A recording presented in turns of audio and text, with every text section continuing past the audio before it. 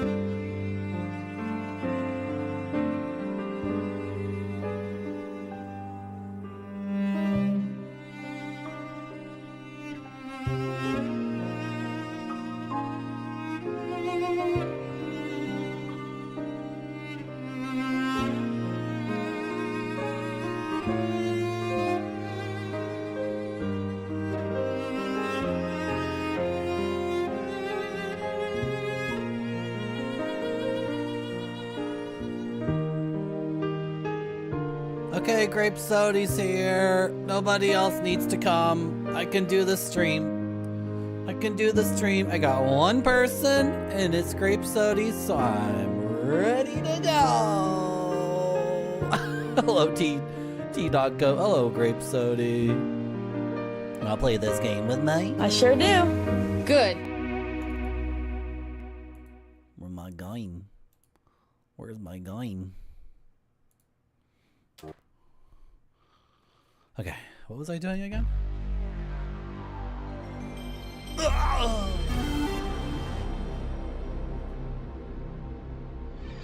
I'm so pale. You're on it.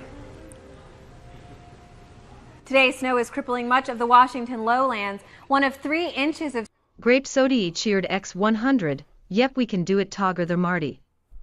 Thank you, Grape Soda, for the 100 bits. ASCII Entertainment. What did you just call me?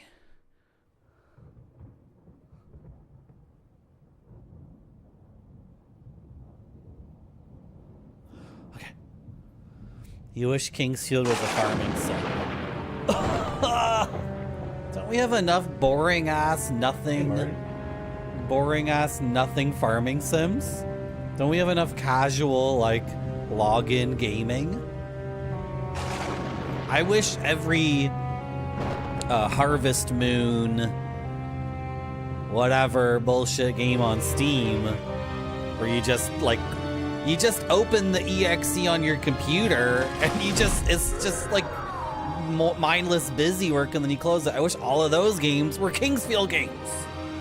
So I'm gonna take a diametrically opposed position to you, T.Go. Hello, Isagano Bafar. Hello, Princess Cakemon. Not what you were calling me, Grape Soda. The game called me something. The game called me assy or something. I don't like to be called assy. I have a lot more qualities other than my fat dumper. You should see when I go to the yoga class, all the frickin' college girls. They like line up behind me. They say, "Oh, guys have to go to the front. Guys have to go to the front." And then I go to the front of the yoga class, and then they all kind of crowd behind me, and they're all making comments about my sweet thick cheeks.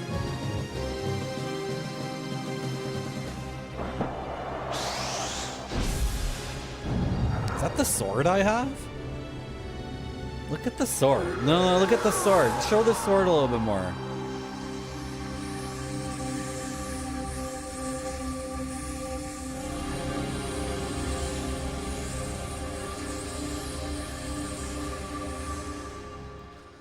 I like rotated the mic a bit, and then I turned the gain volume back up. Because a couple of people last stream were saying the audio was not where it's supposed to be for a Marty.zone stream. So I rotated the microphone in its slot here. This is falling apart so badly. This cage that it sits in so it doesn't rattle. This part's falling apart. Anyway, I rotated it and then I boosted the game audio. And I performed several sound tests. I performed 3 sound checks. And in the course of performing the sound checks, I discovered things about the game. Because I was wandering around and trying to do nothing at all. But I'm a gamer, so me trying to suck at a game and waste time is actually not possible. So I actually figured one thing out. It seems like the game's really opened up and there's 2 very different places we can go right now. And I feel like we missed a key. What if FromSoft made a farming sim? It would be like Little Shop of Horrors or something. It would be awesome. It would be sick. That's a clever trick they have to get a good look at my butt. Yeah. Well, they're in college, so they're pretty smart. I didn't go to college.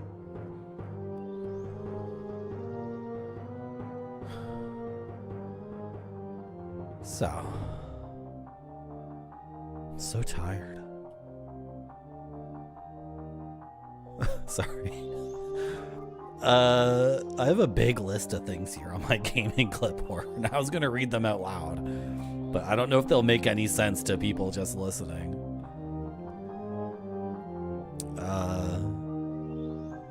Okay, what I was gonna do was go back to the first 2 merchants and see if they sell a key. But that's so far from here. That is so frickin' far. But I think we're missing a key. I think there's a key we could have had like hours and hours and hours ago. And us not having it means like there's a bunch of loot that's locked up that I should have by now. And I have some vague memory of one of these merchants selling a key. And I have tons of money. So if we're gonna do this, we should do it now. So, okay. If I go south, not south, I wanna go like, yeah, northeast. Hello, Jamon, how you doing? How's my barber doing? She kind of fricked up my hair. Actually, I'm thinking about not seeing her again. But what am I gonna do? I really envy people who go to the same barber over and over and over again for years and years. I've never been able to attain such a relationship. It just has not worked out that way. I'm always, all the time getting different barbers. And also, I'm like, I have not been consistent throughout my life about like taking care of my appearance physically. I don't give a shit. There seems to be a lot of people on this planet for whom how their hair looks is like mega important, and I've just been like, whatever, like who cares? So for many periods in my life, I was getting like the $15 haircut in Chinatown, for example, right? I was just going to like, oh, my hair's too big and poofy. Someone needs to cut it all off. Then I would just find the cheapest haircut that was around and go get that haircut. So there's also been that going on. And then I started streaming. And people make comments about my appearance, and I also have to watch the streams back. I mean, I'm right there. I have to sometimes look over here to make sure this camera's still working, which means I do need to look at myself for hours and hours and hours every month, I guess. And so then I'm like, okay, I guess I need to stick to one hair person, and then, hello, Shanifa. Thank you, Jamon. Hello. Do I have the triggers to look left or right on the analog stick? No. I'm using the D-pad. I am not using the analog sticks. I got L2 looking up and R2 looking down, which I believe is just how it go. You've got me thinking right now.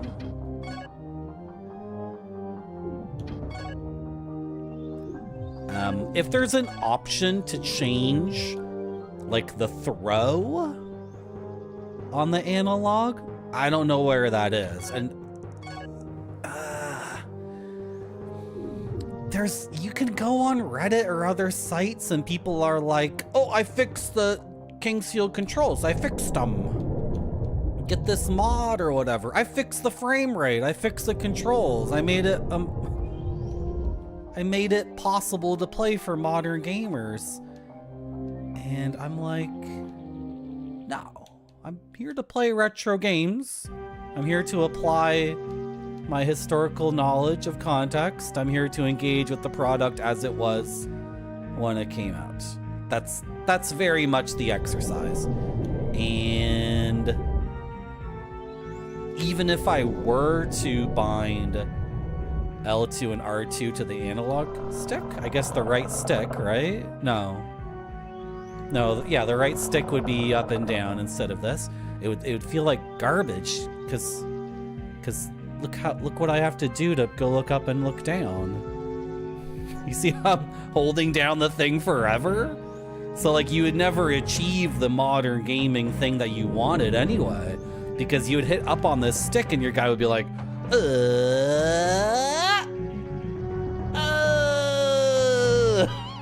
right? So like, I don't know. At this point, people should recognize that I'm like a total hard ass when it comes to any discourse about like modernizing the game or whatever. It's like, no. It's not what we're trying to do here. If anyone else wants to play the game with a fixed frame rate, like corrected, I mean, not fixed, like, you know what I mean? Like, if anyone wants to play a modded version of King's Field where it runs at 60 FPS and the controls are modernized, etc., etc., etc., knock yourself out. Go for it. Frick, if you can't play these games at the frame rate and the controls that are offered, and you're just never gonna do it, then yeah, go ahead, do whatever you need to do. But here at Marty.Zone, that's not the name of the game.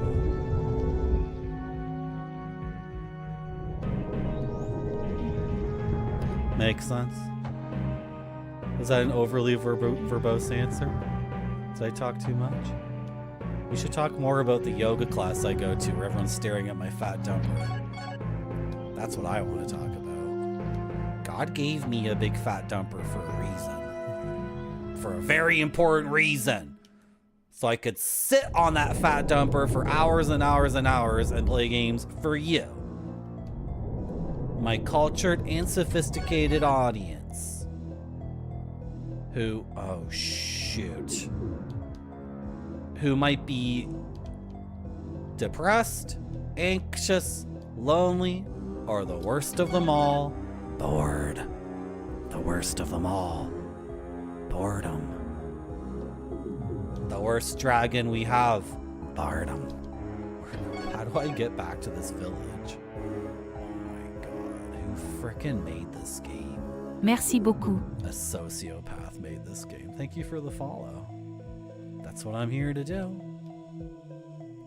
God gave me 2 big fat glutes, and he overcharged their muscular growth capacity so I can get into the gym, and what it takes the average person to grow an inch on their glutes and another horsepower of strength, I can gain that in a matter of days. If you wanted to grow your glutes bigger, you would have to work out for weeks and weeks. For me, I can just get in there, do a few body squats, do a few lunges. What the fuck? How do I fucking get through this fucking place?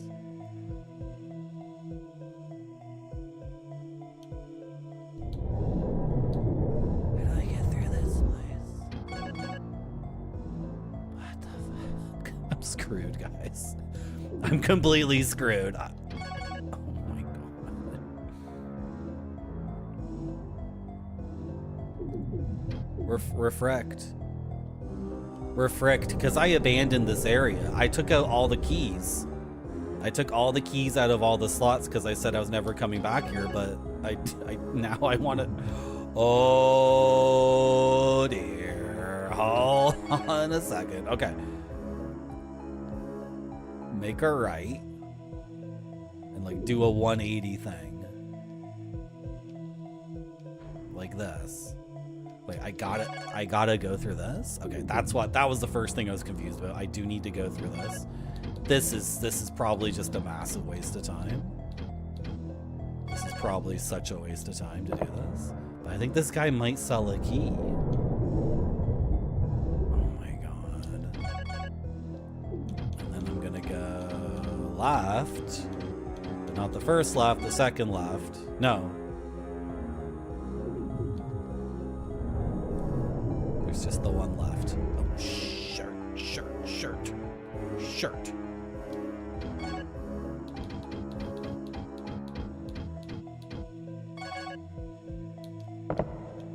I need Kingsfield. It's been a while since I've streamed the same game 2 streams in a row. It's been quite a while. I just really needed to get back into this game because it started to get really, really good. First couple of streams of this game, I don't know, wasn't really gelling. It wasn't giving me what I wanted. I wanted something juicy. But halfway through the previous stream, it started to get juicy, and the main reason it started to get juicy was it started to get difficult.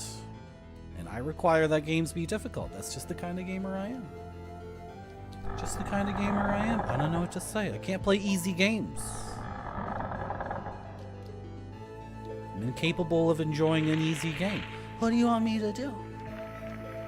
What do you want me to do? Also, I'm really effing good at games. So almost every game ever made is really, really easy for me. What do you want me to do? What do you want me to do? Hello? Do you sell a key? Or am I out of my mind?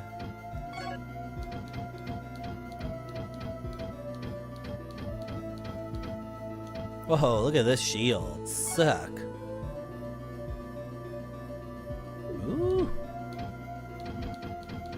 Okay. Okay, let's go see the Graveman. The Gravedigger.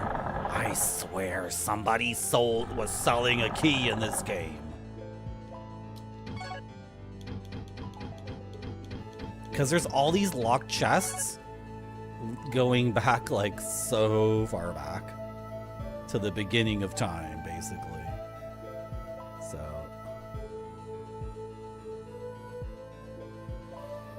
hello, listen to your words. How you doing? You think that IMO people should embrace IMO, more ambiguity in their art, IMO, to be fair. You know, and you know what, like a thing. This is not Kingsfield, no. Look at the thing. Kingsfield 3. This is Kingsfield 3. I don't know why people get confused over which Kingsfield I'm playing. Is it because the title just says, oh, I need Kingsfield or whatever? I'm sorry. I'm not trying to be confusing on purpose. I just need to change the title of every stream to something different. And I run out of ideas. How did I get all mixed up already? Northeast. Yeah, so if games are art, no, it's okay, listen to your words, it's fine. You can always ask me questions like that. It's just for this game in particular. Well, also this game was called Kingsfield 2 in the English speaking world, so that's why I don't bother trying to make it abundantly clear what this game is called, because people are going to get confused no matter what I say. Someone's going to be watching this and they're going to be like, I think I had this game when I was a kid, but it was called Kingsfield 2, right?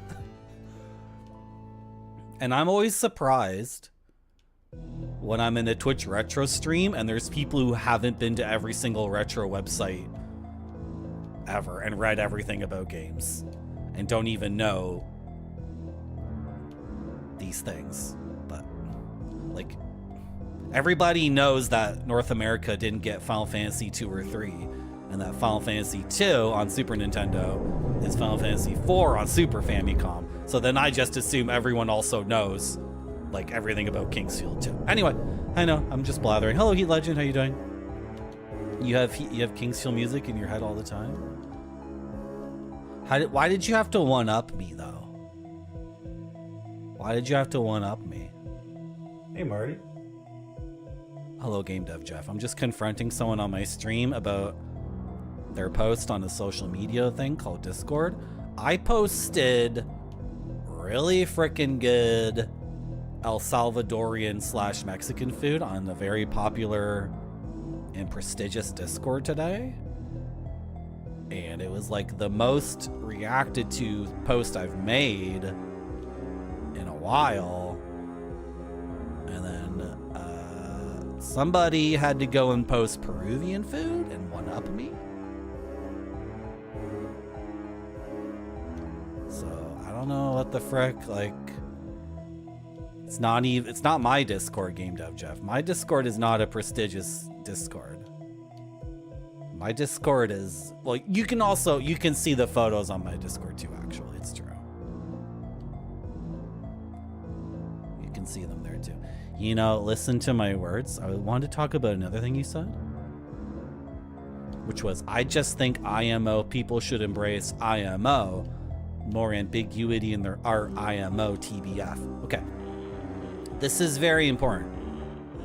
What ambiguity is there in a game that's always tutorializing you constantly, like just giving you the answers before you've even like attempted the challenge, always telling you that the hero is a good guy unambiguously and the bad guy is a bad guy unambiguously, always giving you tons and tons and tons of lore about the world itself, like reams and reams, volume after volume, tome after tome of lore, explicating every single nook and cranny of the universe that the world takes place in, no matter how boring and idiotic.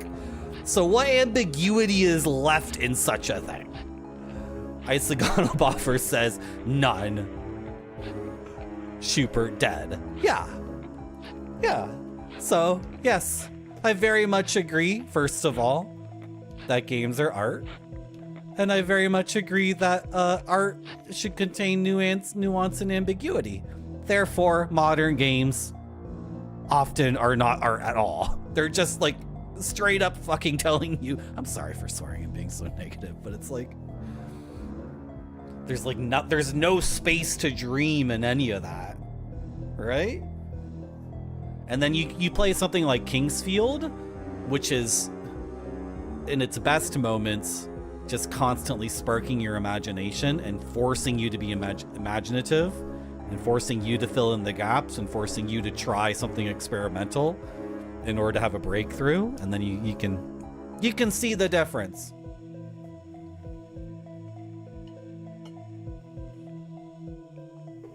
I'm still looking for the silence rod, so if you ever find it, bring it here and I'll pay you handsomely for it. My collection is the only pleasure I have in this miserable life. Oh, God. Gravedigger. Sell him silence rod. I wonder if the silence rod has some like amazing power, like it can silence a wizard or whatever the frick. Did you see that, Game Dev Jeff? Did you see that? That's my favorite meme. But Game Dev Jeff, go to the cool channel in my Discord and look at the food posts.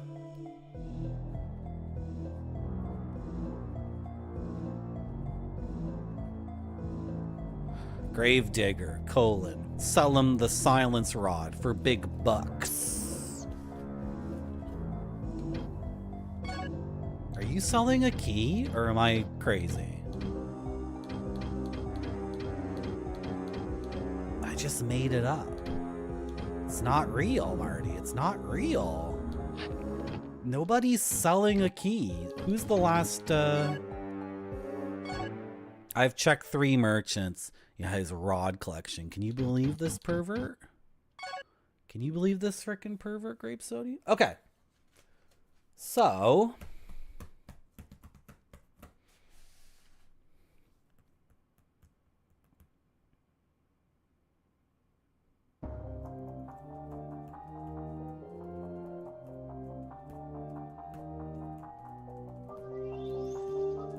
I tried this already. Some grays have a red gem. Hit those with the sword that has a red gem on it. Nope. Doesn't do anything.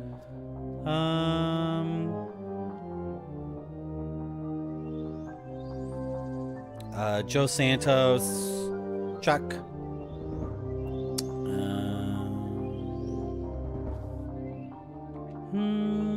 Return to barracks with jail key. Check. Okay, should we go to the Path of Thieves? That's a dungeon, or we can explore this other thing. Oh boy. I'm gonna explore the other thing. We can go to the Path of Thieves in a little bit. I'm curious about this other thing.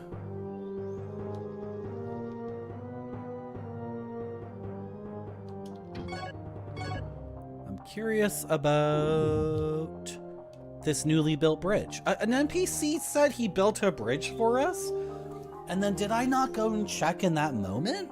I feel like I checked in that moment and there was no new bridge, but then I was doing a sound test earlier today for this game, and then there is a new bridge there. And the bridge appears to be a shortcut back to like pretty near the beginning of the game, but it's not. So this bridge was not here before. If it was, then like, I don't know what to say. I'm almost certain this bridge is new. So let's go check it out.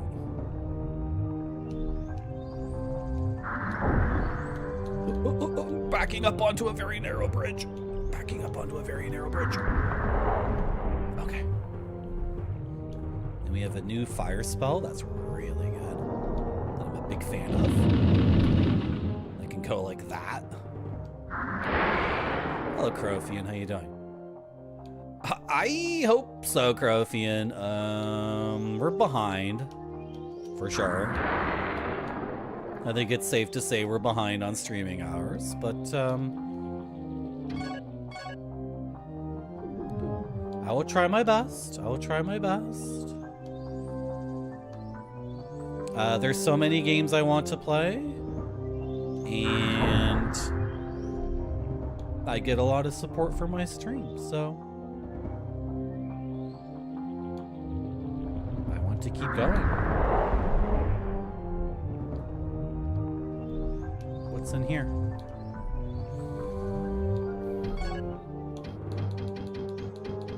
Every time you get to a locked chest in Kingsfield 2 or 3, it can be a huge pain in the ass, to be honest. Okay.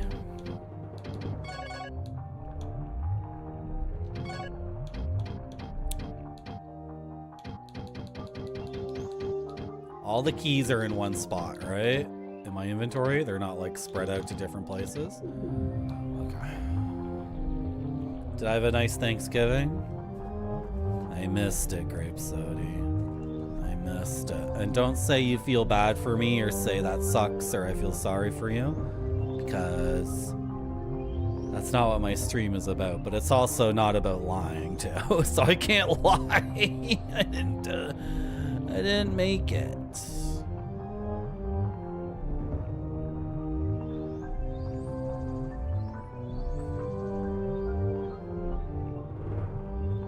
Unfortunately. Hello, inconsiderate deed. Where do you want a bridge to?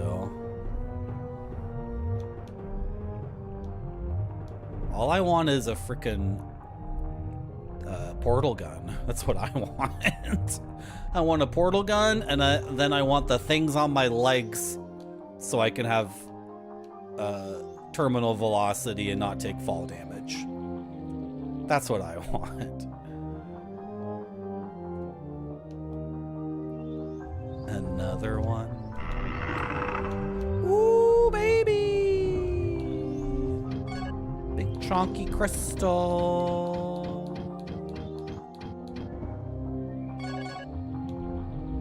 Wind magic up. And a new spell. How come I don't get a new spell? What a weird game. That crystal doesn't give a new spell. Fireball, firewall, wind cutter. Wind cutter is not new. Use magic, missile, shield, and light. What the frack? So some of these crystals don't give a new spell. I thought it was like a hidden mechanic that when you got a magic crystal, it gave you a new spell. Because new spells kept showing up and I didn't know where they were coming from. Is it yet? Is that a misapprehension? Am I again under the misapprehension? This is why Kingsfield is so good. This is why it contains ambiguity, and thus your imagination gets to roam.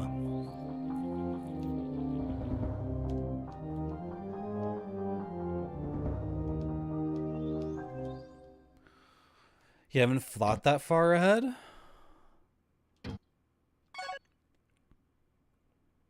Where do I want a bridge to? Japan.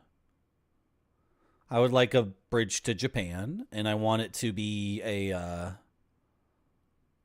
like a railgun train, right? Because a bridge from here to Japan doesn't really serve me. I'm not gonna hop in my car and how long would that drive be?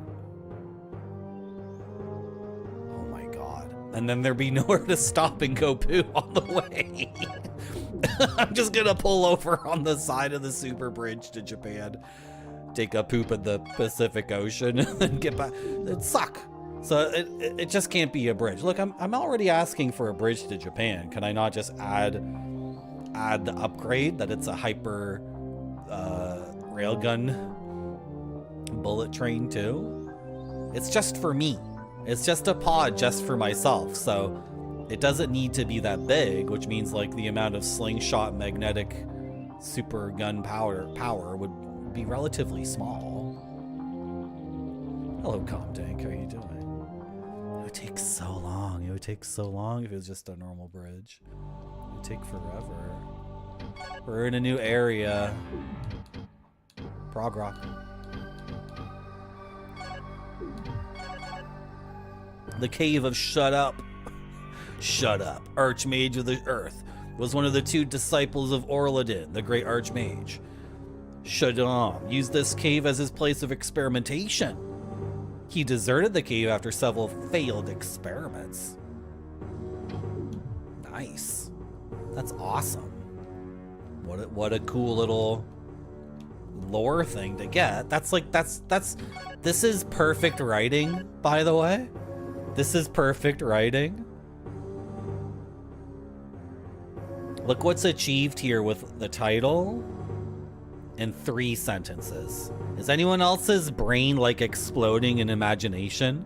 Does anyone else get like a little movie in their head of like Shudam bowing to Orladin while another like hooded figure also bows, and then cut to Shadum doing experiments in his cave, and he holds up the flask and it's bubbling and he's like, yes, yes, and then cut to flash forward. He's running out of the cave and there's shit exploding behind him, and there's like an army of like Cthulhu monsters chasing him, and he's like, oh, son, I gotta abandon my cave. This is the, I don't know. I feel like a lot of people don't get the same effect that I get. You just give me 3 sentences like this, and my brain has already constructed an entire effing movie, and I'm super, super excited. And then my brain's like, oh, it could be a completely different kind of movie. Right?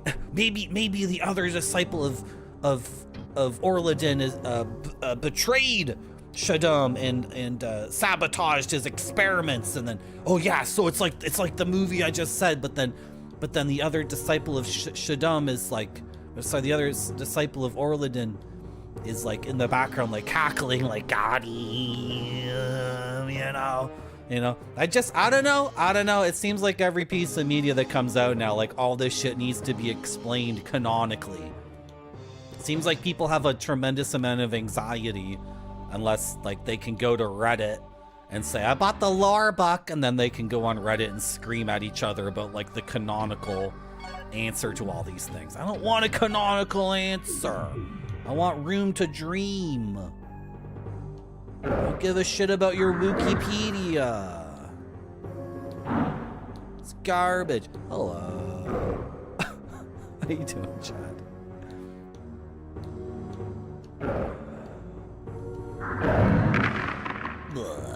I've never seen a Fast and Furious. I haven't seen a single one of those. This area seems easy so far. These enemies are like, they're chumps. So should I have been here like way earlier? Maybe we'll get that key. I don't know. Hello, Sandwich Hammock. I didn't make it to Thanksgiving, unfortunately, but please don't say anything like, that sucks, or I feel bad for you. My stream's not about that. It's about what Grape Sody just said. I agree, Marty. Just keep typing that. I agree, Marty. Yes. You must agree with me. It's mandatory.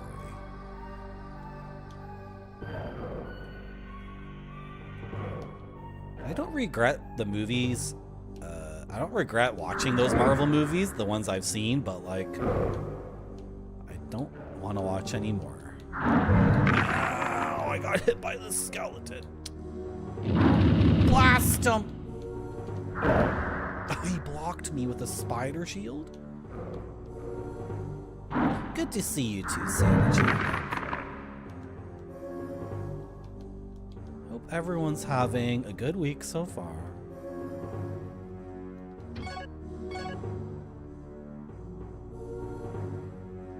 Okay, I'll go down this way.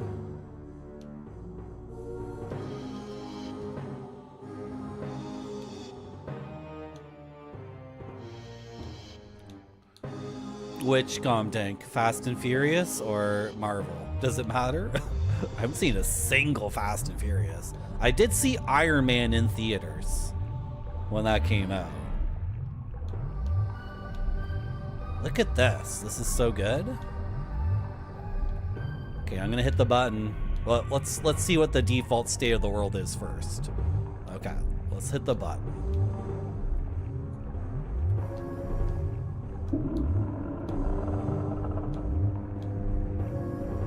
Okay, is this a trick?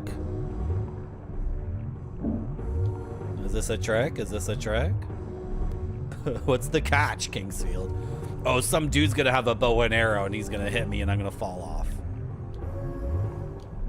Run across the bridge as quickly as possible. Yeah, see, these guys are madness. They're gonna spit rocks at me. Those aren't even hitting me. What's going on? The rocks aren't physically touching me. You're out of control, Kingsfield.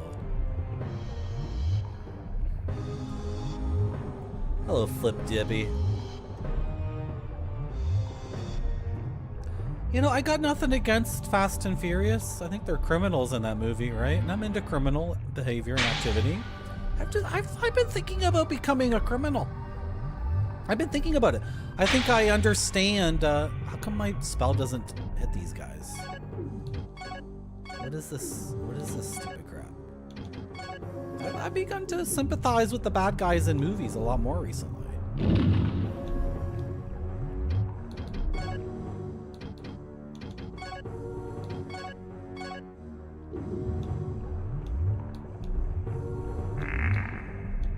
Ah! Okay, the bow can hit them. I don't really know why, like, the spells weren't working. It's kind of weird. Didn't make any sense to me, to be honest.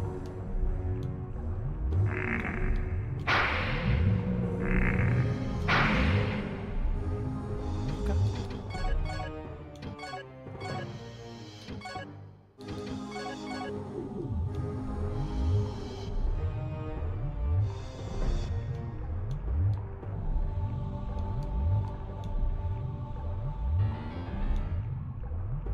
I should watch the first one and that's it. I wanted to see Tokyo Drift. That's the one Giant Bomb said was the best. So I was maybe interested in that one. Do you think I can make this, guys? Do you think if I sprint, the game will give it to me? Or it'll kill me? What do you guys think? I am not willing to risk it. I think the game will not give it to me. Why does dust keep appearing on the wall? Get out of here. What kind of criminal lifestyle do I have in mind?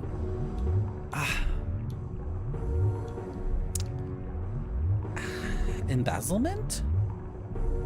I was thinking embezzlement. I was okay.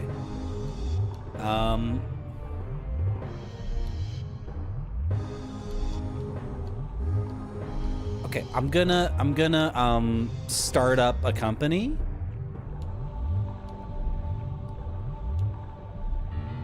And we're gonna do what Nvidia and Microsoft and OpenAI are doing. They're not called OpenAI. What are they called? No, they're called OpenAI. Yeah. I'm gonna do what they're doing. That kind of thing. It's called passing the money around, which is technically illegal, but people do it all the time. Basically, like, I'm gonna start a business with a couple of other people. They're gonna start their own businesses. There's gonna be 3 of us. Each of us are gonna start a business, right?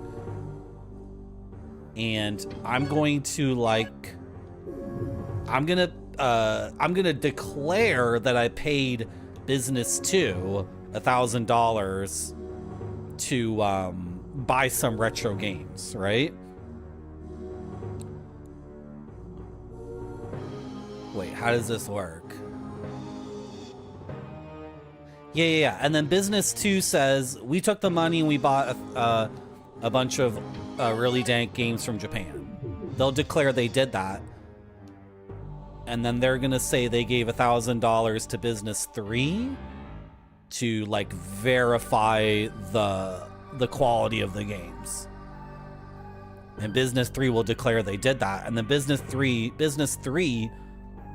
will sell the games to me for $1,000 now that they've been verified. They're gonna declare they did that.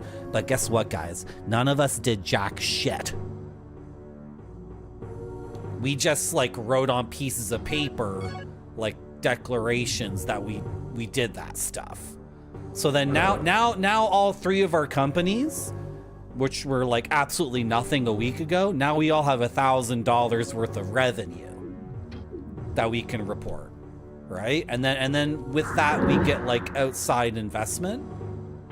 Hey, Marty.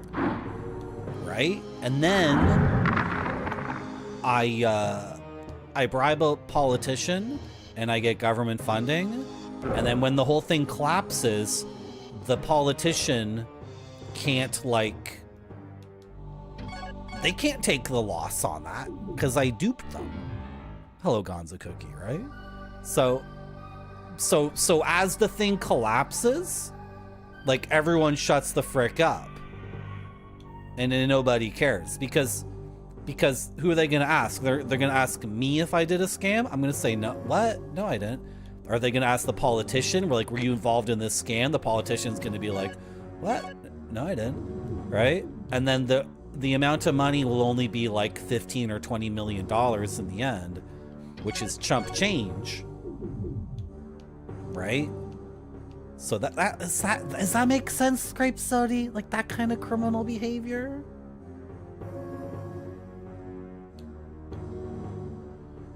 Does that make sense? It seems pretty easy. And if I get caught, I don't know. I missed! Aiming the magic in this game is not always... yeah, I can... But the wind cutter doesn't actually cut. It doesn't actually pierce through and hit the guy behind or whatever. Like, what a weird game. You're such a weird game, Kingsfield. Marty.coin did.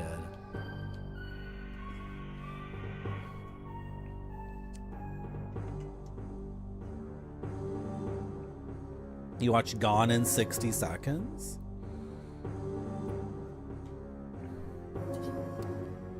What's JDM?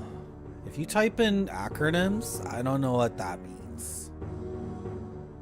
Well, who's JDM?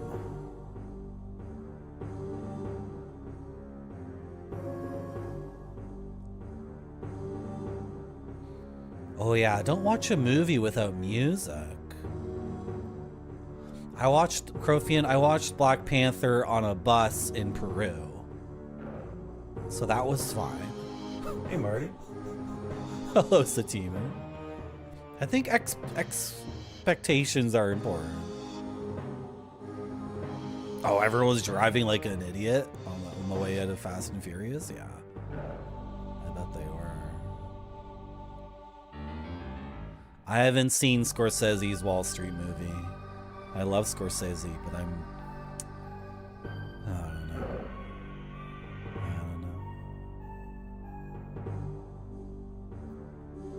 I will flip Dippy. Yeah, send them to me. Sell them to me. It's not really one of those real crimes. Either you will never go to jail, even if people lose money. Yeah, or they'll fine me, or JDM, Japanese Drift Master. Okay. I haven't seen the movie, so I don't know what you're talking about. That's why. Okay. What's Japanese Drift Master? I just want to see Tokyo Drift for some reason. The reason why I want to see Tokyo... So idiotic. That's so dumb. Because Tokyo Drift is still the last movie chronologically in the Fast and Furious franchise. Or I bet by now that's changed, right? That can't still be the case. But it's like this hilarious joke that Fast and Furious 3 is at the end of the timeline and they're just filling in gaps forever and ever and ever. It just seems so degenerate or something. I don't know. Yeah, that's the thing is, Grape Sody, I don't know how to break into that because it seems like everybody's doing it. So how do I break into that? I don't know, man. I have a huge mental disability.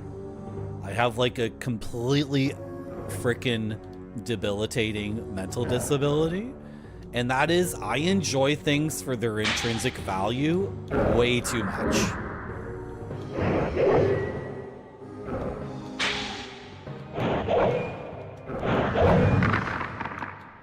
If somebody came to me and said, Marty,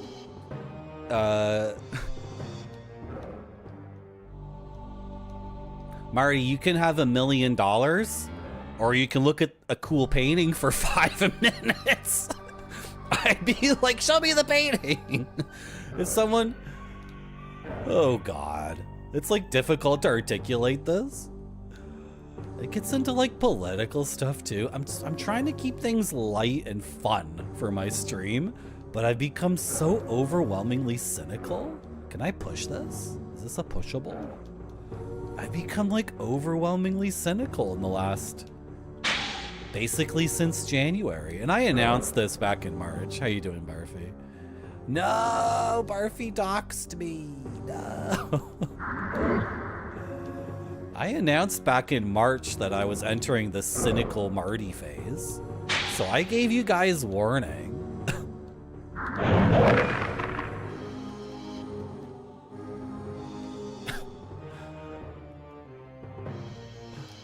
Everything about my psychology, everything about the way my brain is oriented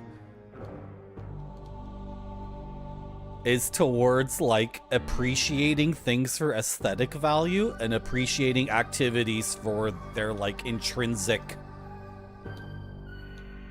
value. But I was born into a world that worships money. What am I gonna do? The skeleton of the giant. Guys, remember in Kingsfield 2 when we had to do some ridiculous like super hyper jank platforming and we got to a really, really big giant skeleton and then it talked to us? This is not the skeleton of a giant. The giant in Kingsfield 2 was like from here. It was from here to like to here.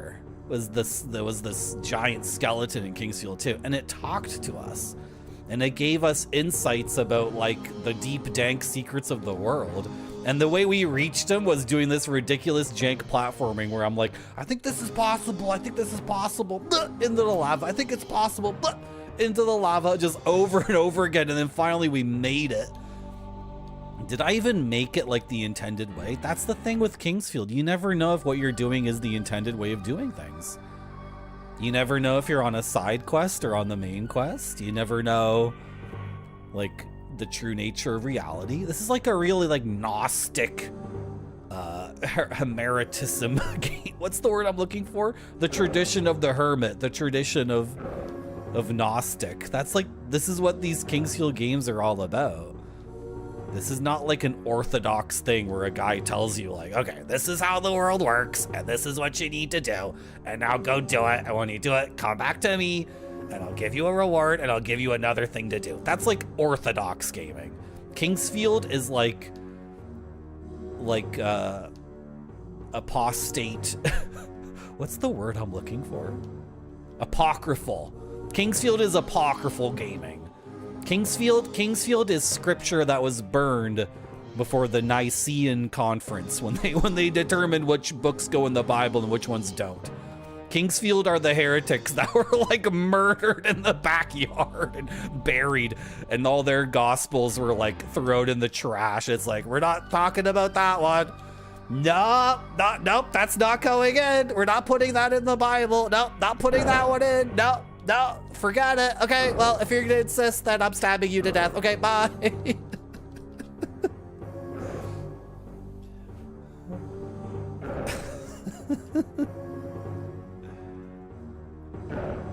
You'd buy a Toyota Supra?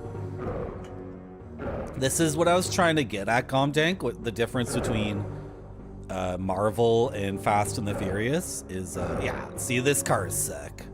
I dig it, yeah. What I was gonna say was, Marvel movies cannot get away from being military industrial propaganda that promotes the United States as the world's police force, as those heroes go around committing terrorist acts and like being insanely irresponsible and doing whatever insane bullshit they do, and then it's like, America's the good guys. Like, Marvel movies cannot get away from that. But if the Fast and Furious movies are about criminals who love cars in and of themselves for the car's intrinsic value, then I could see myself getting into Fast and Furious. And I can look at that car, Gomdank, and say, that's a sick car, but I don't know anything about cars. I can drive a car. I can drive my own Toyota or Honda or whatever the frick, but I don't know anything about cars. I have no special appreciation for them. But I can recognize that people who love cars love them for the beauty, and then the experience of driving them in and of itself is rewarding, right? Whereas Marvel movies, it's like, it's about this crazy thing that they're heroes and they're doing the right thing. It's also some insane, like, I don't freaking know what to say. I don't know what to tell you. Are Gnosticism and Hermeticism the exact same thing? Gnostics specifically are like a branch of Christianity that considered itself separate from the mainstream, and then they were mostly wiped out. And then Hermeticism are followers of Hermes and that cult, right? And I'm sure there's tons of overlap and convergence as there is with these things. I gotta look into it more. Will I be streaming Forza Horizon 6? Let me tell you what happened when I played Forza on my Xbox 360. Because my Xbox, this is so crazy, Grothian. This is so crazy. My Xbox 360 came with 2 games. It came with a Marvel Superheroes game and a Forza game.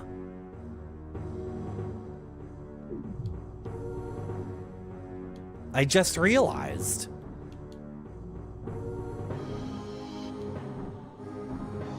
Yeah, the Neoplatonists are also... See, this is all esotericism, Grape Sody.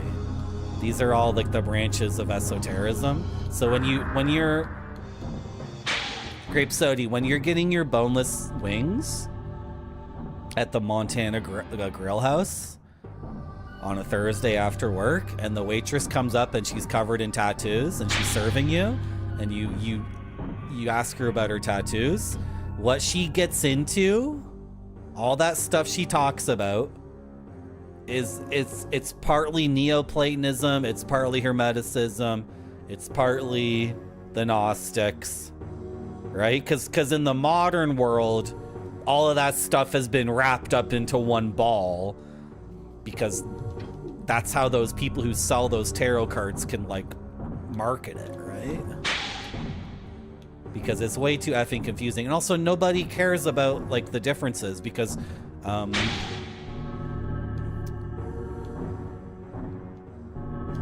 I ran in and tried to attack, but I forgot when you run in, you can't attack, and I got darked.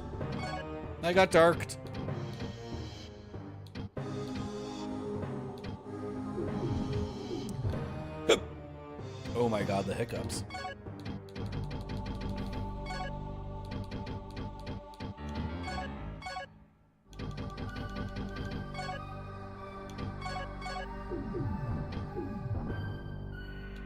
Guys, I can't see shit. Cast the light spell.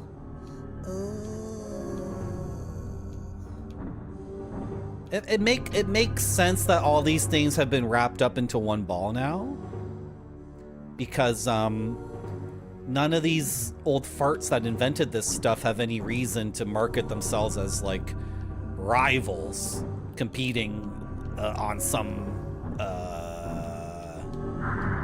you know, battlefield of ideas, because they're all effectively obsolete and wiped out. So it makes sense that everything that would be alternative, that had to do with alchemy and Solomon's key and all this stuff, it makes sense that they would all just converge into one thing, right? Because the mainstream is so powerful, and there's no sense branding yourself like, I'm a Gnostic and those Hermeticist guys are idiots. It's like, what are you talking about, right? Just sell the tarot cards to this goth chick and make a few bucks. Hello, Helixo. Helixo, do you know what we're talking about? Because I sure don't.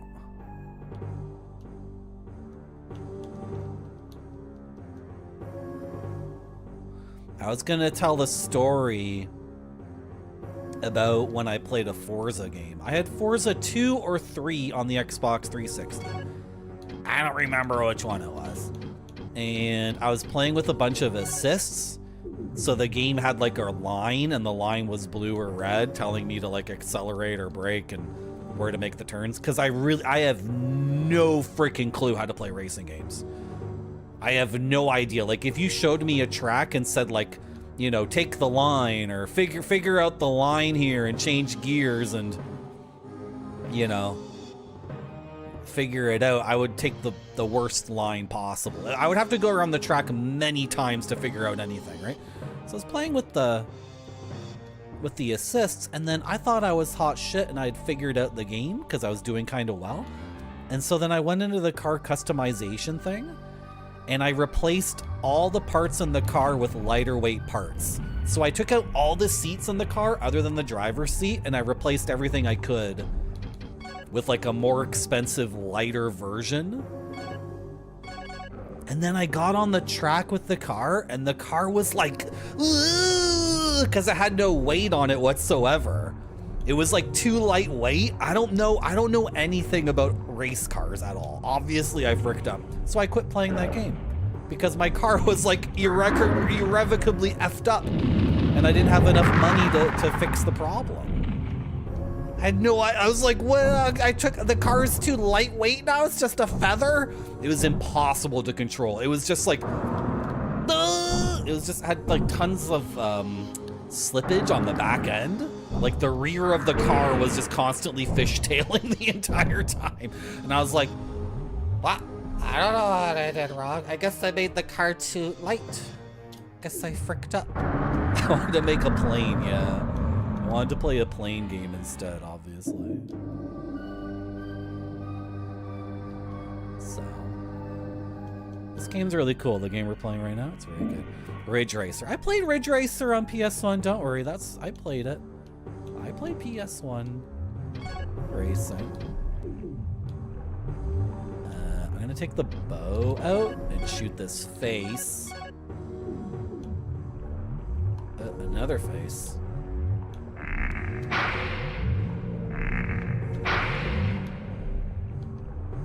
shoot these faces. I think something's shooting at me. It's shooting at me. Something's shooting at me. I don't know what it is. Oh my gosh. What's shooting at me? Ah!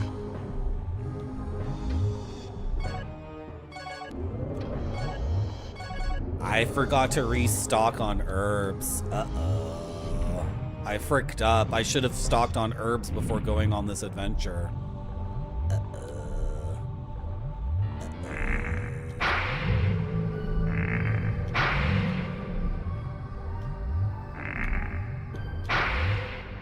What? I don't like it when the bow goes, or when the arrow goes right through a guy. That's frustrating. Did I kill the other face? Oh, I managed to kill the other one? Okay. I was under a lot of duress. Okay, I see stairs going down too. So. Anyway, thank you for everyone for coming to my stream. I appreciate it. I want to keep streaming a lot. So many games I want to play. I appreciate everyone's support. From a metrics perspective, things are doing very, very well, and I'm quite pleased. But you also need to recognize I'm deeply into a very, very cynical arc right now. I'm certain I'm not the only person whose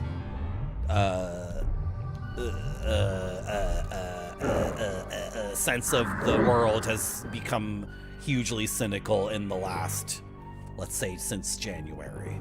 I'll just say that. So if I come off as negative, if I come off as very shallow, like, you know, picking my nose or staring at my belly button over things that are negative, I apologize in advance. But it's a video game stream, and so, like, you know, I think it's like serious bullshit.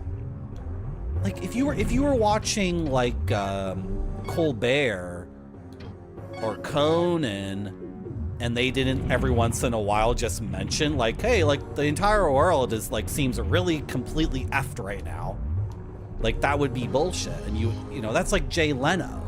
Jay Leno's the kind of guy who's just like, everything's okay. Actually, everything's fine. Hello, multiple control.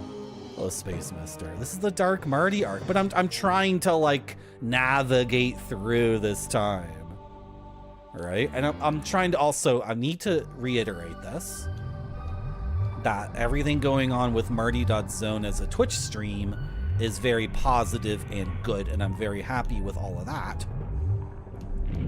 I need to reiterate that, and I just need to apologize in advance for like the inevitable the inevitable moments when things get overwhelmingly negative, because it's a Twitch stream and there's no like producers, there's no sponsors. I'm looking around for anyone here who's like keeping it corporate, right? I'm looking for somebody around here who's like my editor or my, you know, my PR person who dictates the content, thus that it never gets too negative. And that person's not here. And then also, that's like bullshit, like 1950s media, right? Like,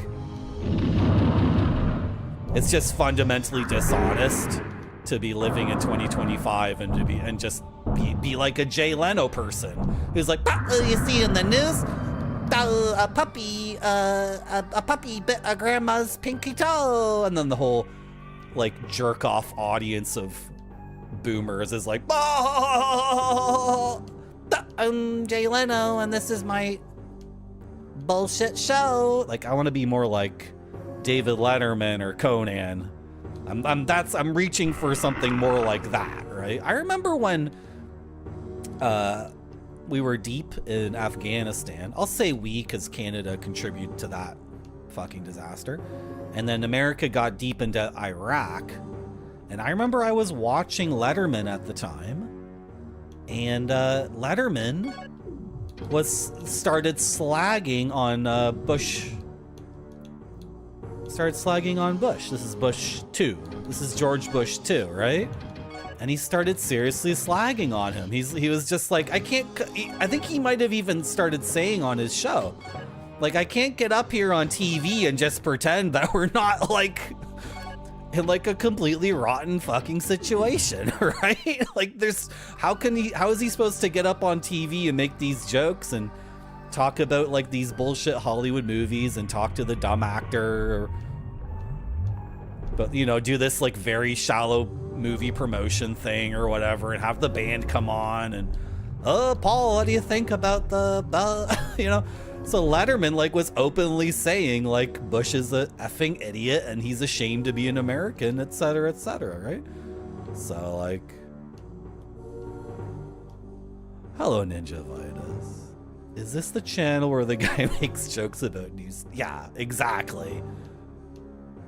Okay, sorry for ignoring chat, but your job was negatively affected. Yeah, my country is negatively affected.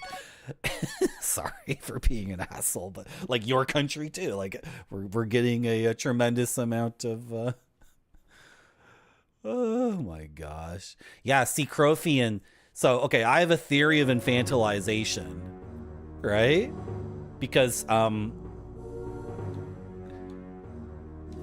I became disillusioned about gaming. Let's just stick to gaming specifically and disillusionment about gaming specifically, okay?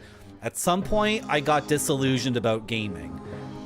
If I had to choose the first moment, it's when games like Baldur's Gate and gosh, what's another example? I'm just gonna, okay, Baldur's Gate, Arcanum,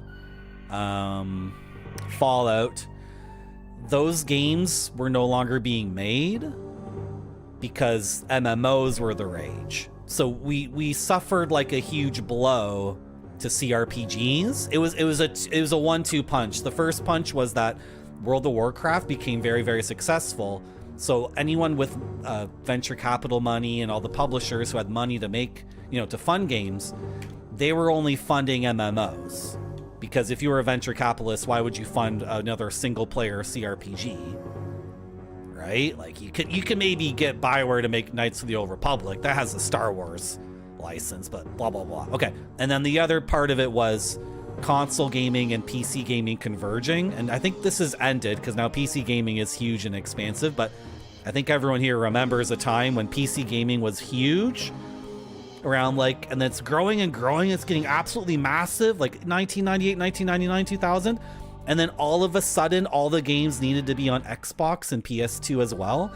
So like the sequel to Deus Ex is a famous example where that game is just utterly fricked. Like it doesn't serve anyone. Like an Xbox normie is not going to really get into Deus Ex 2. And then the PC gamers are like, how come the levels in this game are like so effing tiny compared to the original Deus Ex? Okay. And then things ultimately turned out fine. But that was my first time getting disillusioned with gaming. And then now I've been on YouTube for 19 years. It's been 19 or 20 years of YouTube. And I've seen every subsequent generation of gamer get disillusioned, right? And it's very funny to me because you can even look at something as specific as Nintendo itself. Every 3 or 4 years, YouTube tries to like put a video in my face that has like 500,000 views, and the video is an hour long, and the video is like Nintendo sucks now, because every single child gamer grows up with Nintendo and loves Nintendo, and then turns like 20 or 21 years old and realizes that Nintendo isn't growing with them anymore, and that also Nintendo's a corporation. Holy shit, they just want to make money. So I've seen like 4 or 5 generations of gamers get disillusioned on gaming. Okay, so Crothian, when it comes to this stream being anti or counter infantilization, here's my theory about infantilization. You can't escape infantilization if you're consistently getting disillusioned every 4 or 5 years to such a degree that you're like having like a You're like having an identity crisis. I think a pathway to adulthood and maturity might be like no longer having this 4 to 5 year cycle of ridiculous disillusionment. So that's why I'm adopting the new Dark Marty persona, the new Punished Marty personality. So I'm no longer getting wretchedly disillusioned constantly all the time, because this cycle's been particularly bad. You know, there's Canadians who say we should join the States. You know that? Let's go into this thing. Let's go. Like, if we joined the States, we would get genocided, like, instantly. We would be the first to get to be thrown up against the wall. This is indeed a grand occasion. Alexander foretold your arrival. Receive now the power of the earth. Long live the king!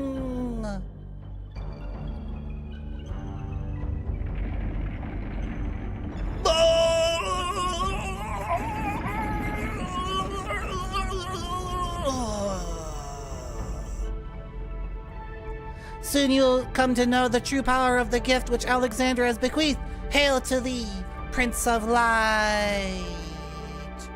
Wait, come back. There's still so much more you have to teach me. Magic learned.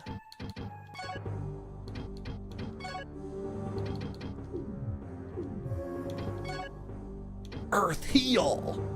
I got a healing magic! Sick! Pre-rolls are back on. I'm taking a break. It'll last about 4 minutes. Thanks for coming to my stream! Has to look great or it doesn't go to the customers. This one looks great to me. It does.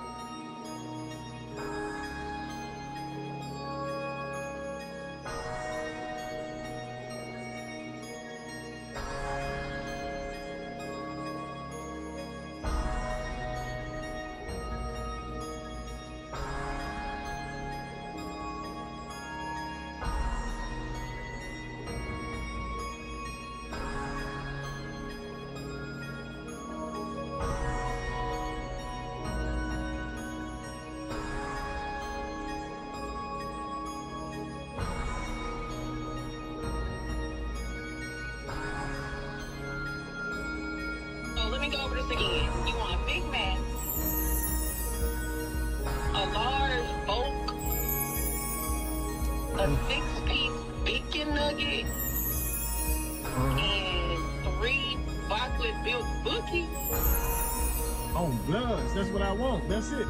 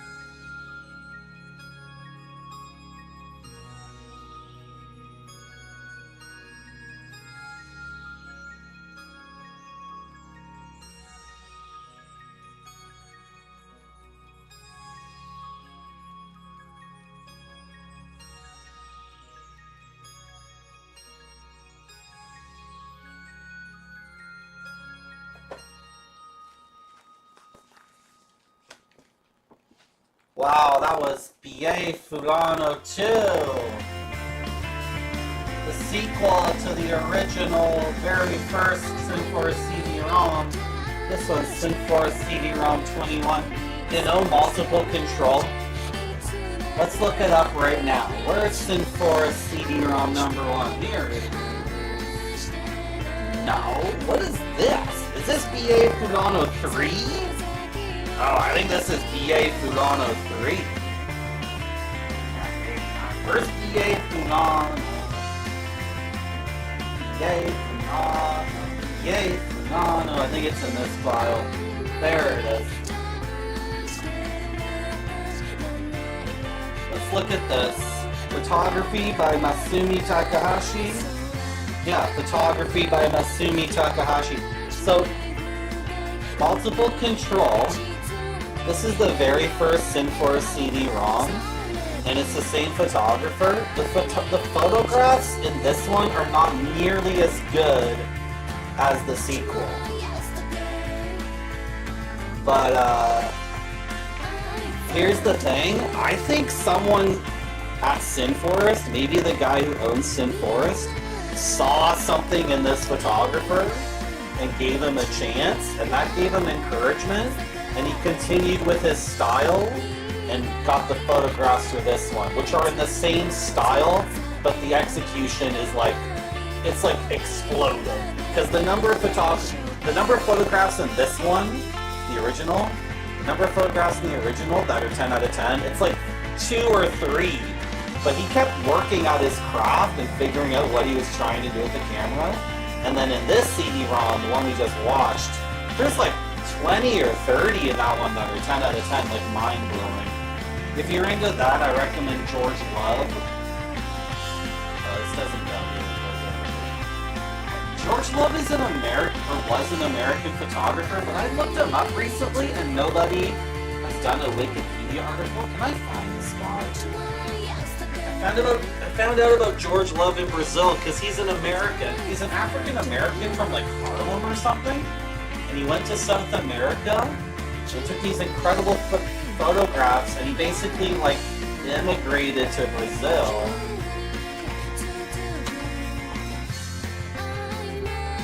Where he got famous for arty photographs. Right? Yeah, I saw him at this. Here, check this shit. This is where I saw it. I saw it at MAM, which is the Sao Paulo, Argentina, Sao Paulo, Brazil. Like, okay, so basically what I'm talking about right now is, it's a style of photography that's more like painting.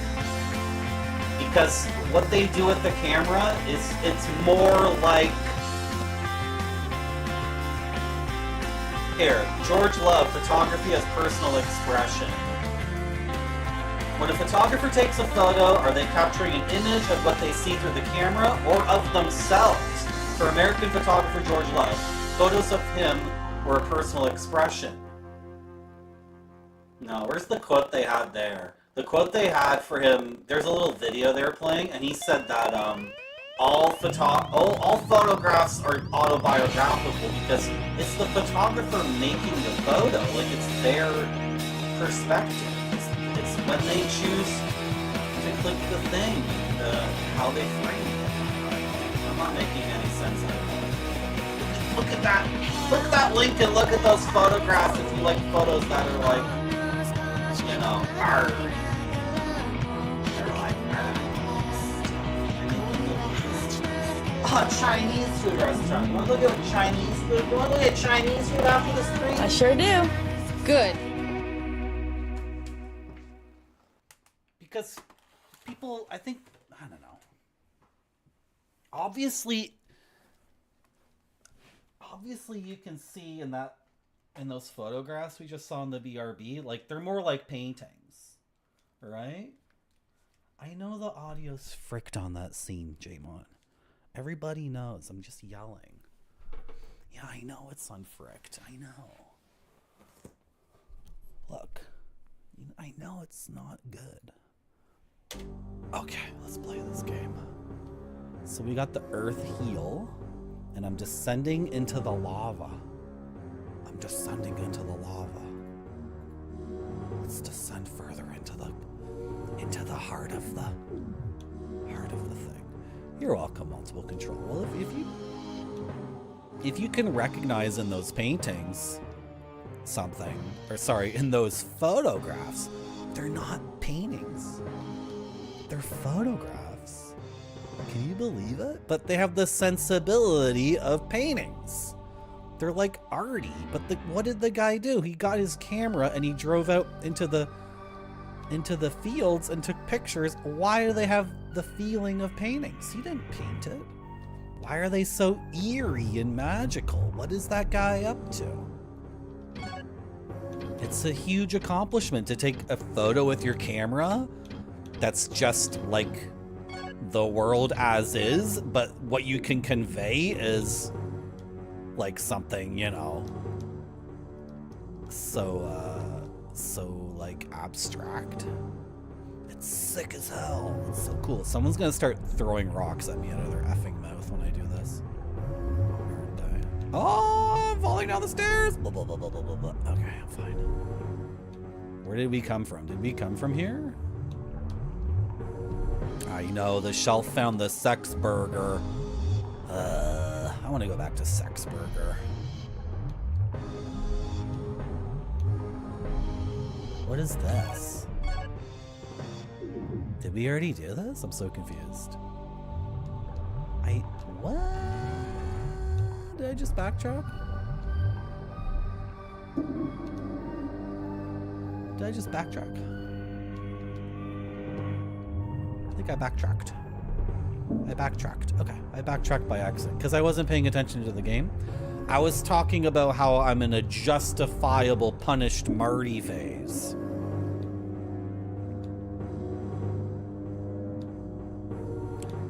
So you might be thinking, what does punished Marty do now? I do the same thing Big Boss did. I start a cult. Okay? I start a cult. So that's what we're up to here at Marty.zone. But at least you know it's a cult. At least I'm being straightforward with you. Right? Everybody knows what they're getting into, right? Am I completely lost? Okay, I'm just gonna go down these stairs. I'm gonna go down these stairs. Yep. Yep, and I'm gonna go this way. Yeah, no, that's fine. Oh, there's 2 stairs up. Oh. Oh.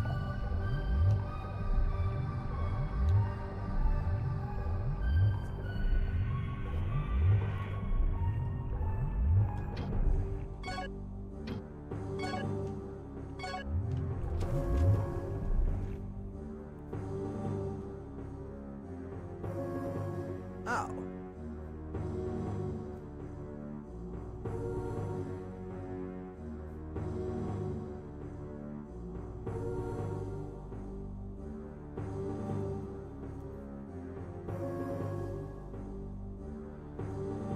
I suspect the chests in the game,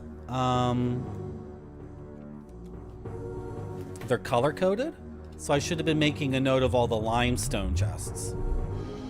I wish I had been making a note of that. I already tried everything, right? I don't need to do this again.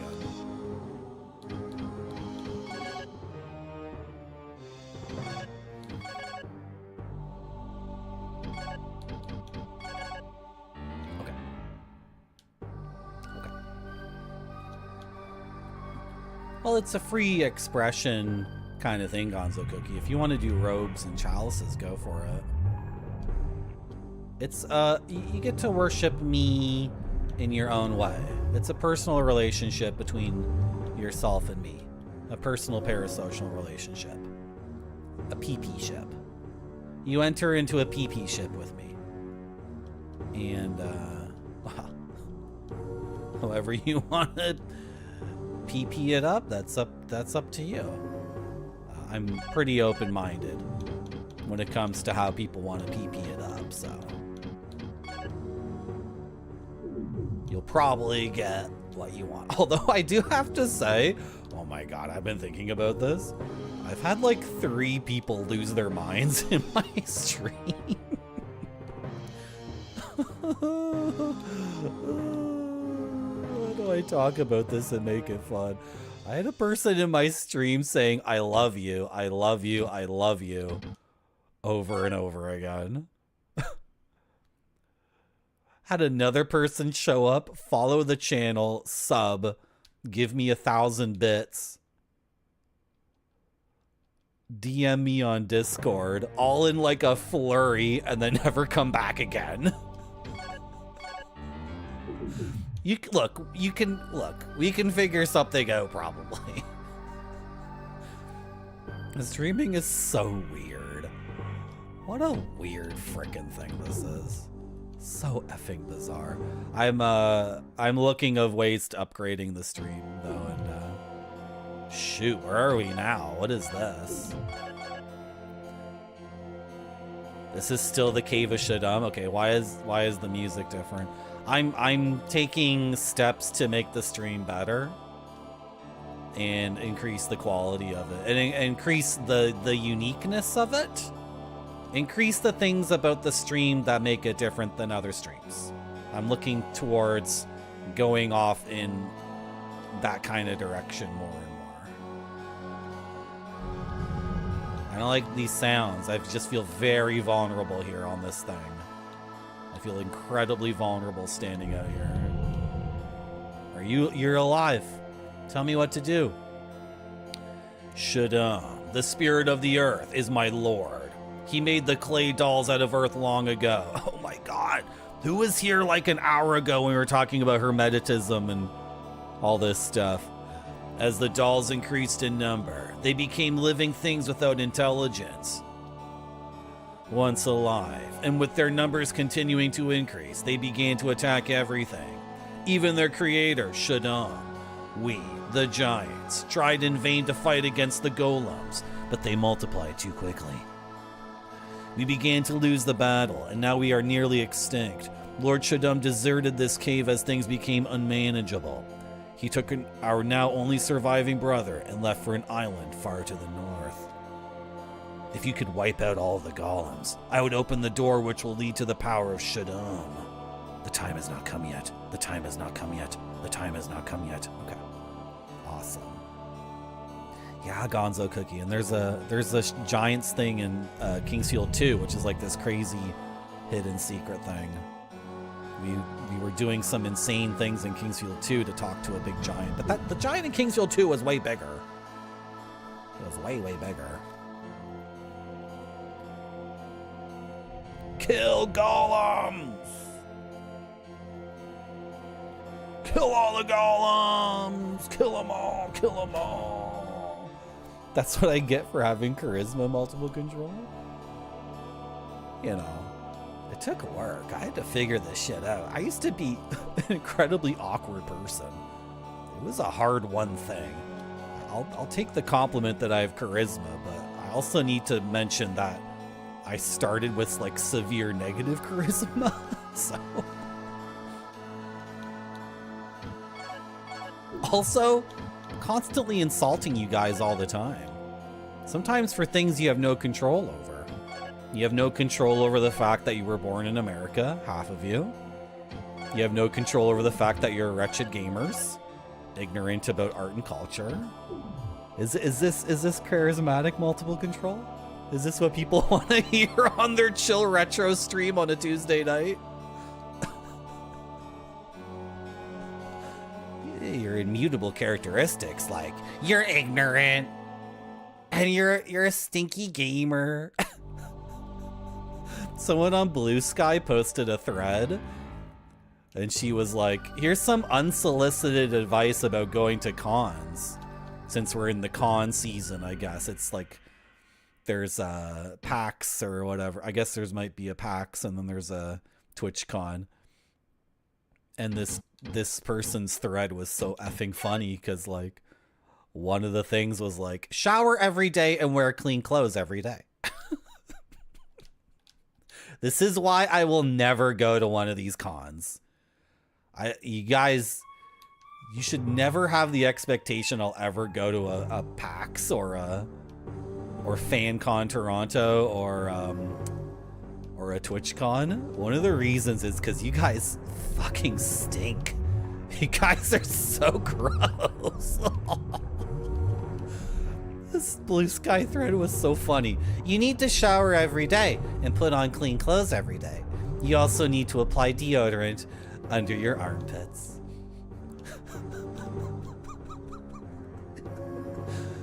Dear gamers, you seem to think hygiene is not mandatory. It actually is. Don't go up to your favorite streamer unless you're wearing a clean shirt that day. You're very sweaty and gross.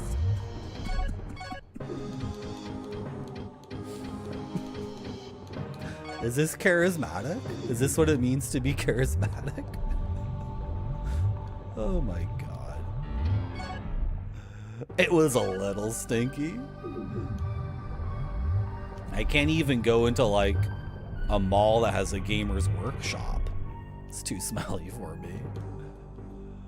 Oh boy. Have I been looking for secrets? Not really. Like, yeah, like that's the thing. Wear clean clothes every day. But my cosplay. But I gotta wear my squall cosplay. I didn't bring 4 different cosplays. I only brought the one, so I'm gonna wear the same puffy shirt every day. Oh god.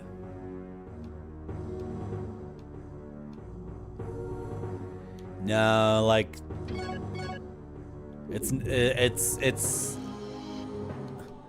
Barfy, it's a lot of people who aren't doing the bare minimum. It's not mere lots of people stink. It's... Oh, gosh. Let's see if I can get both of them with this!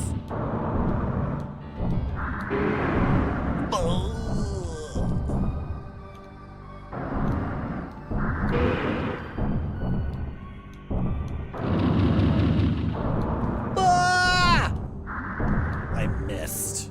I didn't commit to that attack.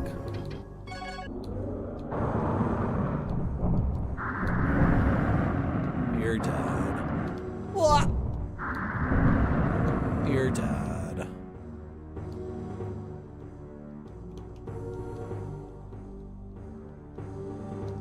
So the game has given us a spell that lets us heal ourselves. Here at Marty.zone, we don't like those kinds of spells. Here at Marty.zone, we think a spell that converts mana into hit points is like the most boring thing you can have in a game. So I'm going to avoid using that spell as much as I can. I will munch on herbs, I will use my potions, and my mana is for doing offense. Or like clever defensive things. But my mana is not for just... It's so stupid, it's just garbage. You have 2 bars and you can convert 1 bar into the other bar. Boring.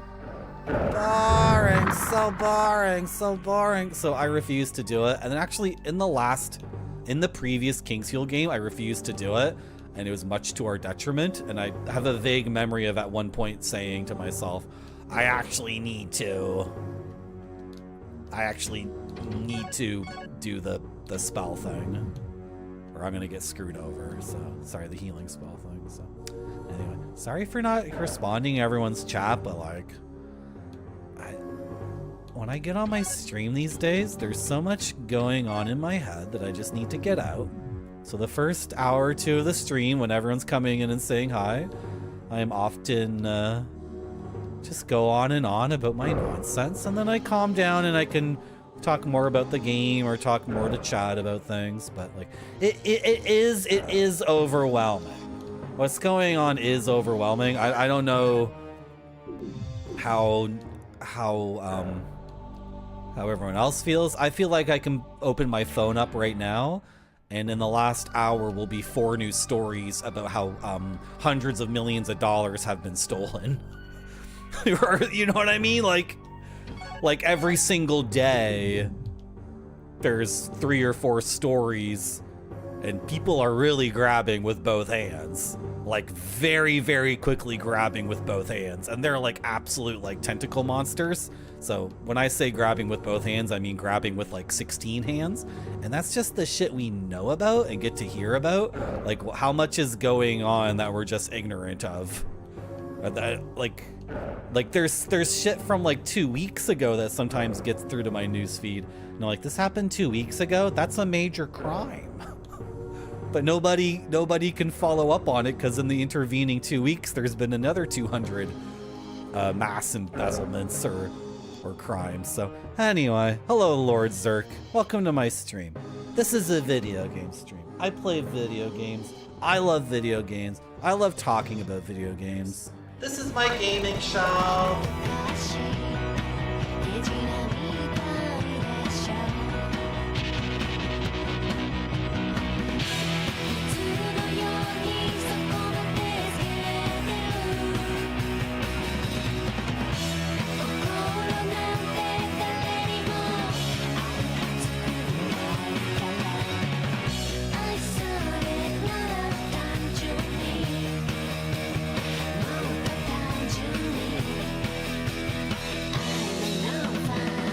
I sure do. Good. I swear to God, it's just a normal video game stream where the person isn't losing his mind, isn't seeking out arcane truths in Hermeticism or Neoplatonism. Oh, was that one of the things we were exploring? Grape Sody is a Neoplatonist. Barfy is literally a hermit. And what was I again? I'm a Gnostic, yeah. But that's not what the stream is about. It's just a normal video game stream. New viewer, Lord Zark. Welcome to my stream. We play old games here. We enjoy gaming. We talk about food from around the world. We're excited to make new friends. Ah, he blocked my attack. What a butthole. Well, I'm in everything. I'm into lots of stuff, Jamon. I'm into tons and tons of stuff. Where do I go now? Can I go this way? Is this a door? Can I open this? It's not a door.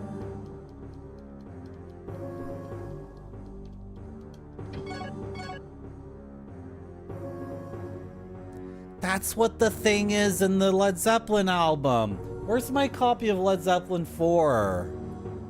When you open up Led Zeppelin 4 and it's the old man with the lantern. Duh! It's Hermeticism. God, I'm so ignorant. Oh, okay, I see what the game wants me to do. I haven't been going down this, I haven't been jumping off this platform because I'm terrified like it's a semi-permanent decision and I won't be able to get up. But I see now that the game wants me to do that. How did I miss this cool necklace? Gold amulet. Man, I don't know what it does. Oh, it's the globe amulet. Okay, whatever. The game's not too difficult. I'm okay just to equip that and have no idea what it does. I'm fine. I'll just equip the new thing the game gave me. That's totally fine. What is this now? No, this is where I want to go. This is where I want to go. And I'm dropping down here, but it's a conscious decision. I'm not dropping down here because I'm ignorant and don't know what the frick is going on.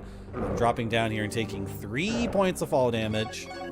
So now I can sprint to the opposite end, or I can hang a left here and check out this other thing. You've been lurking on and off since April? What the fuck? It's October. It's October. Okay. Lurking is fine.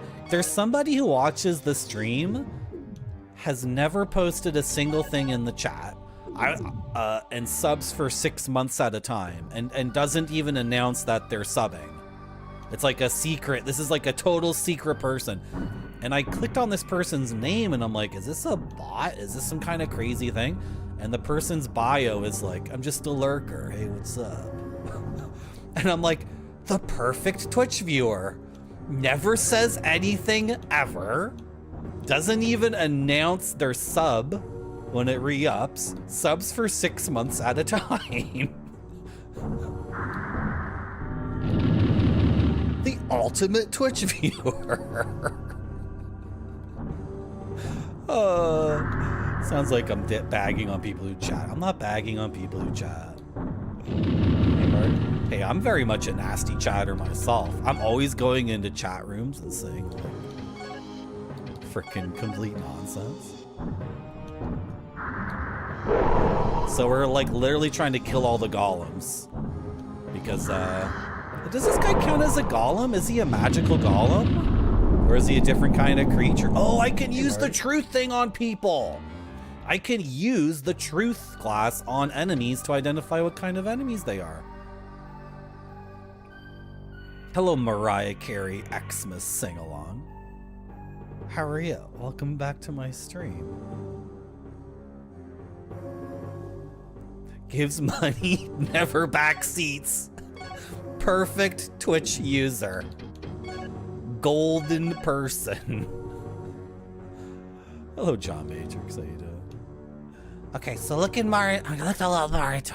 I looked a little Mario, guys. Neoplatonism and Hermeticism are similar, and arose around the same time with similar ideas. Okay, now you know. Okay. Thank you, Grape City.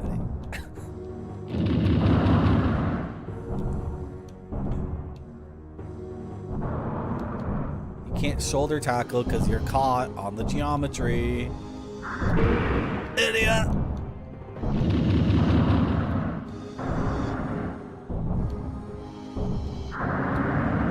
Ah, he bopped me. He was able to get me there.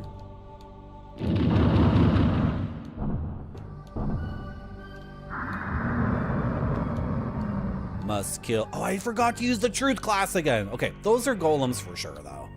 Those are obviously golems. But the other ones, the ones that have tunics, like mage robes and shoot spells, I don't know if those are also...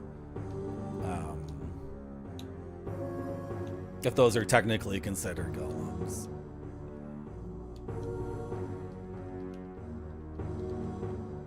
I don't know. I don't know what to do. I gotta be myself, but myself is someone who just loves things too much for their intrinsic and aesthetic value. Like, I find too much enjoyment in playing the instrument and hiking the mountain and playing the game. Oh well. We'll figure it out. Huh. Oh, this is something I need to say on my stream because I don't think I've said it in a while. If I ever come off as ungrateful, you can just tell me. You have what's the word? Permanently binding permission, unlimited time limit, any circumstance whatsoever permission to say, Marty, you're coming off as ungrateful.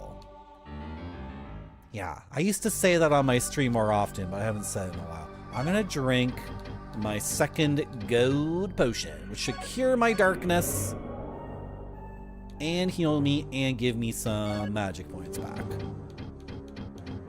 Give me some of that mana back, so I'm ready to continue with the adventure, although we're down to 1 gold potion.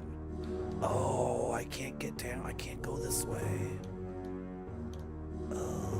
What if I use the truth class on the skeleton? No. No, that doesn't work. Okay. So then, where do I go next? I can go that way, yeah. Hang a left. Go around the thing, hang another left. That might work.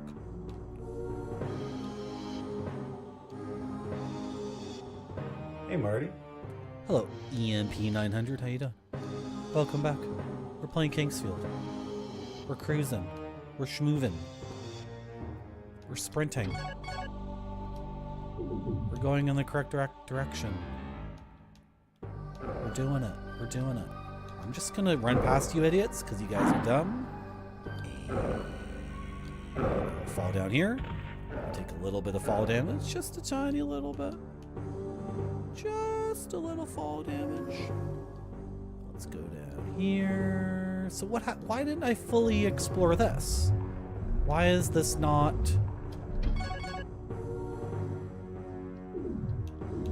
Why isn't this done? I don't get it. Are there stairs here? Oh! It's okay. It's okay, Jen. It's okay. Am I heading west? I am heading west. Okay, good. Okay, I'm gonna do it. I'm gonna run off this thing. We saved not too long ago, so I can engage in a little bit of janky Kingsfield platforming. And if we die, then we die. As Dolph Lundgren said, if he dies, he dies! Made it. Hey, I have no stamina. This guy's such a butthole. This is my character from Dark Souls, by the way. He became a skeleton and then went back in time to fight me in Kingsfield 3. Oh my gosh. How is Kingsfield 3 compared to 1 and 2? It was a tough start. I gotta say. But we've fallen into a rhythm with this game where we are having a ton of fun. But I think what Kingsfield 2 and 3 reveal is that Kingsfield 1 is somewhat of a fluke. I interpreted Kingsfield 1 as being a bunch of creative decisions made specifically to like trip up a gamer such as myself. I thought I interpreted Kingsfield 1 as being a deliberate inversion of many things about RPGs and video games, so that a gamer would play Kingsfield 1 and just constantly have their world rocked by these very, very clever subversions and inversions and whatnot. And then now playing Kingsfield 2 and 3, I just think that was a fluke, because FromSoft never made a game before Kingsfield 1, right? So, guards. These semi-living creatures were created by Orladin to be his servants. Even after the death of Orladin, they have been doing their odd jobs. They possess no offensive power, but have strong life power. Okay, so are these considered golems? They're made by Orladin, and they're not made by... There's literally a bug? They're made by Orladin, not Shaddam or whatever his name is, so... I'm not sure if these are considered golems. Right now we're... I got hit by the darkness, really? Right now we're trying to kill all golems. That's our quest. And I don't know if these are also considered golems, but... I wish I didn't get hit by that thing. Why did I get hit by the darkness?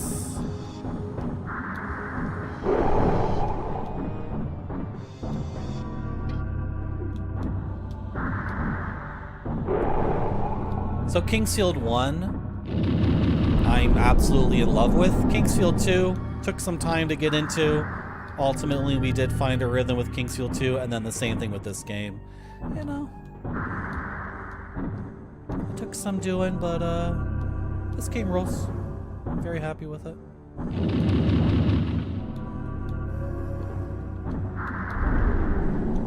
Because I'm adventuring now. I think Kingsfield 1 is an adventure from like minute 1. And this game had a lot of effing talking. It was very concerned about its internal lore construction. And it was like... It wasn't doing what I wanted it to do for a while. Did we already come here? Why is this chest open? Uh-oh. What's going on? Sometimes there's open chests in this game, which are such a crazy troll. Because it's like, if you see an empty chest in a game, then you think, oh, I've already been here. But we haven't been here. How is Kingsfield 3 compared to Gran Turismo 1? Well, you don't have to get a license to play the game. I mean, I bought the game. Why do I need to qualify to play the game? Just let me start racing the cars.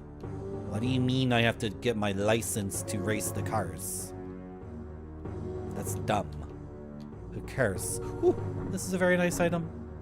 I needed that. That's a resurrection item. But it can also fully heal you, I think. And fully restore your magic, so when you're on the last fight of the game.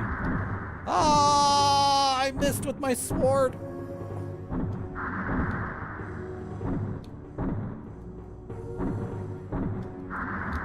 Okay, the other thing I should say, though, is that from the very beginning of this playthrough, I was doing this. I was doing, like, the perfect circle strafe and getting behind enemies. So, part of the reason why this game took so long to become an adventure is because it was way too easy at the beginning, and one of the reasons it was way too easy is because I've already played through 2 Kingsfields. So, I have to recognize that, like, the difficulty thing is somewhat on me too, right? I can't just insist that the games get more and more difficult, because then it becomes like Dark Souls 2 and then Dark Souls 3 and then Elden Ring and Sekiro, like this more and more difficult, more and more about difficulty. That's not good either. Hello, Fikar. Welcome to my stream. How are you? Yeah, I'm a gamer, Mariah Carey Xmas sing-along. Are you doing that? Is that something I can... Is that a stream I can do? Can I... Are you doing a stream for Christmas where,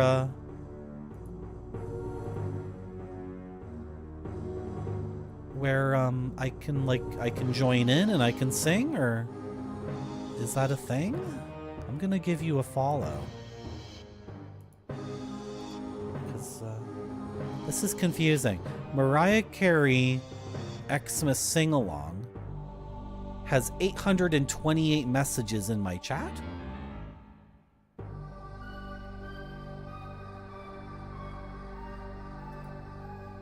But okay. You have every right to change your name on this website. I can't stop you from doing such things.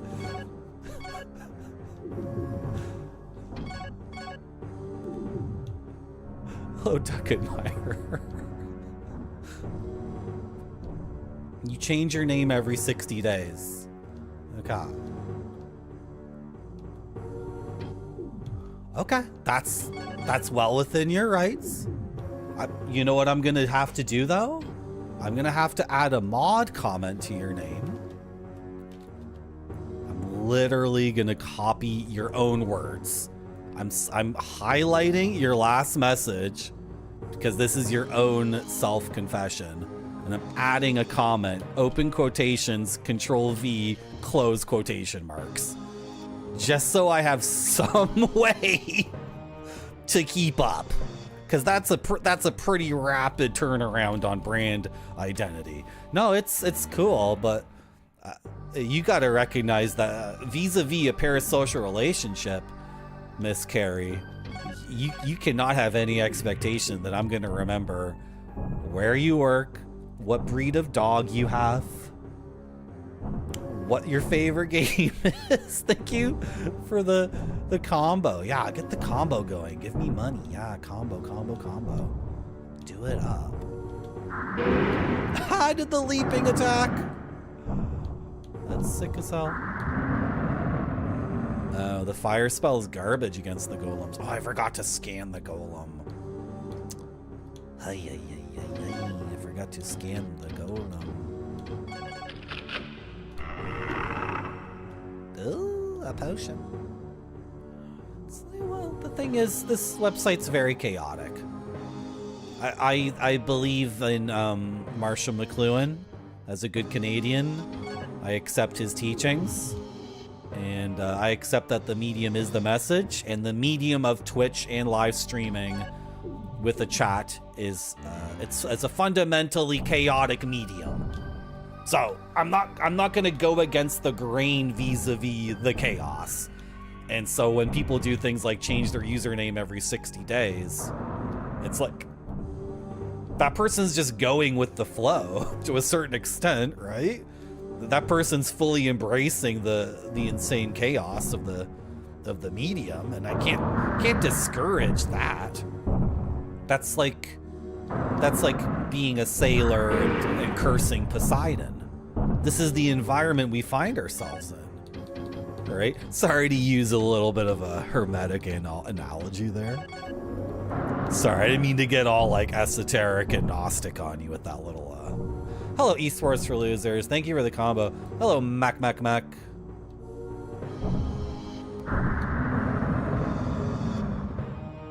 Yeah, I could have Marty.xxx and post pictures of my butthole. Man. Think of the untapped revenue. Untapped revenue stream. Hello, Sang Dream. Do you know where I can find any sailors?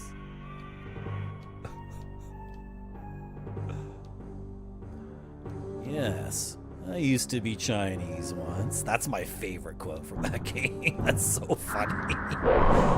Yes. You're looking for Chinese sailors. I used to be Chinese once upon a time.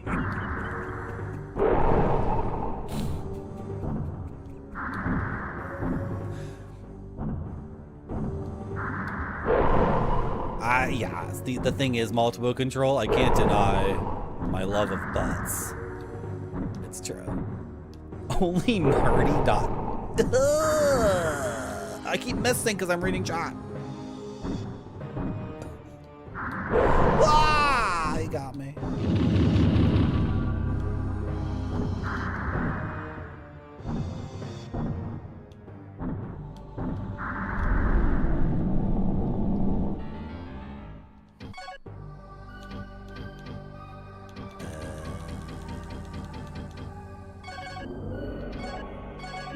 Munching on herbs. Might run out. Okay. So we're making a number of circles, and then we drop down into this central hallway. And we've done that a bunch of times. Okay, I still see things we can explore. This is a very good dungeon. You know, once this game gets going, it does fall into, now it's fallen into a very nice routine of Dungeon Town, which is like the classic thing. And that's something in King's Field 1 that was missing. That was one of its subversions. That the dungeon and the town were not two separate entities, and it didn't have the gameplay loop of Dungeon Town. But instead everything was like a smooth, seamless flowing one to the other, where the NPCs were deep inside dungeons, and then the towns were...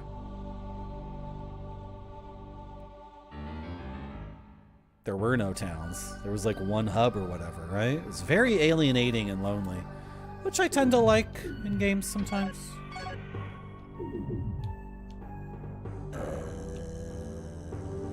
Okay, wait, where am I going? I gotta go east. Oh.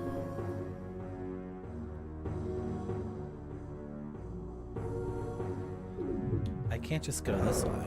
So yeah, I have to go. Can I go down here? Does this make sense? Scream is a good movie. Isn't the little girl from E.T.'s in that movie? What's her name?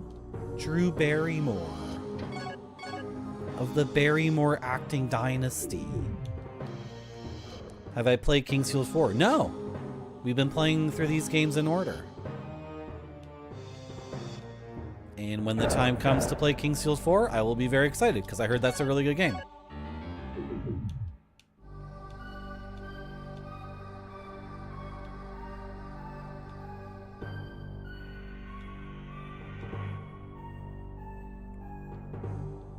Am I going the right way, chat? Oh! Oh, I screwed up. How did that happen?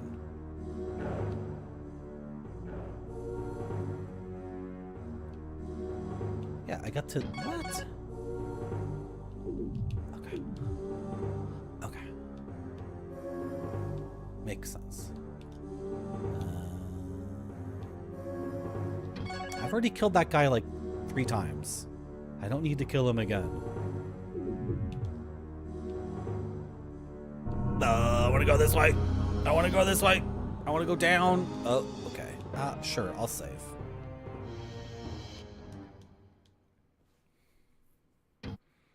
I heard Kingsfield 3 is,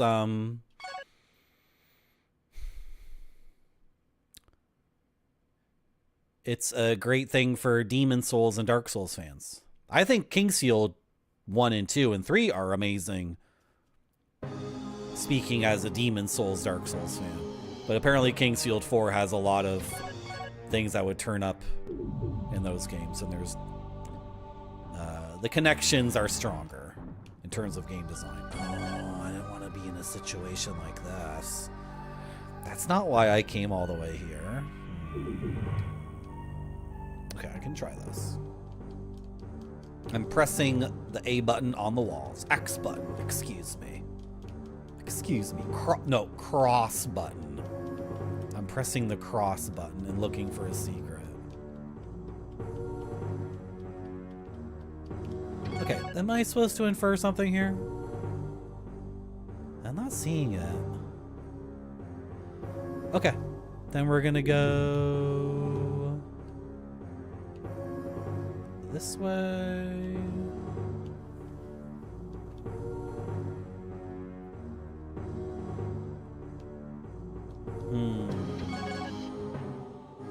Yeah, this is okay. I just gotta... Oh, is that dead end where that dude is?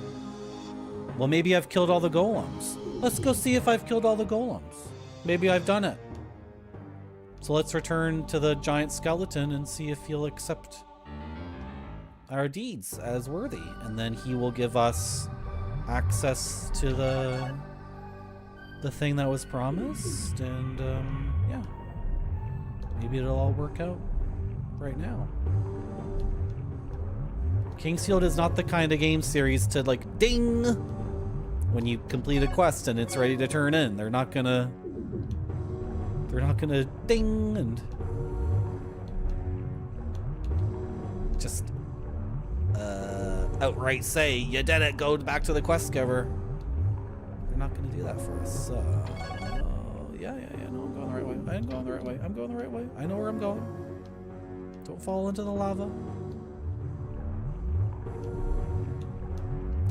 You know, there was a gap earlier that we didn't dare to risk it, but now we can try to dare and risk it. If we get stuck.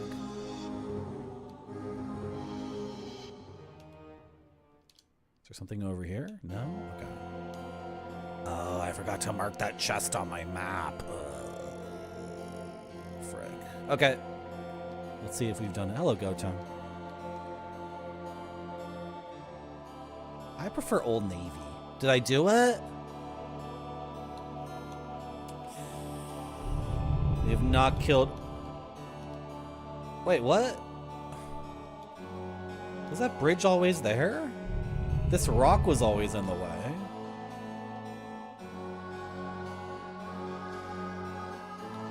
Okay. When did this bridge show up?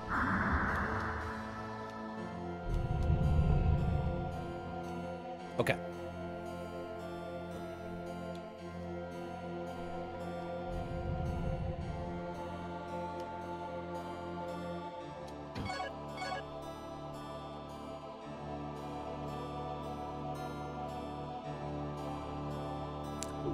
I suspect the gap I'm thinking of got filled already, but I'm not sure.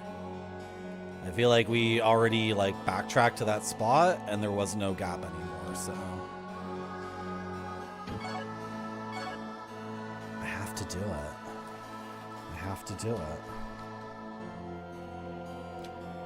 There's 2 chests in this place that we don't have the key for, and it's driving me insane. Because I really don't know if we missed the key and we're intended to have it, or if the game wants us to backtrack all the way here. Do I play laser active games? Oh, I could have played a laser active game today, but I didn't. Where's my snip and sketch? Windows. Windows, where's my snip and sketch? You're so annoying, Windows. Try again.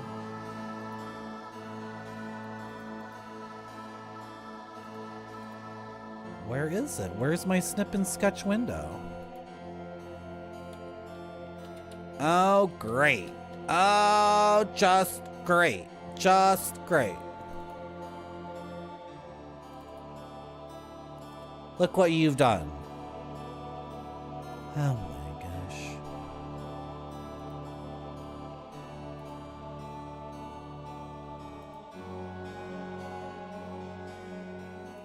Snip and sketch is broken. It's just broken. Doesn't work today. Okay, fine. It should be on my clipboard. So I'm opening up Paint and doing it like this instead. No, see, Paint sucks for doing this kind of thing. It's terrible.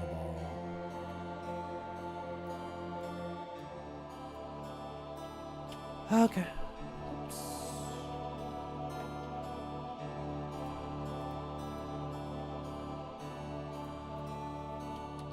Kingsfield.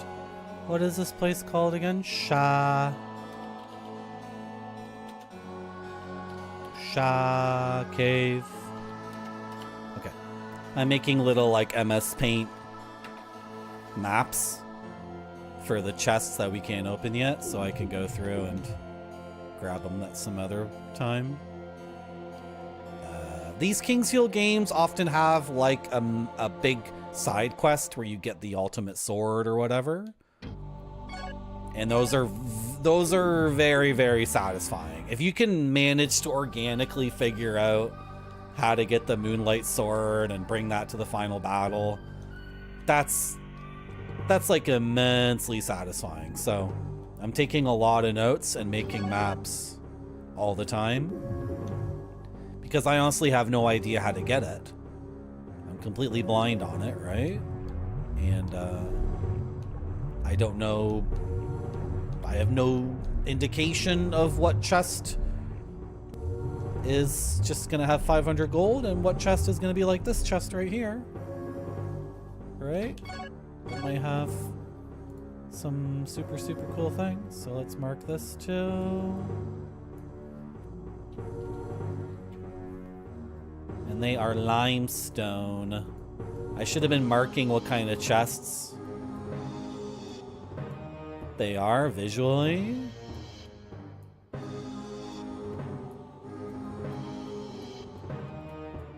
Sec. Okay, save it. Awesome. Awesome. Awesome.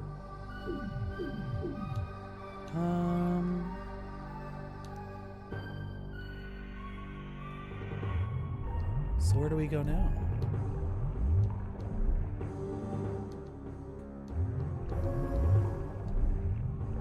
The game wants me to do something clever. The game expects thinking that's outside the box. The game expects me to be a real gamer. Not some fake phony gamer, but a legit thinking, acting agent in the world.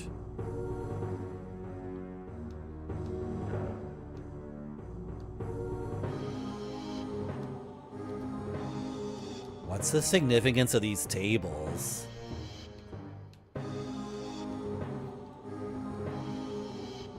Spend them wisely. Oh, the channel points. I feel bad because you guys haven't been able to do much with the channel points in a while, but oh well. We'll get back to it soon enough. Okay, what's over here then? It's the same. Oh, there was a weapon in here that I got.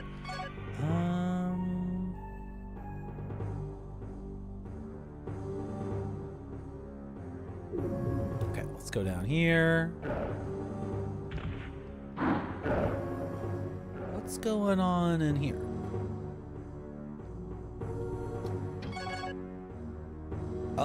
the wrong way.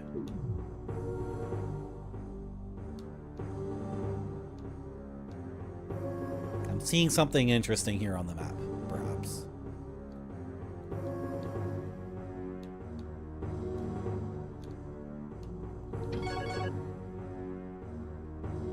Huh. Okay, that's all it is? Okay.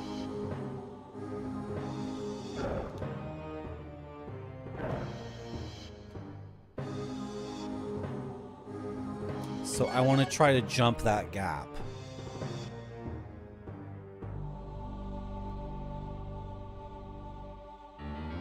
Did I already do it though? No, let's go this way. I have an idea. I see something.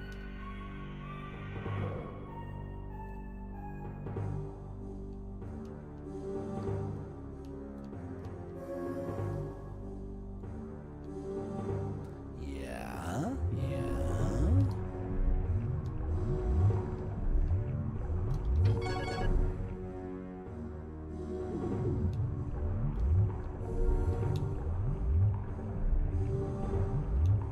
Seriously, Crovian? Oh god. Sorry. I'm way behind on doing the Sin Forest stuff. I'm gonna risk it, chat. I'm gonna go for it. I'm going for it. I'm going for it. Oh, it let me through. Awesome. Okay. We were able to do the Mario thing where if there's a one tile gap and you sprint, you can make it across without jumping. And look at all the golems in here. Oh my goodness. Look at all these buttholes. Hey, Marty. Hey, J-Mo. Yeah, the stickers thing. I had so many channel point redeems in the past. Is my spell just gonna do that over and over?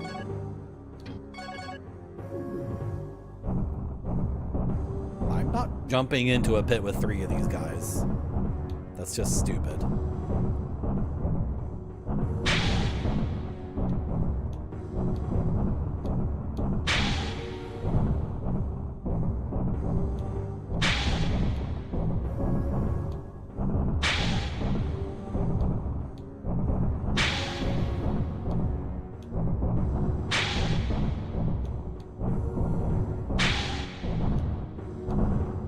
Don't worry, chat. The sword leveled up? Why did the sword level up? What the frick? So at the very beginning of the game, they give you the best sword that levels up with you? Is this the first time it's leveled up? The second stage of Leon's greatest sword. It will continue to grow. Okay, this is the second stage. Okay, is it better than what I have? 83, 76, 38. So 190 damage.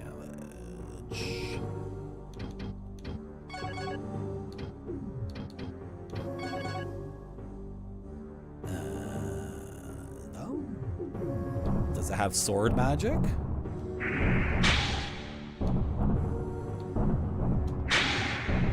I don't think it has sword magic.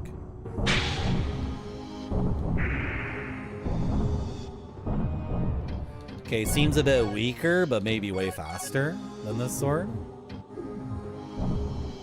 It's way faster. Okay. I'll equip this and use it for a bit. It's a weaker sword, but you can see the cooldown's way shorter. Oh, did that really not connect? Now, like, the cooldown being way shorter isn't necessarily meaning, like, that's effective DPS. I hate to say things like that. It sounds so gamer. I sound like such an effing gamer when I say effective DPS. But it's not. The cooldown being a lot shorter doesn't precisely mean it's that much faster, because you're still dictated by the rhythm of the enemy and their patterns. But that seems to be very fast, so. Yeah, I need to bring it back, Crofian. I know, but like, Oh, bye. I did a bunch last month. I did 4 or 5 CD-ROMs and DVDs. But then I just, I got stuck. Oh, and then everything got wiped out. I have to rip them all again. The digital archive was wiped out. Oh my god, I'm so irresponsible. What's going on here? There's something unexplored. This. What's this? What's going on here? Hello? Hello? What's all this? Hello? Hello? Hello?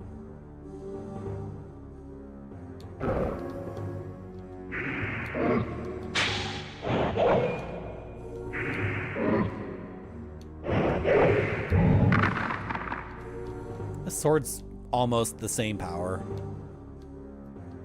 It's just way faster. So we're gonna stick with this.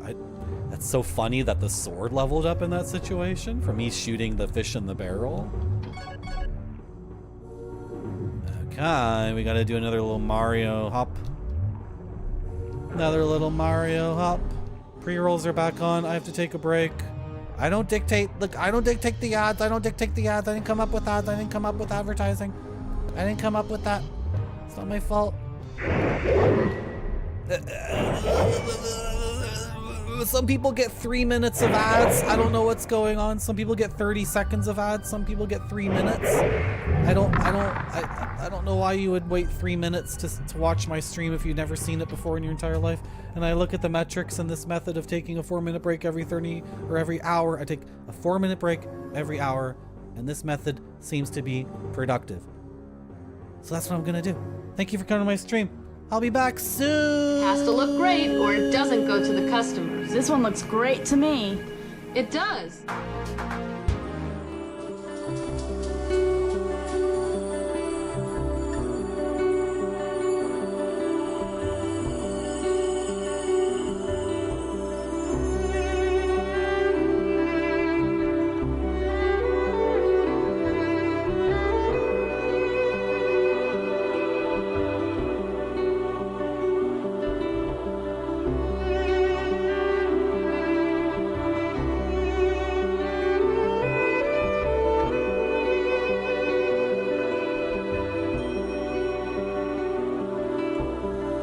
Let me go over this again. You want a big man, a large bulk, a 6-piece bacon nugget, and 3 chocolate milk cookies. Oh, bloods. That's what I want. That's it.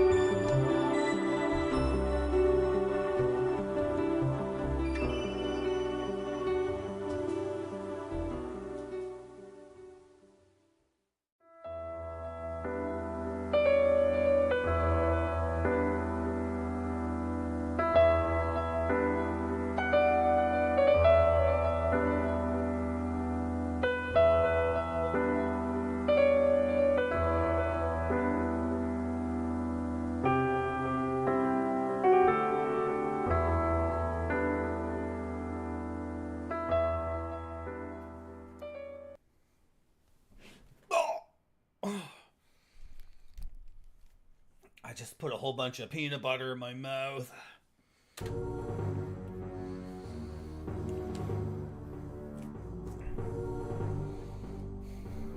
Hello, Pixel Turkey. You like that one? I like it too.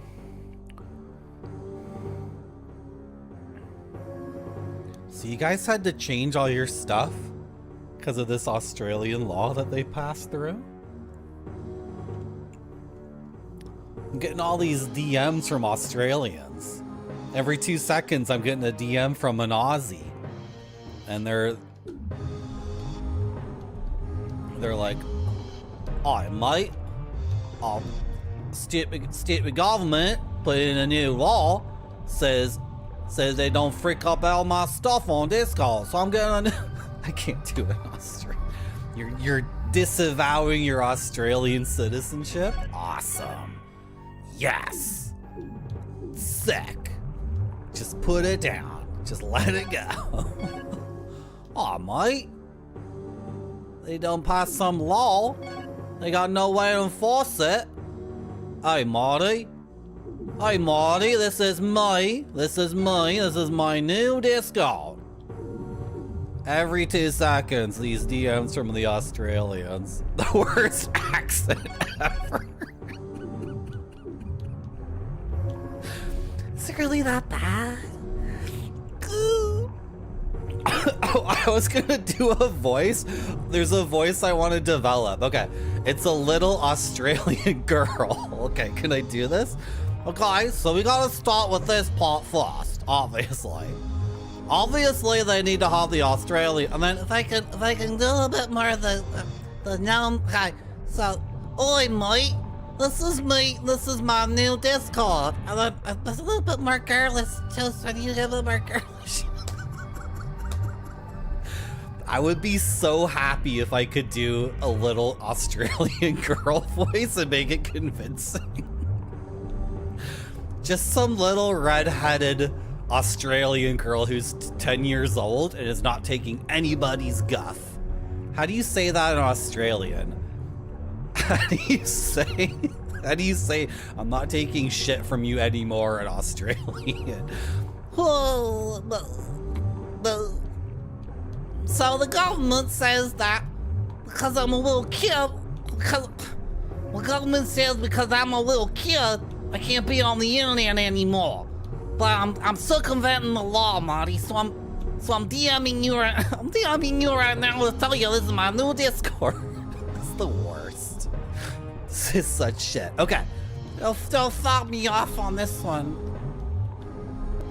How do I get over to this asshole and kill him? I'm gonna get annihilated. Okay. Go! No, I can't attack because I'm dashing. You gotta dash past him, Marty. Hello, Spider-Man. How you doing? Packing your ears with cement. People don't understand. Like, I'm trying to be annoying. I shouldn't be saying this stuff on my stream, but like, if you don't get the point of my stream yet, I'm trying to point out very deeply and pointedly how much of a degenerate you are. You, right there, because you're watching my stream. This needs to be an inherently sadomasochistic relationship. You come here to get abused. Okay? Like, it needs to be pointed out how much... how degenerate this behavior is on both of us. This sin is on both of us. So I'm gonna continue to be like deliberately very annoying. Why would I want to deactivate the bridge? I don't understand. Was that bridge did I already hit the button? Oh, did I hit it when I was trying to run past this guy? I don't know. Hello, nuclear landlord. How you doing? When you point at chat, a bunch of fingers point back at you. Yeah, but as one person, I'm only capable of so much degeneracy. But if a bunch of people are watching my stream, then like, it's just simple arithmetic. Why is this chest not locked? It's so confusing. What a confusing game. What a confusing game. I got a big Earth crystal. Oi, mate. What we got here? We got a new Earth. I want to make the most annoying sounds possible. Give me like a rock throwing spell. No? Okay.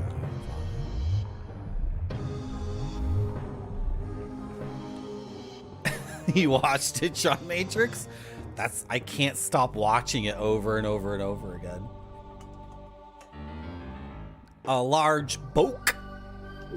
It's my favorite meme. It's so effing funny. If you don't know what we're talking about, join my Discord.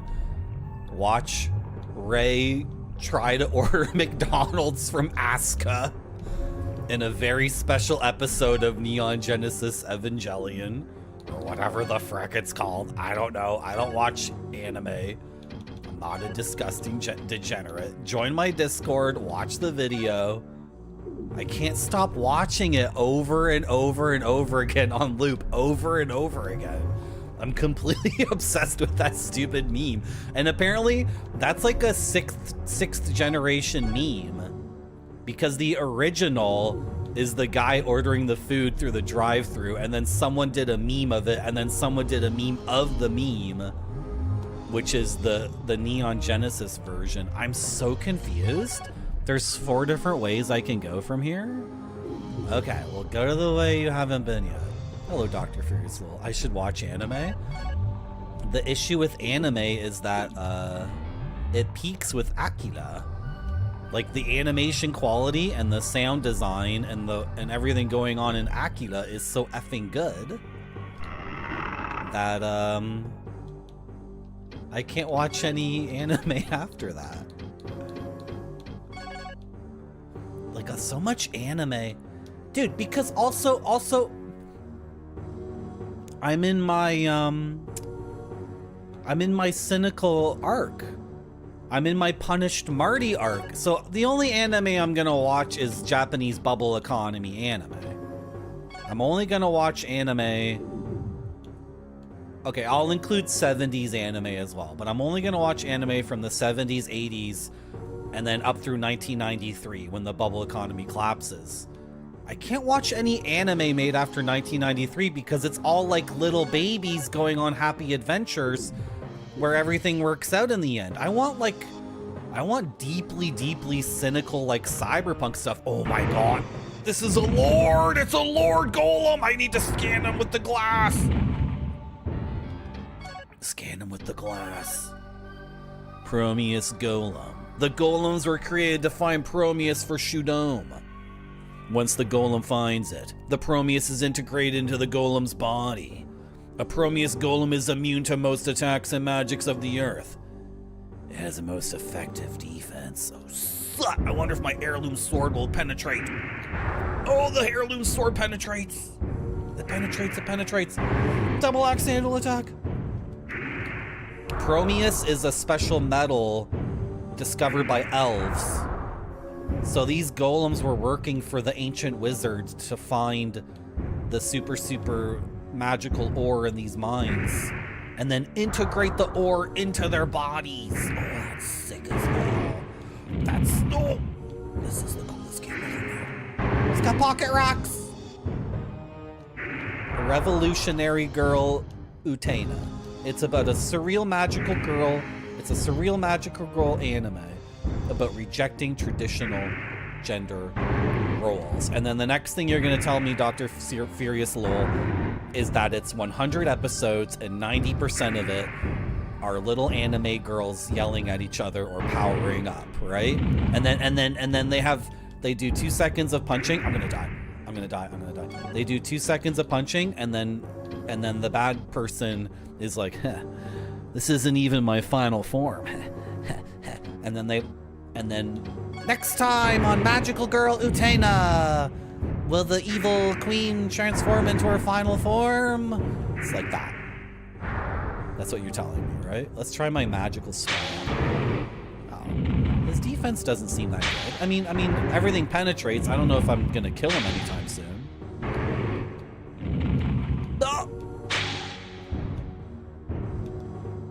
Oi, Marty, it's me. Oi, Marty, it's me. Your favorite Australian streamer. That dastardly government put up a new law that says that I need to make a new Discord. I'm such an asshole. Hello, Crentus the dentist. It's more like Evangelion. You guys like Neon Genesis Evangelion? Is that what you're trying to tell me? You guys trying to tell me you like Crentus the dentist? You like Neon Genesis Evangelion? Evangelion? Is that what you're trying to tell me? Is that what you're trying to tell me? Cause if you do, I have something for you. I have something for you. I have something for you. Let me go over this again. You want a Big Mac, a large bulk, a 6-piece bacon nugget, and 3 chocolate built bookies. Oh, bloods. That's what I want. That's it. I sure do. Good. A large bulk. If anime was like that, then maybe we can come to some terms. Okay? If all anime was a large bulk.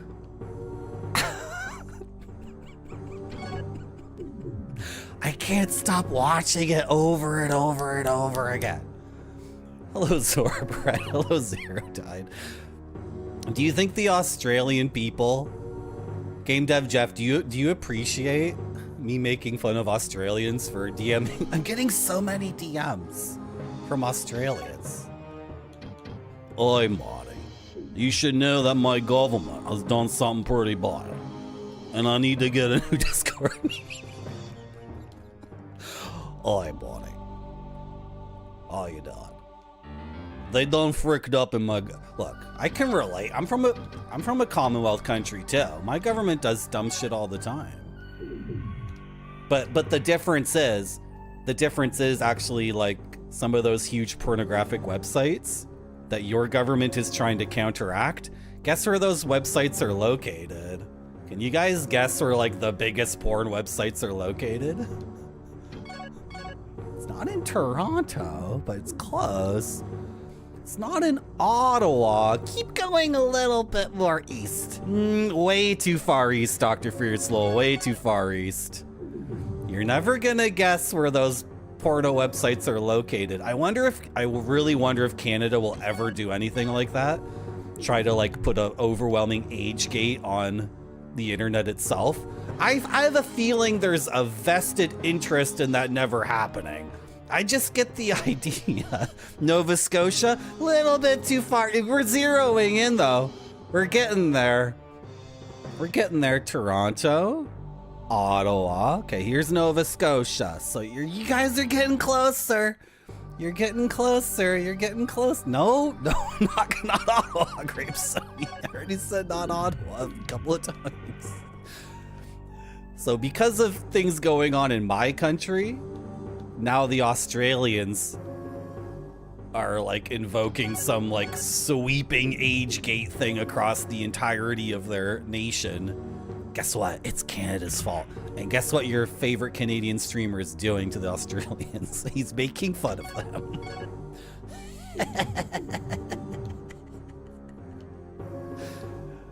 Can I get across this thing?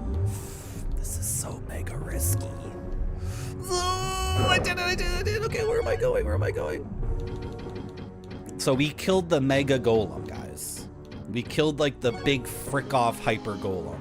So maybe now we can go back to the quest giver and turn it in? I don't care about you, I'm leaving. I don't care about you, you're a bubble. I'm leaving. You appreciate me bringing up the mirror?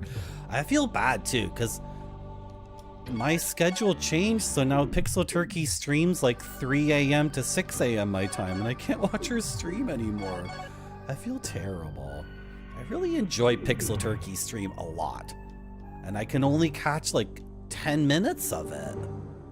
So there's so many streamers I want to watch, and then of course M Foolery streams like 3 a.m. 6 a.m. my time.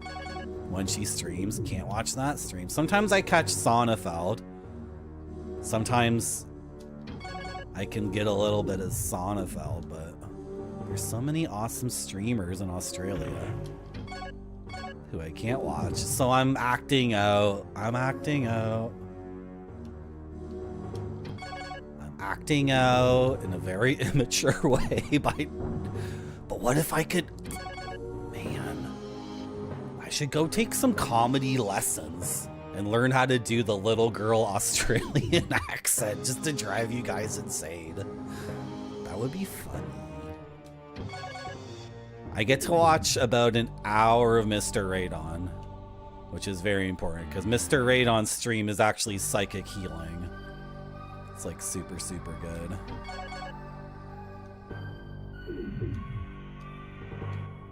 All these streamers are super, super good. Well, I gotta go this way. Yep. Yep, I wish I saved my game. I hope I don't fall in the lava. I should be very careful, actually. We're not in any rush. I should have saved the game, but I don't have it marked on my map where to save. So... I don't know.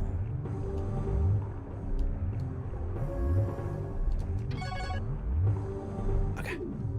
Sec. Let's see if the giant skeleton is satisfied with our deeds of annihilating all golems. Zero Die wants to know where that emote is from. Well, Zero Die, let me tell you where it's from. That's Barbara. Barbara comes from... Get this thing off my face. Get this thing off my face. Barbara comes from a trilogy of sex comedy games. The Barbara Trilogy. Are you familiar, Zero Die, with the genre of sex comedy? Think like Porky's or Joysticks. It's a genre that really only existed in the 80s in some movies where they're comedies and sex exists as like a fun, happy thing that's sometimes humorous. So in this genre, sex exists as like just a purely like open, pleasurable thing among adults who are freewheeling. And often there are like light, humorous consequences to having the fun sex. This is as opposed to a lot of genres of media where sex has deep consequences, and there's no such thing as pregnancy or STDs or hurt feelings or any of those things in these worlds. So let me show you. We got the first Barbara game. This is not the right music to be talking about Barbara. This is just not appropriate. So no music whatsoever. Here we have a revolution of adult entertainment. Barbara, CD-ROM for Windows 95. Why does this thing keep showing up on my face? This is Barbara ni Aitakute. I want to meet Barbara. ... That's the first game on Windows 95. I also have the first game on Macintosh. That's the Macintosh version. Hello, Noodle. And the Macintosh version, I even have the Obi, which makes this very, very special.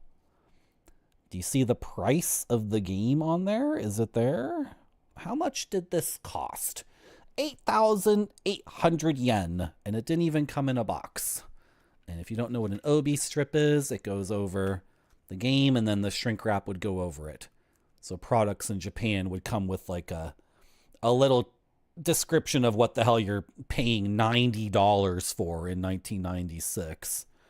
A lot of frickin' money, right? So that's the Obi strip. So that's the first Barbara game.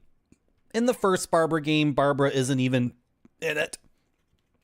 And you're like a degenerate, and an explosion happens, and all over the city are pieces of a Barbara sex robot, and you go around the city solving puzzles. It's like Myst, kind of first person, early 3D CG graphics, and you collect the pieces of the Barbara robot and you assemble it and you have sex with it, kind of. This is another thing about the Barbara games. Nobody has sex in them, technically. They're sex games. These are pornographic games rated by the Pornographic Council of Japan. There's the sticker that designates it as pornography, but no one actually has sex in these games, which makes it super effing funny. Just like Myst, exactly. That's the sequel to Barbara. Barbara, don't stop! A revolution in adult entertainment. That's the second Barbara game. We think the second Barbara game is where it peaks. It's very fucking funny. It's hilarious. There's all the characters. There's a little bit of combat in these games. It's very cool. And then there's Barbara 3. Future Century Barbara. If you're familiar with the Terry Gilliam movie, Brazil, that movie was called Future Century Brazil or something. So calling the third game in the Barbara trilogy Future Century is like an homage to Brazil, because the third Barbara game is like a crazy cyberpunk dystopia, which is like totally ridiculous. And the music here is too loud.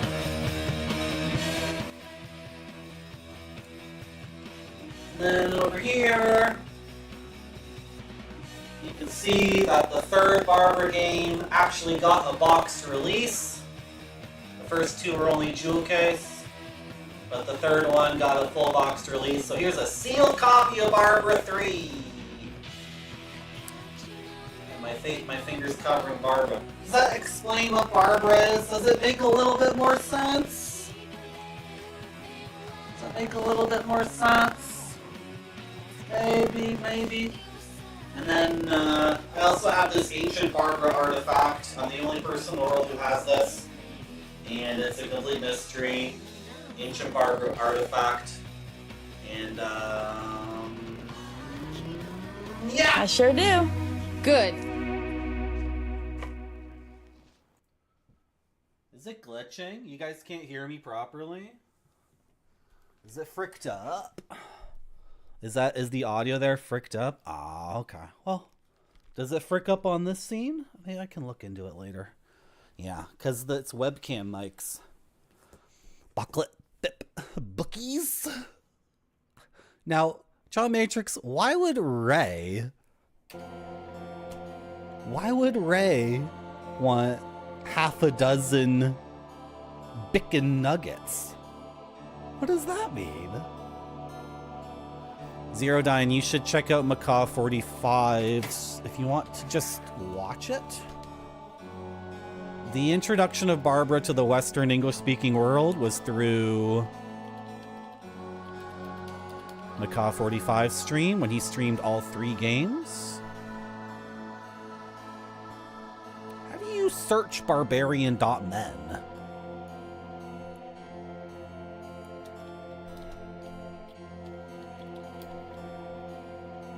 How do you... Does there no search function? Okay, if I go site :barbarian.men Barbara, I get one result.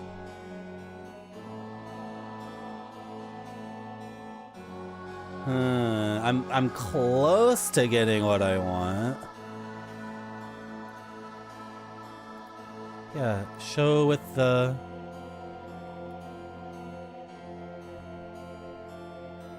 I'm trying to use Google to search barbarian.men, which is where somebody uploaded all of Macaw 45's highlighted VODs before the VOD apocalypse. But it's being like... It's being obstinate. It's being stubborn. The Legend of Barbara.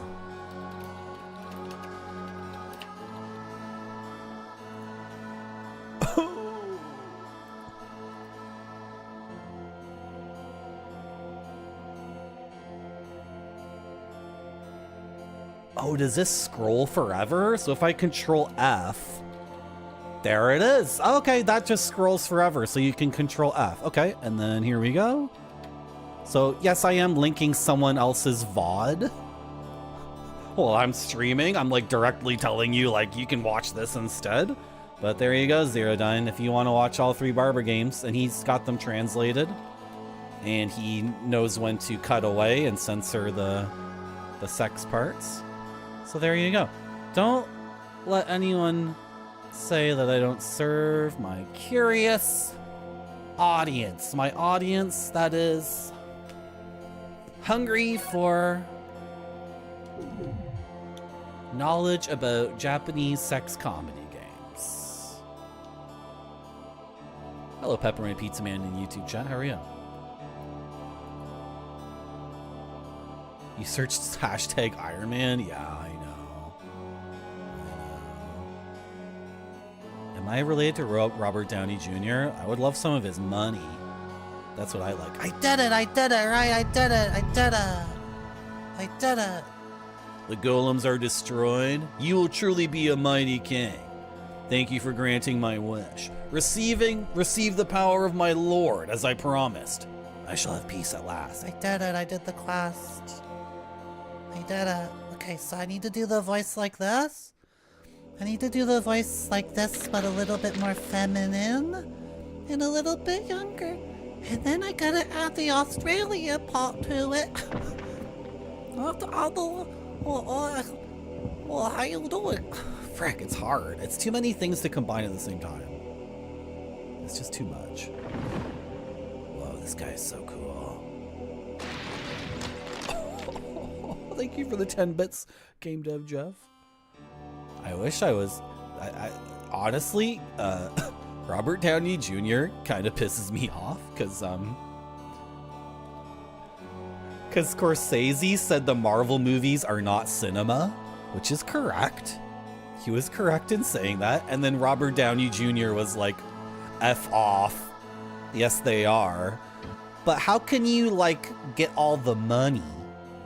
How can you get all the money for being Iron Man? How can you be getting, like, your 1.5% of the box office take for all those movies and become, like, how much money has Robert Downey Jr. made off those movies?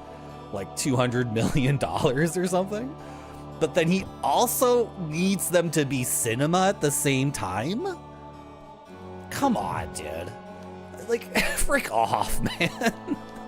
It's ridiculous. It's really eating your, you know, having your cake and eating it too, to some insane degree, right? Give me a break. Magician's key. The key to the treasure chest. Okay. So now, do you want me to walk through the entirety of the game again?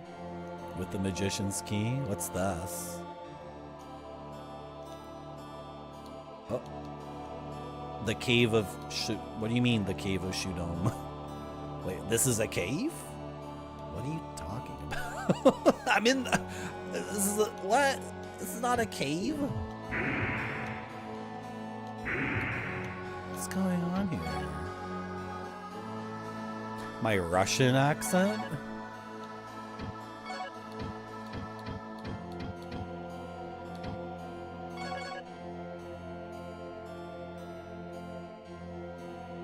What the frick? Okay, I got a key, which is really good. But I don't know what the game's trying to tell me with this. Oh, is there another thing right here? Oh, the Dark Crystal. There was something in the previous King's Field about this Dark Crystal. It was hugely important. The Dark Crystal was involved in this, like, oh, it's Prometheus. This is the very special precious metal handed down by the dwarfs. It makes excellent weapons as well as armor. Oh, I got some Prometheus. But why does the Prometheus look like a Dark Crystal from King's Field 2? What's the connection? The lore implications. The Dark Crystal. Exactly.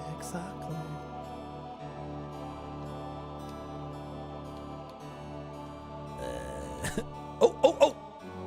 I was gonna... Okay. I got a ring from it this time. For some reason, the other times...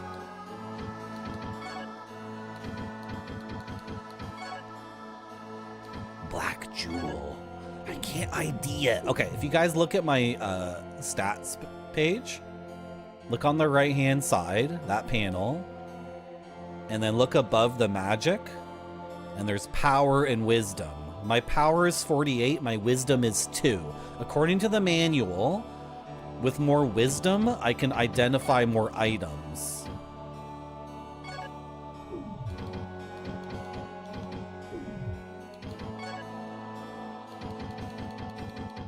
Well, I can equip the black jewel. I can equip it. I don't know what it does. And I don't like dealing with this system. I don't like trying on different equipment and then checking the records page and comparing. I'm sick and tired of that. So I'm just gonna equip the items that are the most recent. Okay, let me check this cave again. Why is it a little, how is this a cave? What do you want me to, what is this? Okay, whatever. I'm leaving. I think I'm satisfied. But we need to check out these locked chests. So I've got a map here. Okay, put the game here. The map doesn't need to be this big. Put the map like this. I hope I marked off all the locked chests. It would suck to be missing one. And then YouTube chat can be there. Okay. Let's see if this key will work on those chests that I've marked on my map. Oh, they're both very close. Oh, they're both on the way out. Okay, then that makes perfect sense. That they would be on the way. I don't know why the webcam mics are screwing up now. I didn't do anything. I didn't change anything on my end. Sorry. I can check the VOD later. Okay, okay, open, open, open, open. Nice. Okay, some verdite.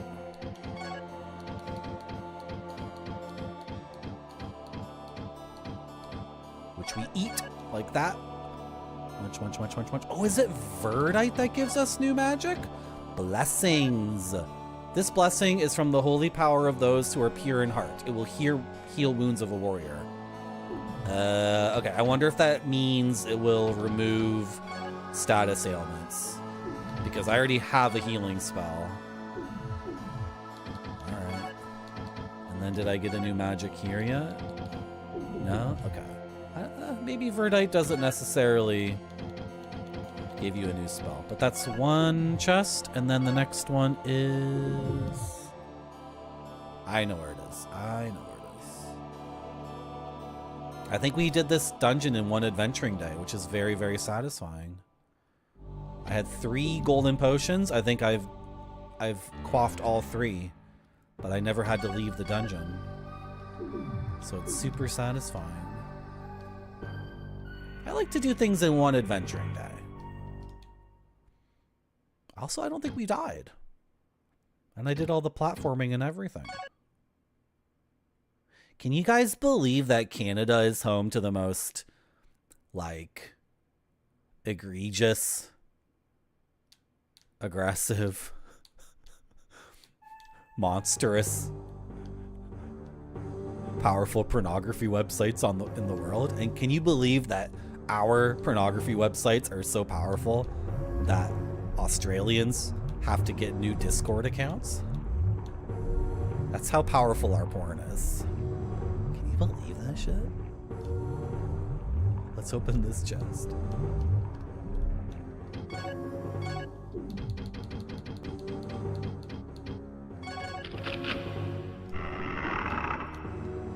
The game wants me to use magic. The game, this entire dungeon is about the Magician's Cave and all of his magic boosting items. Which is cool. Yeah. We have the porn to change the world.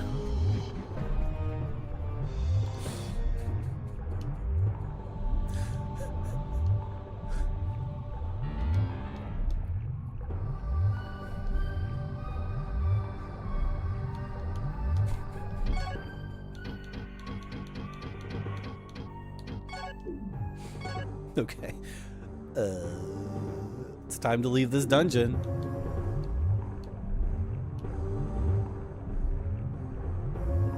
I want to go see the idiot effing little elf gnome man.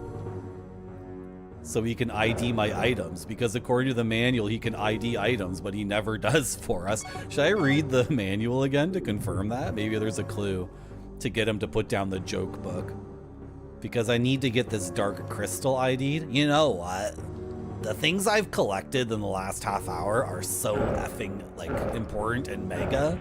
I bet I'll show him this stuff and he'll lose his mind, and then he will be forced to put down the joke book.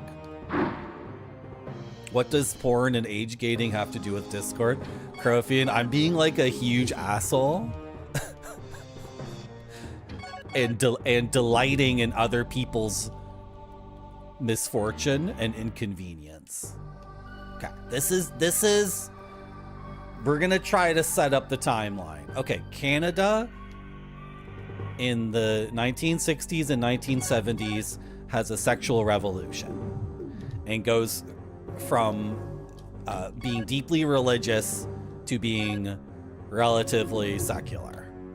And in places like Quebec, they go from being 99.9999999% hardcore Catholic to being like 75% heathen, atheist, agnostic. And this transformation happens in the course of 3 months. Are you with me so far, Crofian? Like a massive, massive cultural shift. Okay. And then the internet is invented in the 90s. And people start putting pictures of naked women on that thing called the internet. In one city in Canada, in Quebec, called Montreal, they become the masters of uploading pictures of boobies through various websites. Too many people are looking at porn in Australia, according to some Australians, and they're trying to get like their groceries at the checkout, and they're waiting in line, and only one checkout line is staffed, and an Australian person throws his shrimp on the floor of the grocery store and says, "Oh, God damn it, there's nobody mounting these cashiers because they're all looking at Canadian porn." So these Canadian politicians say, everybody now, hey, everybody now has to be an adult on the internet. You have to prove you're an adult on the internet, says this Australian politician. So then Game Dev Jeff and Pixel Turkey get letters in the mail. A kangaroo hops up to their house and reaches in the pouch and pulls out a letter and hands it to Game Dev Jeff and hands another one to Pixel Turkey and says, you dead set fucked, mate. You need to prove that you're out on the internet now, okay? So that Game Dev Jeff and Pixel Turkey. So this is the part I don't understand, Crofian. I don't really understand why they need to get new Discord accounts, but that just happens to be the case. They can probably fill in the rest of the story. I'm exhausted. The way I told the story was so fundamentally accurate and incisive that they can take over from here. Apparently it's not even coherent. Australia say they want to block YouTube, but 4chan is allowed. The YouTube thing is insane because, like, okay, fine. I'm a dirty pinko commie, right? But YouTube already has so many rules about the kids stuff, right? YouTube already seems to have a pretty rigorous sense of what's okay for kids and what isn't. I don't know. But like, I'm a pinko commie, so when they say they want to take YouTube away from kids, my brain is like, there's millions of kids around the world who could one day cure cancer, but their parents are like, you know, they're busy, right? Their school sucks. Nobody's helping these kids. Like, I'm a big believer that, first of all, I'm a big believer that everyone on this planet has something to offer that's very, very helpful. And then when you start thinking about little kids who don't have access to what they need, it's like, there's kids right now learning how to program computers, and their parents have no idea what they're doing on that computer at all, right?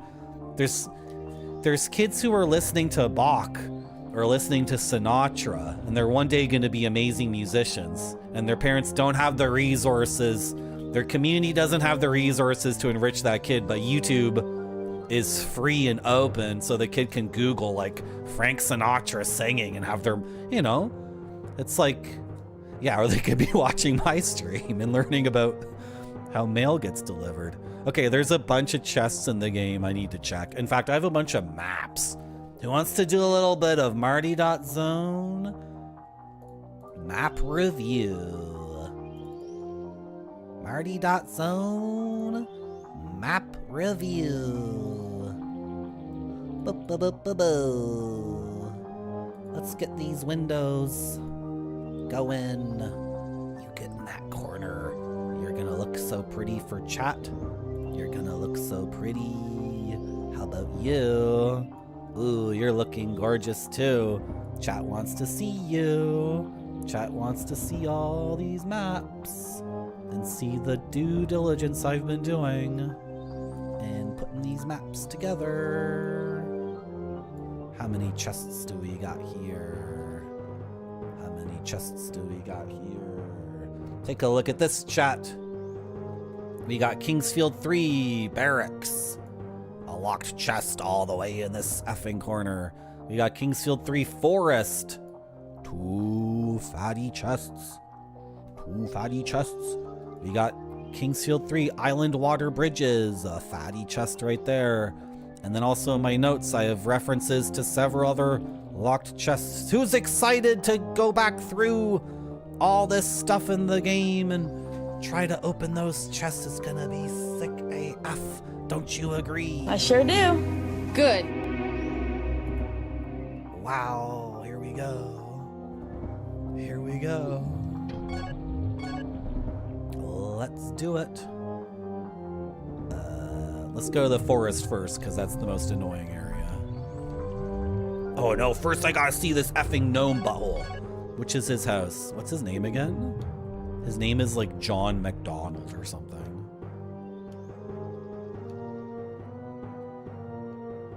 Look, obviously kids are watching tons of garbage on the internet, but like, there are lots of human beings out there, kids or not kids, who are seriously into their one thing that could make them hugely productive and could... Banning YouTube? Hello, Minoku. How you doing? Yeah, I downloaded Winamp. You'll be defeated by your fate unless you find the path before the sorrow comes. Orladin was a good example. Can you ID this stuff for me? What if I show you the crystal? Nothing happens. Okay, I'm gonna look at the manual real quick because this guy's supposed to ID items for us, but he's not doing his job at all. So I wonder if it's like a... I wonder if I'm supposed to do something.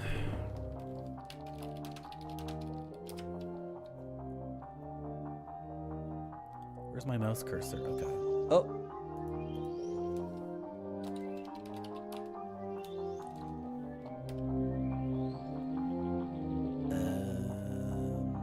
No, it's the Kingsfield 2 manual. This game's called Kingsfield 2 in English.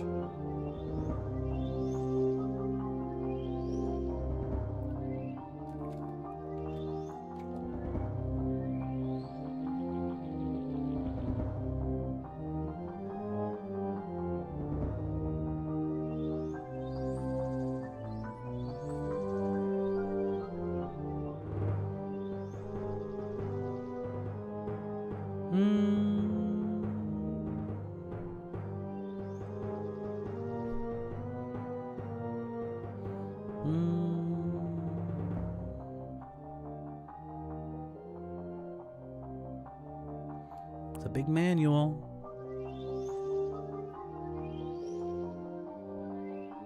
Oh, the sword that's growing has one more stage. Okay, cool. So maybe we're like at least halfway through the game? I don't know. I just saw the guy's name. In order to find out about these items, weapons or magic, you'll need to search out the appraiser monk Mark Johnson. However, he will only tell you what you want to know once your wisdom has reached stage 5. Okay. So wisdom fruit can raise our wisdom. Okay. Frick. And then there's another thing called power fruit?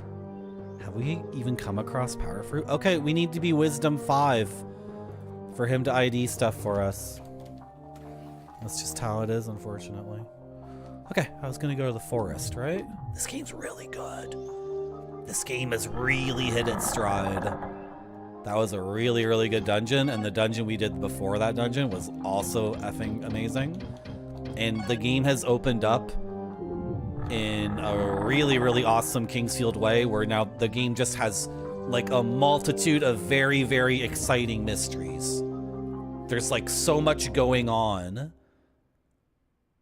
that I really, really am hyper curious about, and the game is withholding that information until I, like, you know, really dig deep into the esotericism. So should we become Neoplatonists? Hermes followers? Or Gnostics? What do you think, chat? Or should we just be all three, like your waitress at the Montana's Bar and Grill with all the cool tattoos? Should we do like a syncretic thing where it's all three? I think that's what, I don't know, a little of each. I think a cohesive, integrated esotericism that combines elements of all three traditions might be the best play. We don't want to pigeonhole ourselves. Want to be Kremits or Zinches? How do you pronounce those words? Zinches. It's so crazy. I'm going to the forest. How do I get to the forest? I hang a left. I gotta go west. Oh my gosh. There's also all the stuff in our heirloom room. Should we go there first? I think we should go there first, chat. I think we should go this way first, actually. We should go this way. We should go this way first. I said it right? Zinch. Then why does it sound so wrong?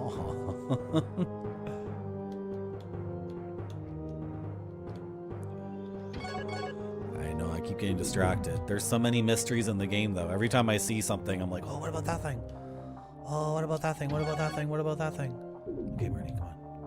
This way. We go in here.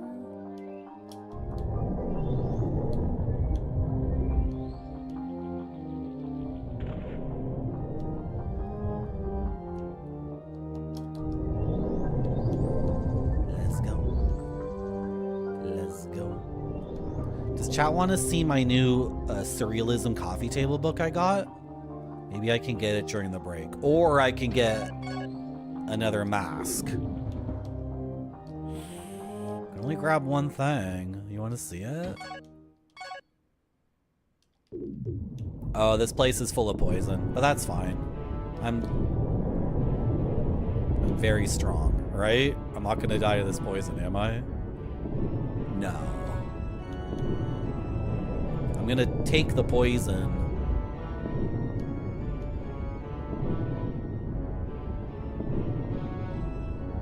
You'll see whatever you can. Okay. I'll try to go grab it. They had two really, really good surrealist coffee table books. They're not surrealist coffee table books. They're coffee table books about surrealism. One was surrealism and the other one was surrealism and data.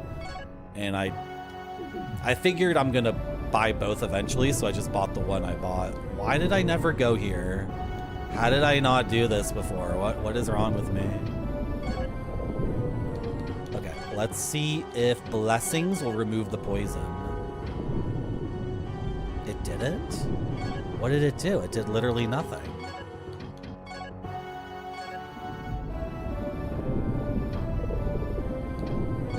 Doesn't heal my wounds either.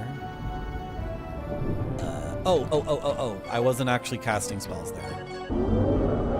Now I'm casting a spell. It healed my poison. Awesome. Blessings heals poison. That's really cool. So all these antidotes are worthless now. 20 antidotes. I've been saving them for the entire game, and well, I've been using them when I needed to. Oh, that's a fur cloud. Oh boy. How did I not go in this room? That's so dumb. So I got the book about surrealism, not the book about surrealism and data. Oh, also, I want to know about know as much as I can about Deichidiko. And I looked in the store for a Chidiko book, but I couldn't find one. He's pretty obscure outside of his relevance to surrealism. Man, if I could get a whole coffee table book with Chidiko, though, I would lose my mind. I need to know as much as possible about Chidiko. It's very, very important to me. Bulk.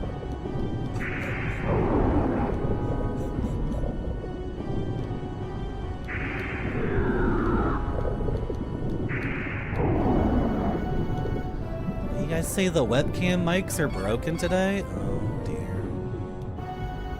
Oh dear. They might be outputting at the wrong frequency. Oh, what if I do this? Is it going to change the picture? Let's see if... Oh, yeah, the color changes on my face. For sure. Okay, that might fix the mics.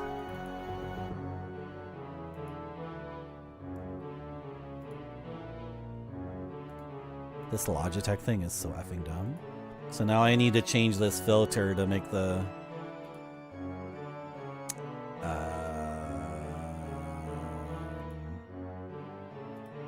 saturation different, because now I'm too desaturated because I got two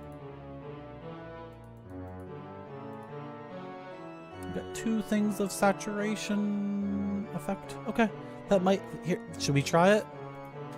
Let's try it. Tell me if the webcam mics are better.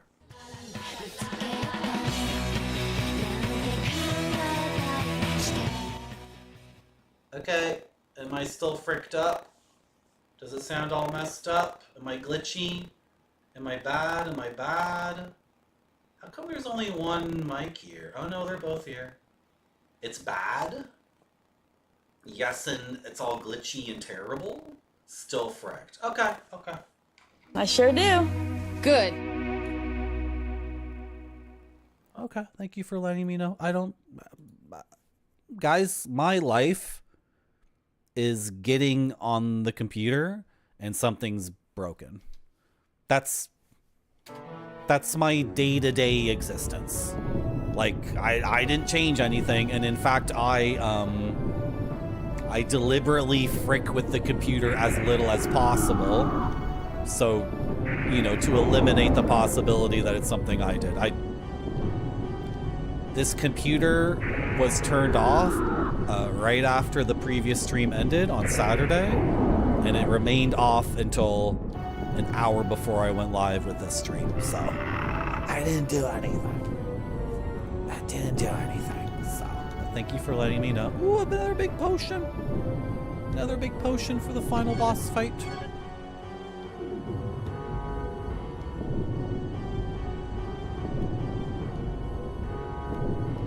What's this? Oh, another Silviera key.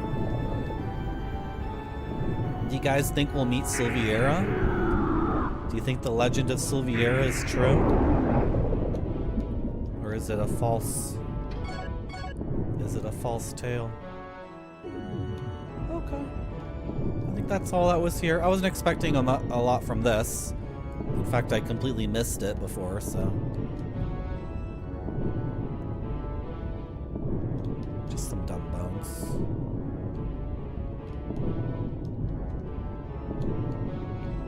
Okay, just a quick double check. Okay. But I can't leave to the north, can I? It's just a... Oh my god. wasn't looking at my health. I wasn't looking at my health at all. I just saved the game, right? I just saved. I can easily do that again.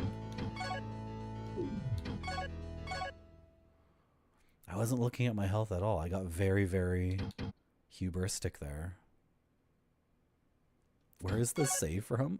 Did I save in the thing? Did I save in the thing? Ooh. Why did I walk out of the dungeon?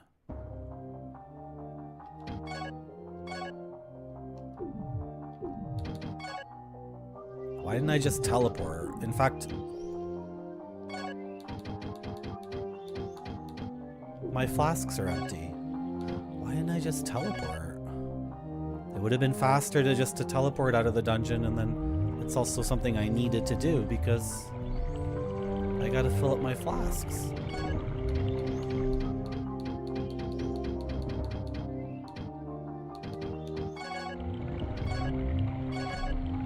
This is golden potion.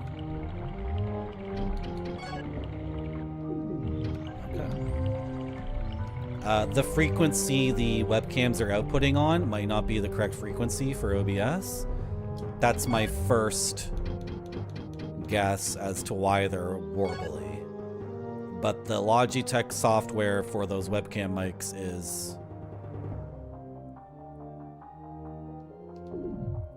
it's completely bogus, so...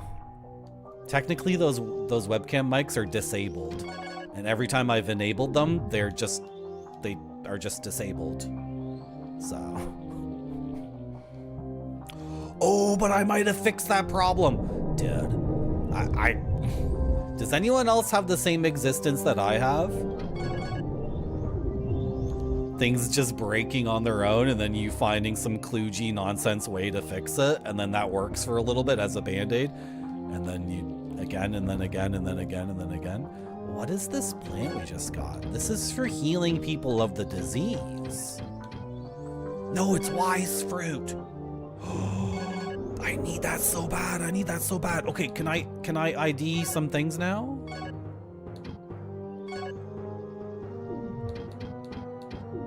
Can I ID this, please?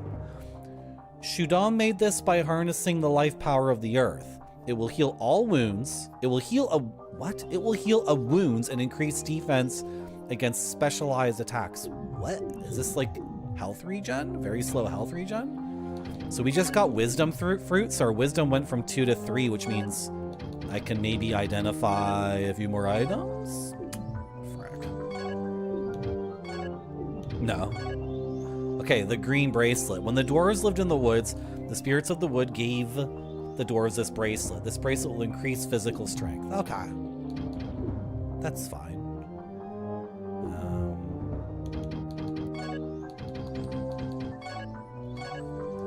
Aquarium boots. These boots were made by Zul Arifin. Wearing these boots will make it possible to cross the water bridges created by Orlin. Yeah, I already knew that.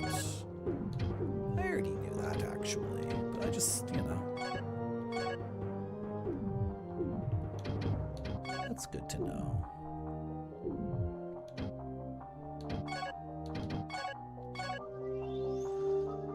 Earth Shield. Orladin, the great archmage, made this shield.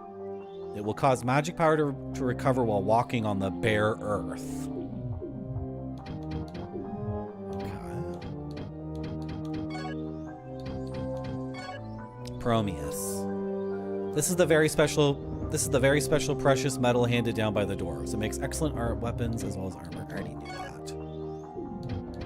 already knew that. Magician's Key. This key will release the magic spell cast on the lock. It will unlock the chest, which has been magically sealed. Okay. Okay, let's quickly do this bit again. Why did I die there? That was so dumb. I was being very hubristic. Okay, the pre-rolls are back on, which means I get another 4-minute ad break. The ads only last 3 minutes, but my BRB videos are typically 4 minutes long. And I appreciate everyone coming to my stream. I appreciate the support as we enter the second phase of the Punished Marty arc. and I further lean on you to be a source of my support as I grow into narcissism as a rock to brace myself against the increasingly cynical nature of the world. Thank you. I'll be back in 4 minutes. Has to look great or it doesn't go to the customers. This one looks great to me. It does.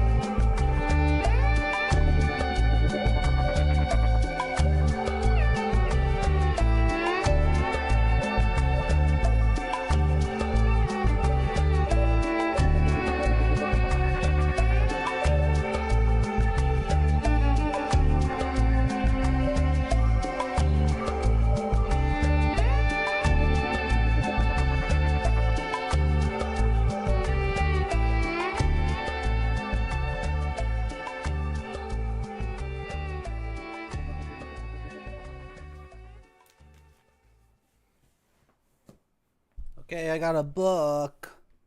I don't know if this book's any good, but it was only $30 and it's effing big. So, and I want to see the paintings. And I figured they chose a pretty good one for the cover. And the way they've rendered the painting is pretty decent. The plastic is making it look messed up for you guys. Anyway, Surrealists and Surrealism, which is kind of a dumb title, but whatever. I don't know what goes into naming a book. It's probably very difficult because all the good names are taken. And it's really big, and I'm going to try my best not to ruin it as I try to show you some things I like. It says this is from 1977. Okay, but this wasn't printed in 1977. This was printed... Was there only one edition of this book? If this is a book from 1977, why is it so perfectly, like, immaculate? I don't know. Anyway, thank you. What's her name, the drunk? What's the drunk's name, John Matrix? Thank you for the big neon drunk Evangelion. This is Chilico right here, isn't it? I think this is Chilico. Yeah, this is Chilico. So Chilico loved this vaporwave thing. As far as I'm concerned, he invented vaporwave. So you can see the cool Greco-Roman guy. And is that a fossil or something behind him? That would definitely have a... Oh, it's a fish. He liked the fishies too. So I mostly got this because I wanted Chilico. I wanted another coffee table surrealism book because I finished the previous one. And then I had two choices, and I went with the one that seemed to have more Chilico in it. So already there's a pair of boobs, and you're not allowed to see that, chat. You're not allowed to see that. What's another good thing I can show here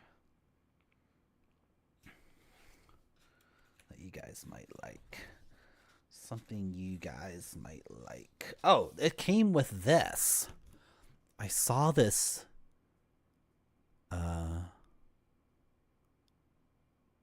Yeah, that's, I guess I saw this. It came with this too. This is for an art gallery showing in 1981. So maybe this book really is from 1977, but there's like no, I mean, for something so effing old, there's like no problems with it. It's like perfect. So that in itself is kind of cool. I don't think this gallery exists. I can't think of a Carmen Lamana gallery on Yonge Street. I don't know. Dude, is this like a crayon drawing by somebody? This could be worth millions of dollars.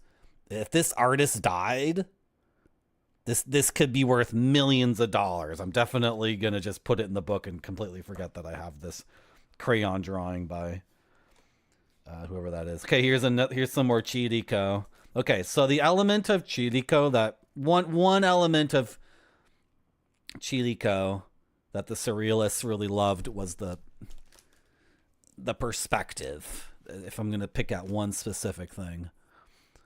Why boo BS? Why boo BS? Okay. Can you guys see it? You can see the steep perspective and the low shadows on this Chilico painting. And the dehumanizing element as well. What year is this? This is impossible to show without ruining the book. 1914. Yeah. So that's a beautiful Chilico from 1914. If you were doing art like that in 1914, like anybody who was decent or upstanding would like look at you with such disgust. They would be like, what is that? Stop being such a degenerate. But this Chilico stuff ended up being hugely influential. Some of these pictures are like, some of the paintings are, they're like inserts that can actually be removed from the book. This is an awesome Max Ernst painting. Is it called The Black Bull? No, The Elephant Celebs. But it's not an elephant. Well, it's the Black Bull, which is this is a recurring image in surrealist works. And Luis Buñuel references it in Viridiana, which is one of his movies. Buñuel is the original surrealist filmmaker. Is this stuff interesting to you guys? Are you guys into it?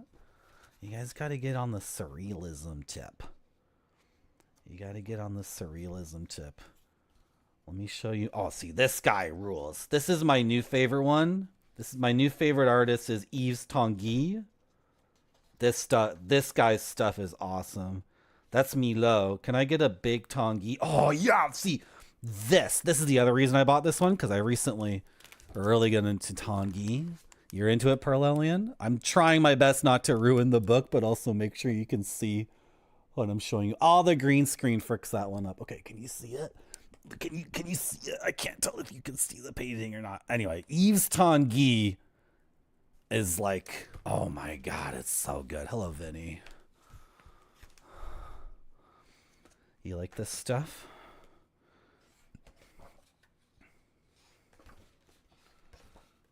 Can I show a little bit more? Is that Dolly? Yeah, that's Dolly. Not really a big fan of Dolly, but I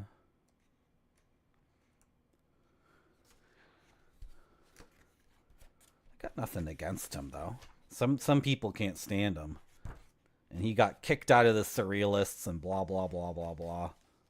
Okay, some people are like not getting this painting. You guys got to get this one, and you got to observe the sphere. You got to. This is the best. Magritte's the best. This is the best. It's called The Human Condition, right? That's the name of that one. Yeah, The Human Condition. That's the best. And I might be biased because when I was a little kid, I went to Europe and there was an exhibit that was all Magritte, and it was like a holistic, like comprehensive exhibit of all of his work. So I really got into see a ton of that stuff. This reminds me of something somebody posted in my Discord from another artist. Oh my god, is this the rape of the Sabine women? It's just called Massacre. You guys know all those paintings where the dudes show up? Is it northern Italy? There's so many paintings about the... Do you guys know what I'm talking about? You guys art fans? Anyway. Oh my god, there's so much craziness in here. And then there's so many words I get to read too. There's so many... See, this guy looks like he could be a Sekiro boss. Here's a Max Ernst thing. Can you guys see it? It could be like a Sekiro boss. Look at that shit right there. Anyway, thank you for indulging my show and tell about my new surrealism book that's gonna effing fall apart unless I am able to hold it together. Printed in Switzerland. A book from 1977, printed in Switzerland, this big with such high quality images. $30 in really good condition. And I hope the words are decent. I hope the essays and whatnot aren't just stupid garbage. Because sometimes in these books, you try to read like the stuff. Have a good night, Gomdank. Have a good one. You try to read the books in some of these things and it sucks. You know what I mean? I sure do. Good. Okay, I died idiotically. So I'm doing this again.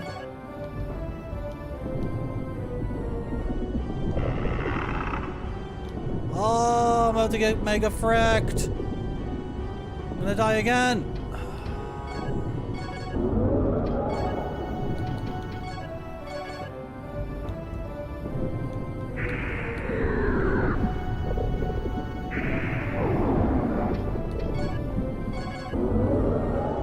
Okay.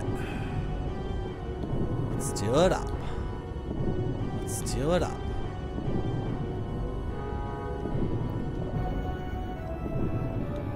There's a really, really good store in Toronto for buying coffee table books.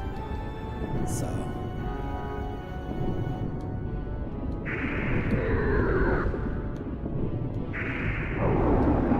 Quite lucky to live in a city like this. Hope I can stay and not get priced out. Ooh. But then now there's actually a real estate crisis happening. And many of the condo buildings that aren't finished are just being abandoned, I guess, so. How did I keep missing stuff over and over again. Over and over again, I die in this game, and then my second go around, I'm finding stuff. The silver ring for free. This protects against poison. And I just got it for free.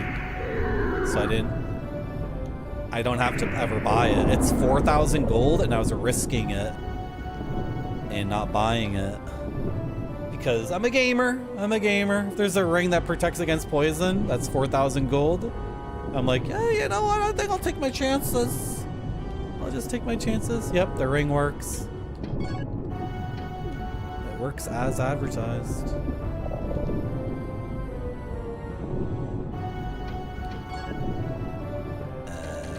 Cast that.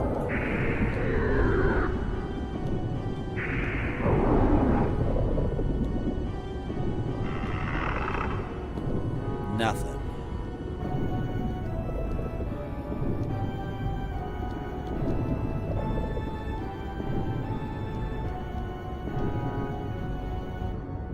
I'm afflicted with poison again, but I have the silver ring. It doesn't even work. I'm okay. Well, if I had spent the money on it, I would be mega pissed, because somehow I'm still afflicted with poison.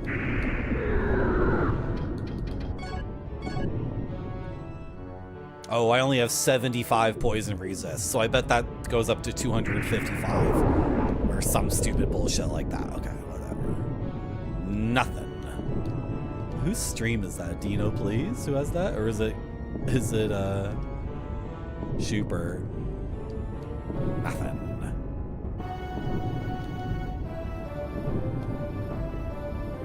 Okay, whatever. Go like that.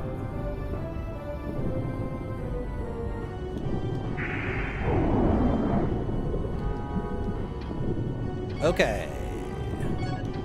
Now we are going south. Oh, I wanted to check the north wall. That's why I died. Am I gonna die again checking the north wall?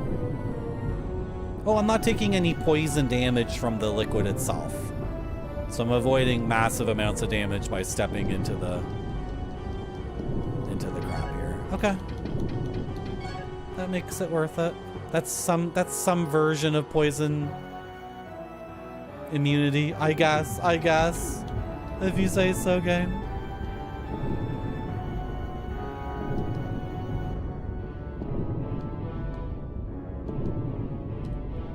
Okay.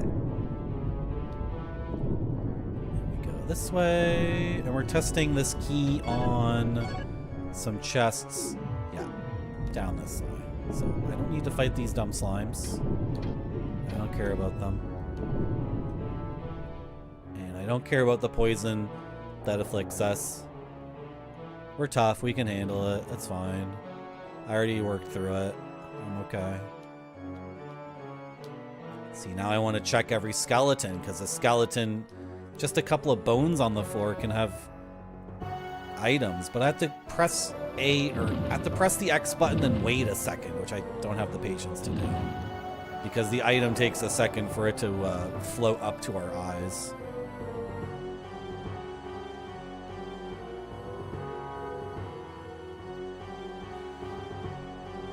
Okay, let's see if these chests can be opened.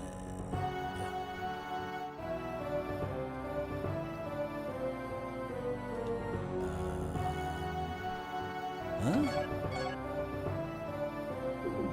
Okay, it wasn't this room, obviously. Can I check for secrets? Ooh, there's so many games I have to play. I can't be 100% in Kingsfield 3. What am I gonna do? What am I gonna do? I want to touch every single wall in this game to find secrets, but like, there's so many games I have to play.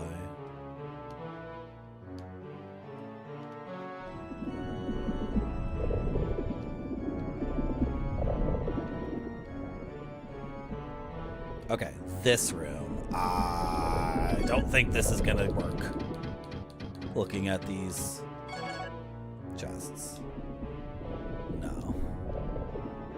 These are like a different kind of chest. Look how many of them there are. This is ridiculous.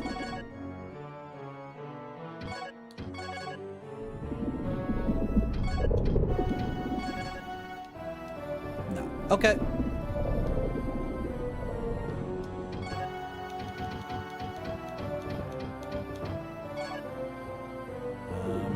This room? Same thing, right?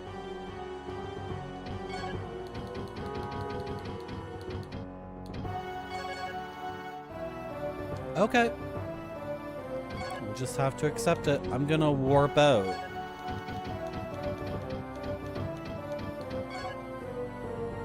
I'm gonna warp out. I'm gonna warp out of here for now.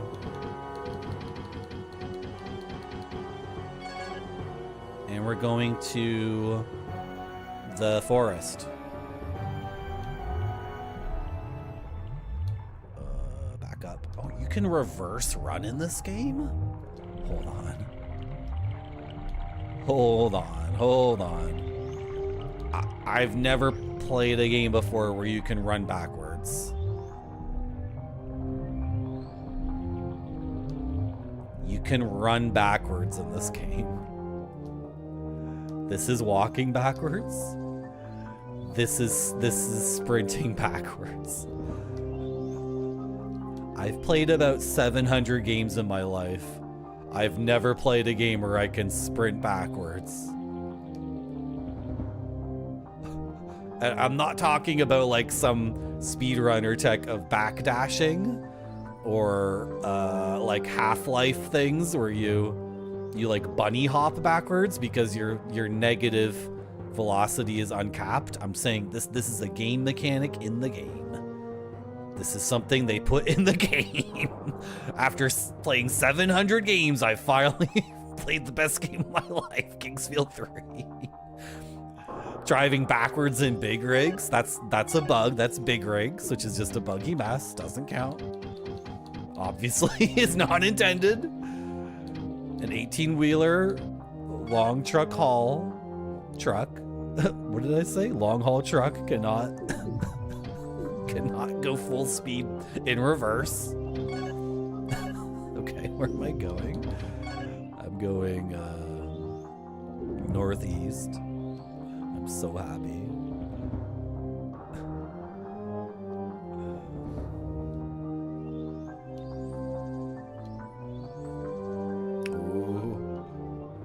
Thinks what's going to be in these chests will be good? Who thinks what will be in the chests is bullshit? Who thinks I won't even be able to get in the chests? Period. What if it's nothing at all? How many Silviera keys do I have? 8? Awesome.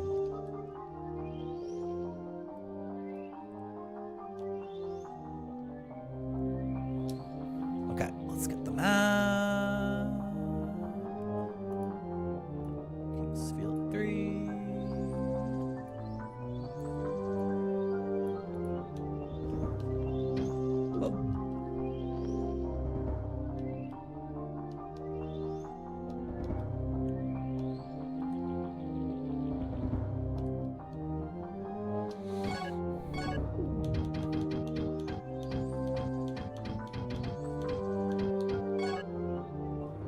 Someone in the world was talking about Prometheus. Was it the first merchant?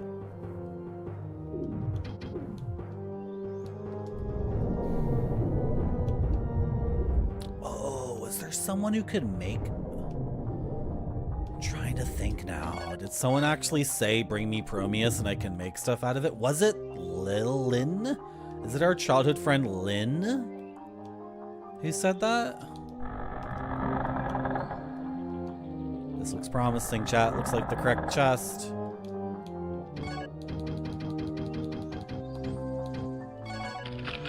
Nice. Wind crystal? Is that what that is?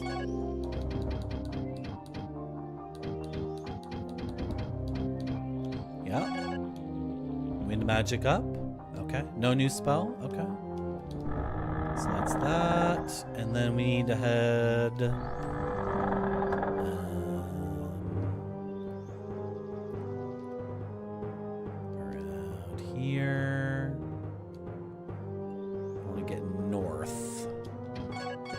Oh! Don't do that. I want to go... This is... mega confusing. Sure. Oh, I'm going the wrong way.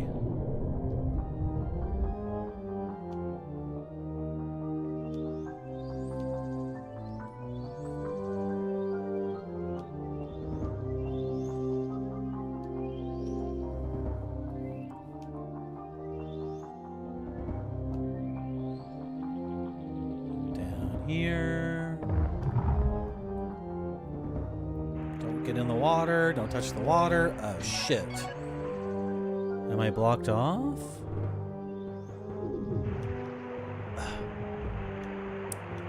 Freck. Man, I wonder if we can actually cross the river with these boots, but if that's not the case, I'll fall in the water and instantly die. What is this? This is not the chest I thought. What? This is another chest. There's another frickin' chest here. What? How do I get in there? Now I'm getting distracted by this. Oh my gosh. Oh my gosh. Oh my gosh.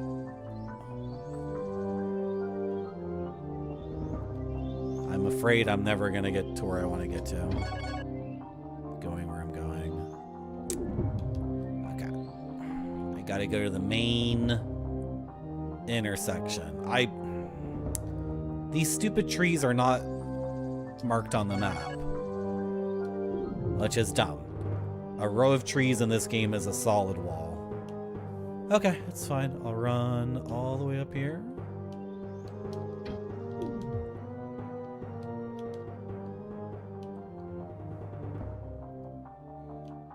So I'm looking for ways to upgrade the quality of the stream.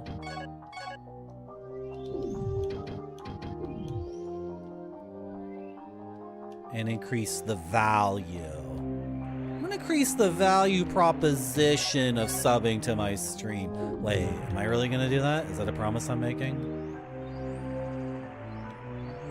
Huh. Wait, how would I do that actually? Oh shit.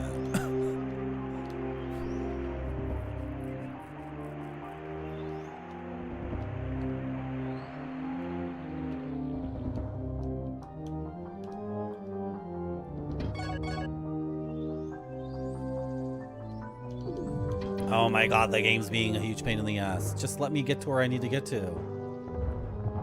Okay, I'm not necessarily increasing the value proposition of subbing to my stream. I'm just gonna increase the value overall. But now I'm thinking I need to increase the value proposition of subbing to the stream. How do I do that?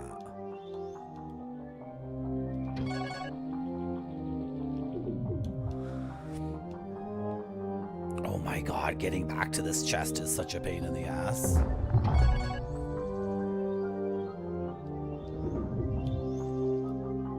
Oh my god, these trees are gonna drive me insane. It's right here. It's right here. It's right here. It's right here. It's right here. It's right here. It's right here. It's... Oh my god. It's the same... It's the same as the freaking heirloom room. I ran all the way back here and I...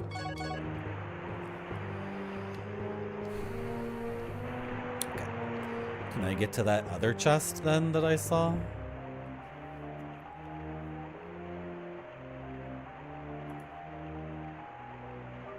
How do I mark this up?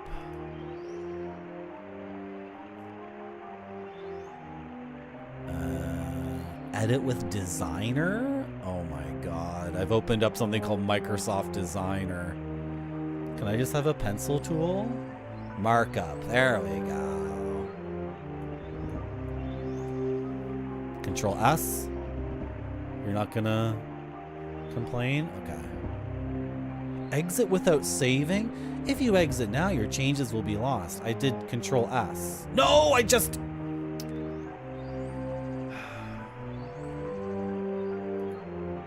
But I hit Control S. Chat, I hit Control S.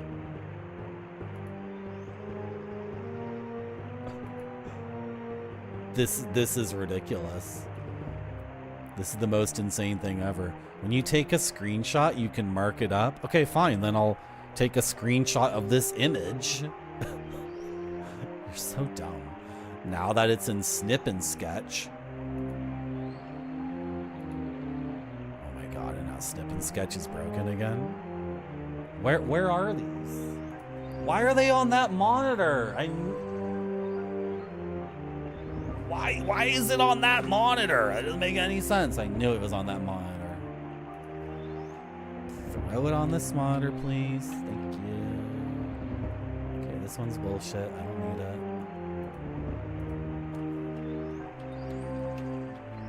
Okay, then I can mark it up. Go like that. And I can do Control S and save over. That one. Okay, close all this stupid stuff before we run into a problem. Is it good? It's good. Now where's this other chest? Did you clip the messed up microphone, Gotan? Or is that some other screw up? Look, I'm not like taking time between streams and fiddling with stuff. That's the last thing I want to do. The last thing I want to do is take any element of this stream and just start randomly pulling things apart for no reason. There's gremlins in my computer. I don't actively seek out random technical problems. They seek me out. Vociferously, rapaciously, acerbically, aggressively.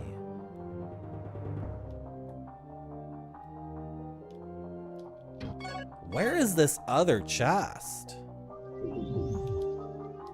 There, okay, that's a chest. No, that's the one I can't open. You need to get out of the way so I can do what I want to do. What's this? Animal skeleton. This is probably such a big waste of time looking for this chest. Wait, was I looking at it through that gate there? No, because I confirmed, I looked at the map. When I saw it, I looked at the map at the same time. What's this on the floor? I want it. These are antidotes. Okay.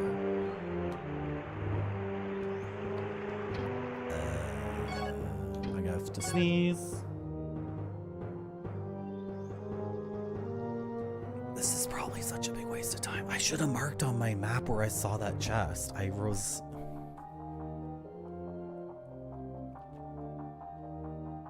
right there. How come it wasn't there when I looked?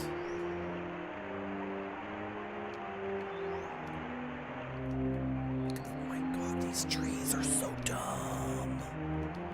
It's so dumb. The trees are so dumb because they...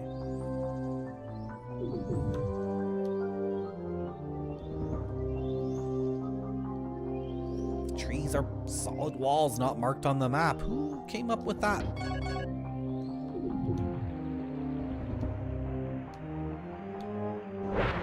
I'm guessing I can't get past you.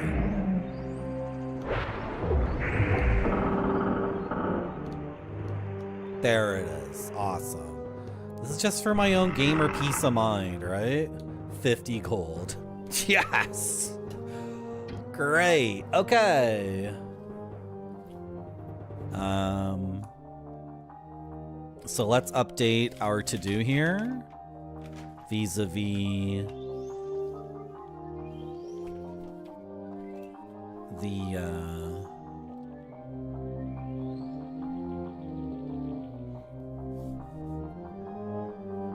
one remains.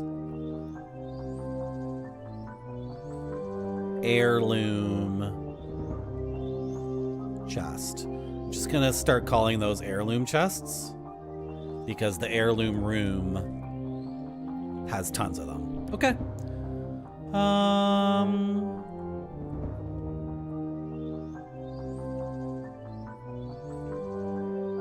Gonna check that off. Does either merchant sell the key? I don't know. Oh boy, 50 gold. So we can go back to the barracks and check that chest.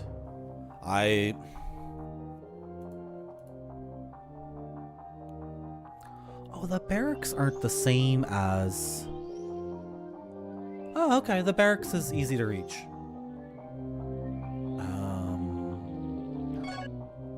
I'm gonna go...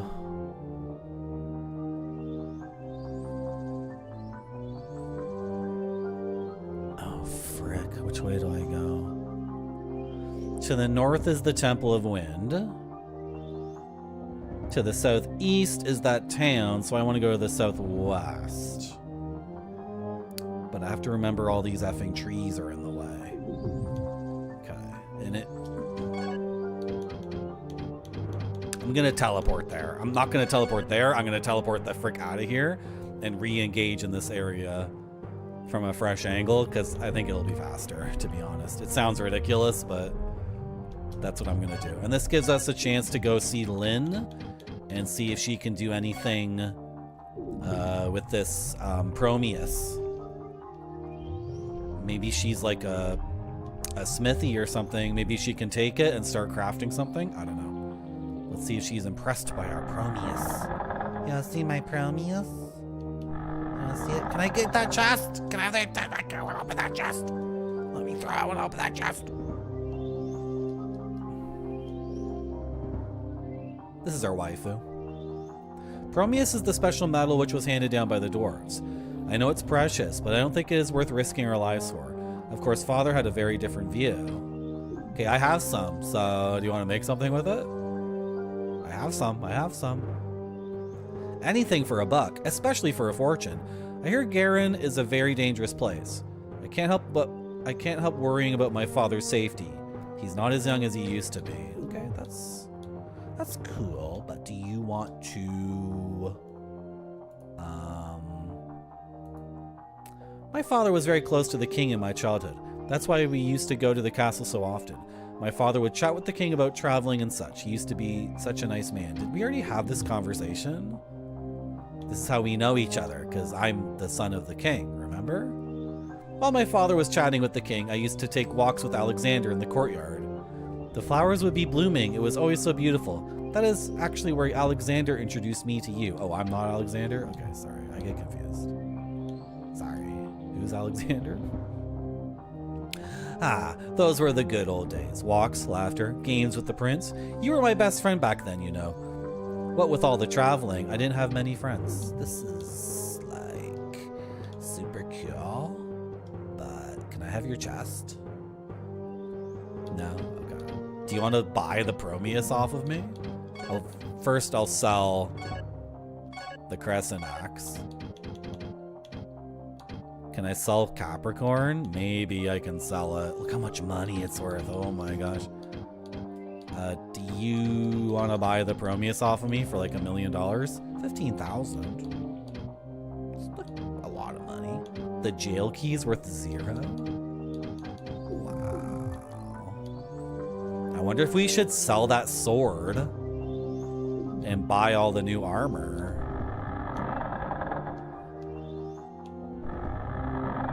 But I'm about to open a bunch of new chests, so we might get the armor from the chests.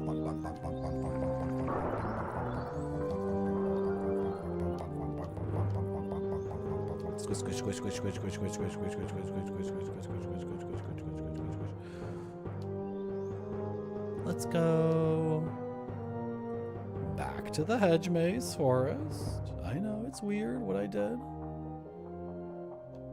I should probably sell the sword. I think the sword we have equipped is better. Should probably sell the sword and get the most expensive armor we can get.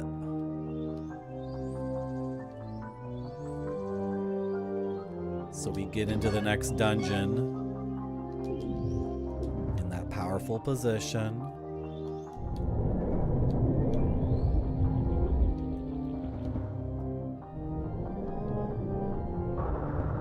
because defense values do matter a lot in this game. They teach you that because you start off the game with leather armor and you fight skeletons, and they do like, they can like 2-shot you or 3-shot you.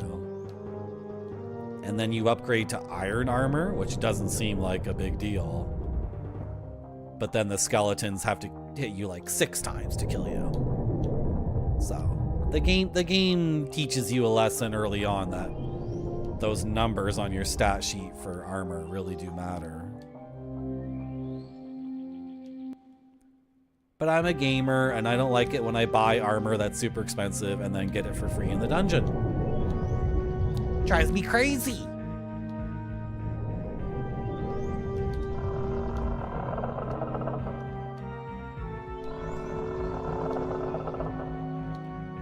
Oh, I know where I'm going. I am going...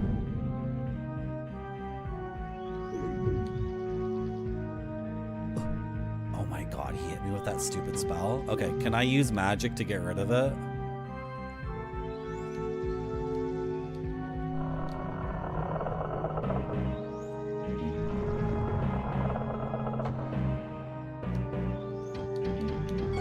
Can I use blessings? Nice. Awesome. So I have a status effect restore spell now, which is really good. A huge thing that we got from that dungeon. That entire dungeon might have been optional.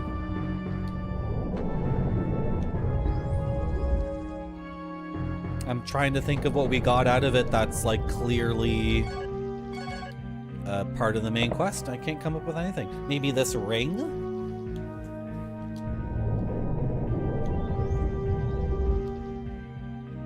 I don't know.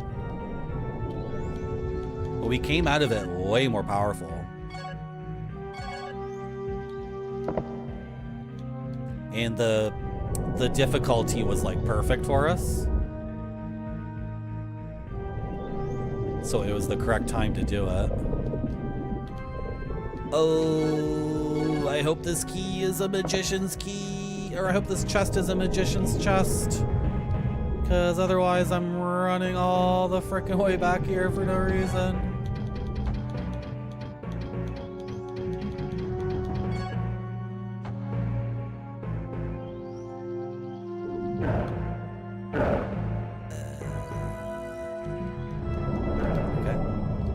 What if it's 50 gold again? It's not going to be 50 gold. It's not going to be 50 gold.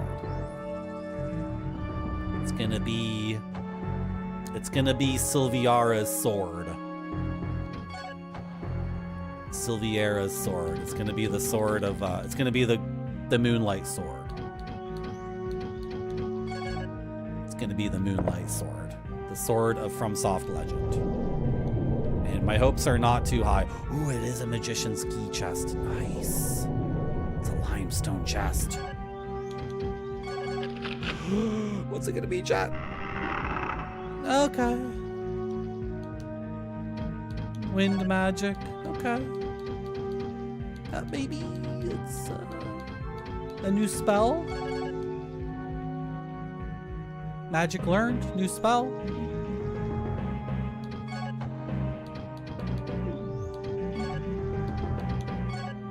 Tornado.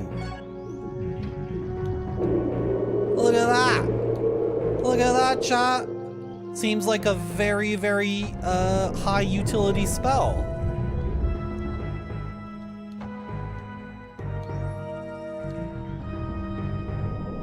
It's so slow to charge up again. Oh, that sucks. Oh well. Got a new spell. What's my wind magic at? It's almost my highest wind. It's almost my highest magic stat overall.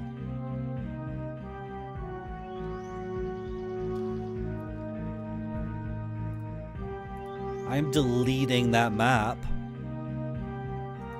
because it's done. I no longer need to keep that in my notes.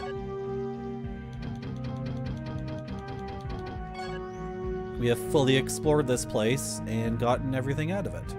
I assume. Maybe there's some more hidden rooms or whatever, but as far as I'm concerned, I've checked everything off my list there. So let me just get my Sylviera keys out of the slots, and then we will go... Where to next? The very beginning of the game. Can't buy that for 50 G's, that's for sure. A nice mid-range tornado that seems to have a really nice box to it that moves forward and can plow through a whole bunch of enemies. Just need to line them up in a line. Line them up in a line. As opposed to what, Marty? Lining them up in a...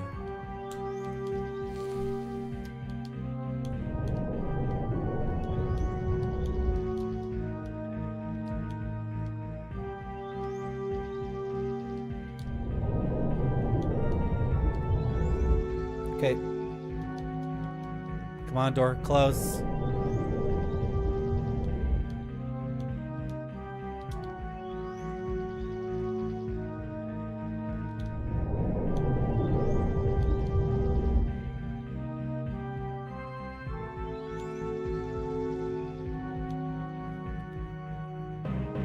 Come on, close. You can line up in a variety of shapes. Line is right there.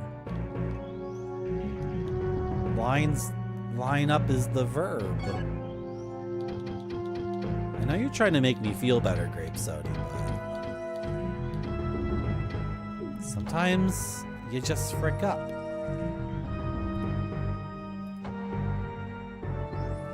Oh, I can delete this thing for the cave. Hello, Rex. Welcome to my stream. How you doing? I can delete this cave thing. And the forest we have to hold on to.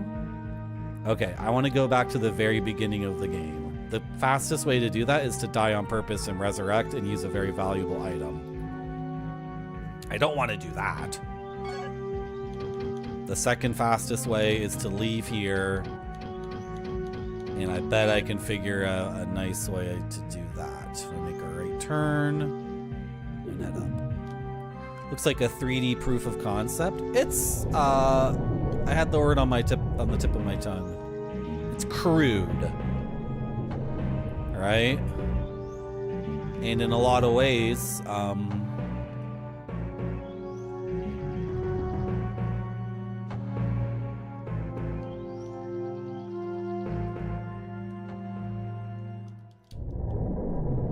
in a lot of ways, this would become Demon Souls or Dark Souls, or even Elden Ring.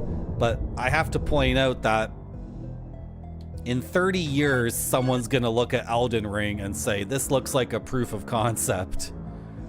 Because, because the way graphics technology goes, whatever frickin' action RPG we have in 2055 will surely be some sort of VR hologram, alternate reality. You'll be jacked into the Matrix, right? Whatever FromSoft is working on in 2055 on the PlayStation 23 will be surely something with a grand amount of complexity compared to modest old Kingsfield. I would say that as a translation of a, maybe not a tabletop game. Maybe this is more like a fighting fantasy book, if you're familiar with those. What's the other series? Was it Fighting Fantasy that Miyazaki loved? Was that the series he loved?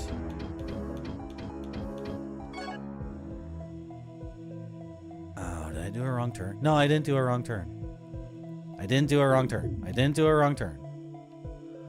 This is like, okay, do you guys know what I'm talking about? You could play tabletop games if you had friends and could organize it. But if you couldn't, but you still wanted to play a role-playing game, you could buy these books. And I think Fighting Fantasy was the most popular series. And the book would start like, get some dice and roll them. Those are going to be the stats for your guy. Fill in these boxes. Then you take a pencil and you be writing in your paperback book, my guy has 10 strength and he has 13 dex and blah, blah, blah. And the book would be like, calculate your hit points by, you know, you start with 10 and then add your constitution modifier, and you do all this stuff. And then it would be like a choose your own adventure book with dice rolling and stats. All right. Gotung, I also got one of those books, and I don't know where it came from, and I didn't know what the hell it was. Like, nobody even sat me down and tried to explain what it was. So I tried reading it like a normal book, I guess, because I was a kid. I was very young when I got this book, and then later when I was like 9 years old, I'm like, oh shit, okay. You have to read the first few pages and follow the instructions.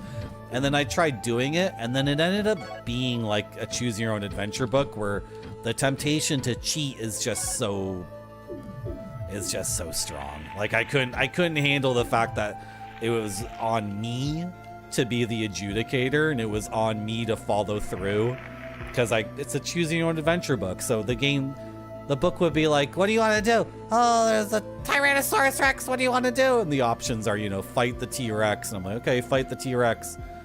Okay, roll some dice. Okay, you're dead. Right? I'm like, what?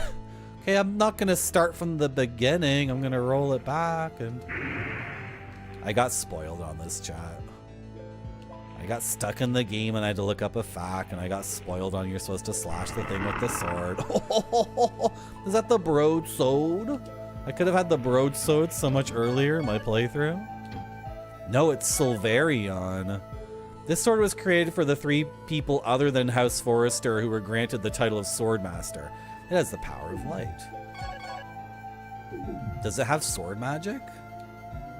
I don't think that's sword magic. I think that's just my spell. You have a collection of original Choose Your Own Adventures. Hello, Bilbo. When you were a kid, you're big into lone wolf books, which were dumbed down fighting fantasy. That's what I needed. I needed the dumbed down version. 72, 35, 18. Okay. So that's like 130. I think the sword I have already is better. That's a pretty quick cooldown. About 130. Okay, I have the upgraded Excelector, which is, that's more than 130. That's 120, 160, 170. So that's way better stats-wise. And then the cooldown is comparable. Maybe a tiny bit faster. So I should have got that sword way earlier. I should have figured that. Oh, well. Whatever. You know, I never figured that out organically. That's something I got spoiled on by accident. So the fact that we didn't get this weapon earlier actually makes sense. I'm gonna stick with the Excellator. I think I might sell Capricorn and Silvarion and make tons of money. Hello, Alpacish. Yeah, me too. I wish I had agency. The first half is printed twice? Oh, that sucks, Space Mister.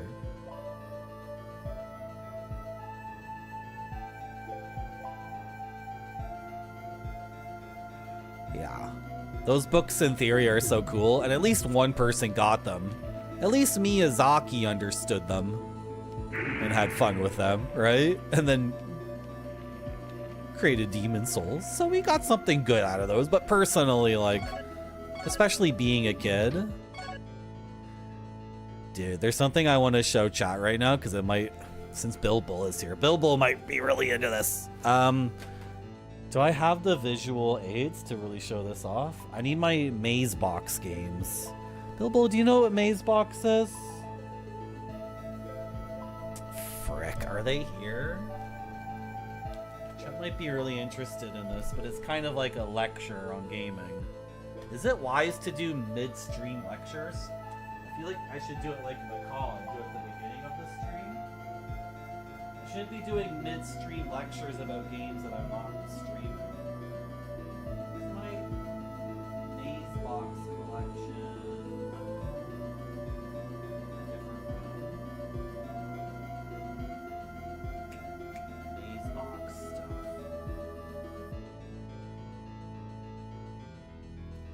they're upstairs. Anyway, there's a... Let me show you something, Bilbo. You can do some research on this. I'm gonna stand up and do this just so I get a little bit of a stretch. Sitting down for hours and hours. It's no good. It's no good. I'm gonna talk about a game designer named Hiroatsu Otone? Otone? Is that his name? Who produced... Can you guys hear me okay? The audio is decent, right? He produced several CD-ROM games independently in like 1993. He has a pre-CD-ROM game called Maze Brew, and then he re-released it on CD-ROM, but the original release was on 3.5 floppies. So I'm talking about Japanese independent games from like 1990, 1991. These are very, very early examples of indie games. And I don't necessarily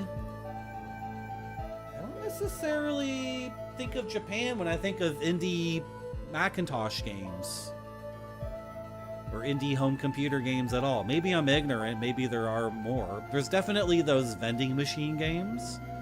But those are later, right?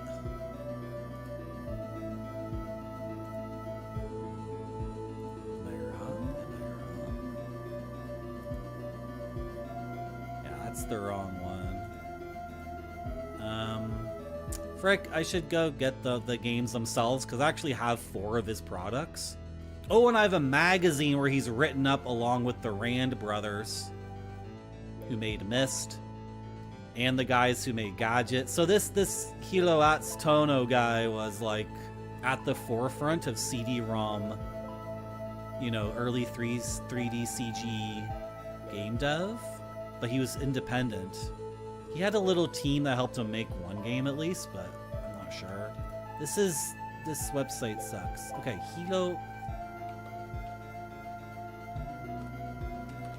This might be... Oh boy, what if I do it like this? Hiroatsu Tone. What did I call him? Tono? It's Tone. So before he worked on games, he worked on this. He worked on this thing, which I would love to buy, but it's like effing expensive as hell. Are you with me, chat? Are you with me? Can you see what I'm looking at? This is what he worked on. This was... The lead guy on this was Haruhiko Okutani. Tono was like an assistant, a junior partner, you know what I mean? Like, Okutani was the main guy, and Tono did some work on it. So this is book gaming in the 80s in Japan. This is how you would do your gaming on a book if you were a kid in Japan in the early 90s. It's a game, it's a maze and labyrinth game, and God only fucking knows what the hell this thing is and how you would ever solve it. You can find, there's a blog post about this somewhere, and one of the comments is like, when I was 13 years old one summer, I broke my leg and I spent the entire summer in a bed, and I got really far in this book, but I never beat it. So I don't know how much you guys can relate to this, but I was never better at games or better at puzzles than when I was 13 years old. Because you have like the insane hyper focus to pick up a game, and that's your entire world. You also have all this free time. You never have more free time than when you're 13, because you're already able to like lie to your parents or manipulate people into getting out of things you don't want to do. Right? And then also when it came to a certain kind of intelligence, like mathematical or spatial intelligence, for me it peaked at 13.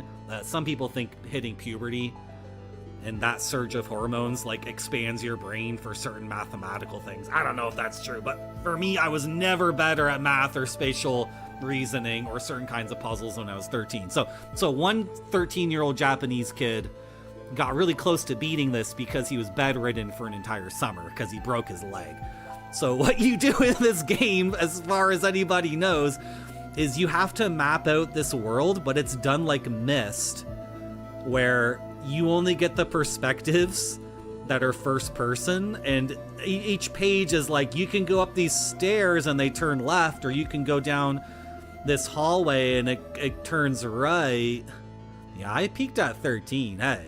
I'll admit it. A lot of you guys peaked at 13, but you can see it's like 100.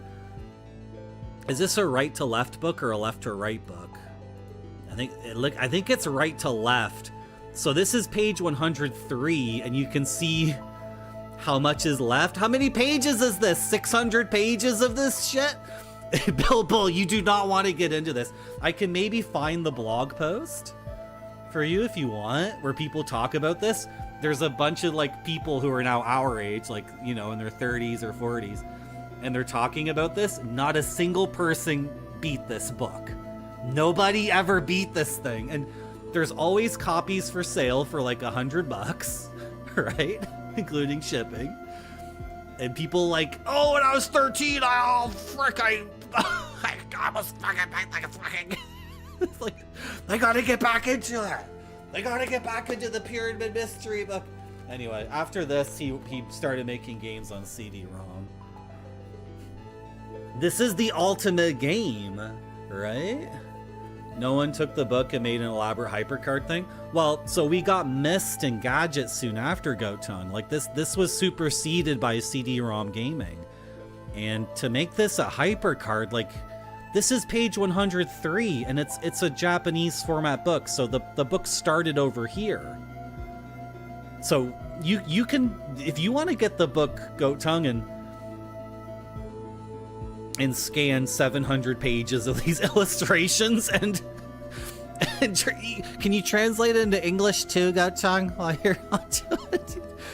Yeah, like that would be sick. But this is the ultimate game, because how would you even, I don't even know. There's something in the blog post about the win condition.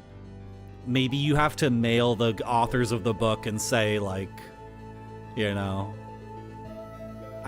did I win?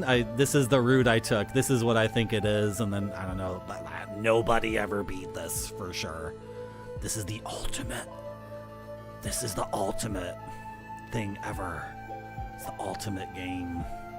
You know what also is ultimate? You want to know another thing that's ultimate? Taking a break to get rid of pre-rolls. That's pretty ultimate.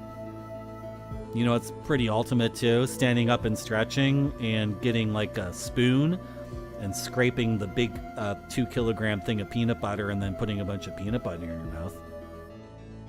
That's pretty ultimate. I'll be back in 4 minutes. Thank you for coming to my stream. I sure do. Good.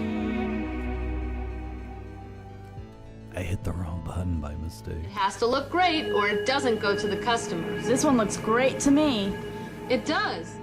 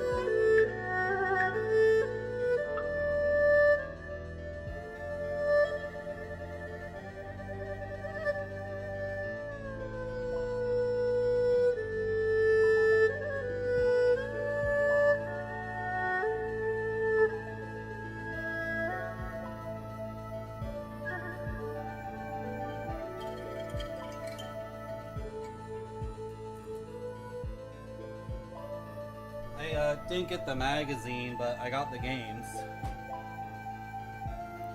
This is kind of what my stream was gonna be before all the madness happened. My stream was gonna be about this stuff, and then I started playing Baldur's Gate no reload, and then everything after that has been a effing like crazy fever dream. Did I not get rid of the music? Oh, is the music like the Kingsfield music and the BRB music at the same time? I'm sorry. Because I had my headphones off. Oh well. That was a effing cacophony. I apologize. So this is the first game he made. Maze Brew. And this is the CD-ROM re-release. The original was on like a couple of 3.5 inchers. This is a game that needs to be streamed. First-person independently developed adventure game. Macintosh. Virtual cocktail bar. This is not a game. This is. Oh, and this guy he went on to make a board game at least too. He made some other thing. I don't even know what it is, but I recognize his art style in 2D as well, and I tracked down some other stuff. This is a bunch of 3D CG-ROM movies that he did. And this is the other game. It's called Pyramid Interactive, and it comes with a map. But I'll admit I got lost in this and couldn't progress, and then I never even looked inside the map that came with the game. So, hello Ex Mortis, thank you. So like I need to stream these. I had them working. Pyramid Interactive has a bunch of Japanese voice acting with no subtitles, and I never learned how to speak Japanese. I'll admit it. And then like, but Twitch is, you know, Ex Mortis, I appreciate that, but like the thing is, when you stream Castlevania and a whole bunch of people show up, it's like, should I stream games no one's ever heard of before, or should I stream like the hits? I gotta balance it out. Anyway, I apologize if that BRB break effing sucked because there was double audio, but I forgot to mute the game, didn't I? Learn Japanese through surrealist art and films. I need to watch Woman in the Dunes again with no subtitles. Over and over and over again. I'll just watch Woman in the Dunes ad infinitum until I learn Japanese. What am I doing here? What am I doing? Oh, I'm back here. So I'm going like southwest or whatever. Okay, got the locked chest. That was a sealed chest, to be accurate. Far west. Oh, and then the frickin' grave from the beginning of the game, and we never figured that out. So far west. Which way do you mean here? What is all this stuff? I think I want to go all the way south, actually. You guys can't see the game. I sure do. Good. Don't worry, you didn't miss anything. Okay. Let's go this way. Like, what if my stream was doing that effing book? That would be the coolest thing in the world for 3 people.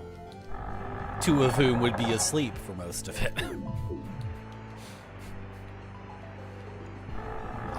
oh my gosh. I've even been thinking, like, should I keep playing retro games exclusively? Should I dabble into, like, oh, that hurts! Should I dabble into hot new releases and see what happens? I probably should. I need to be less of an asshole about new games. I just need to accept them for what they are and just, you know, dip my toe into it. Is there still a chest down here that never got opened? It's still on my to-do list. Did we really never open this? Oh my god, it's another fucking Sorry for swearing. It's another heirloom chest. Okay. Sorry for saying the F word, but this game has a hard-on for having locked chests at the beginning of the game and then cajoling you to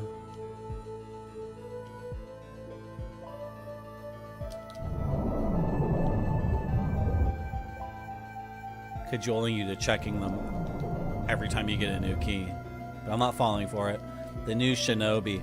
Hey, did anybody watch Jiggy play the new Shinobi?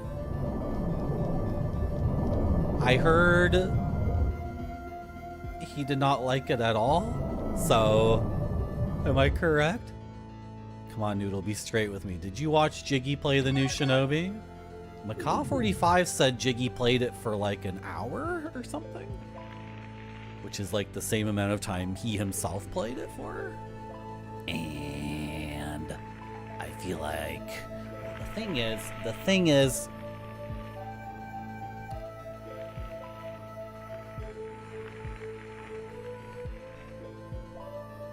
that would be way better, Goat Tongue, but then that wouldn't get any clicks because nobody would know what it is by definition. What was I gonna say? Oh, the drone bosses.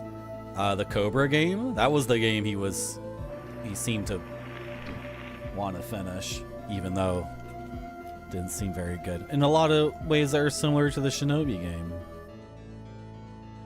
Okay, I need another heirloom. Thanks. Silver ring protects against poison. Got it.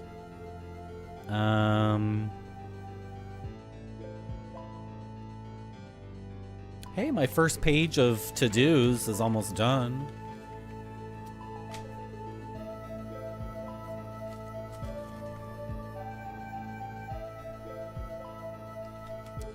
This is done.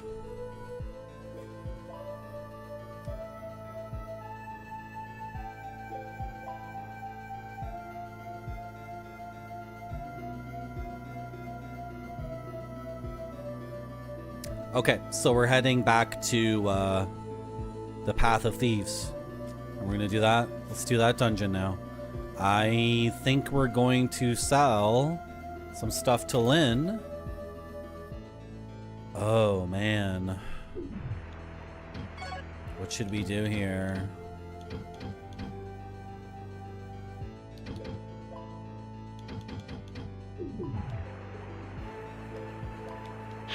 Out of my way!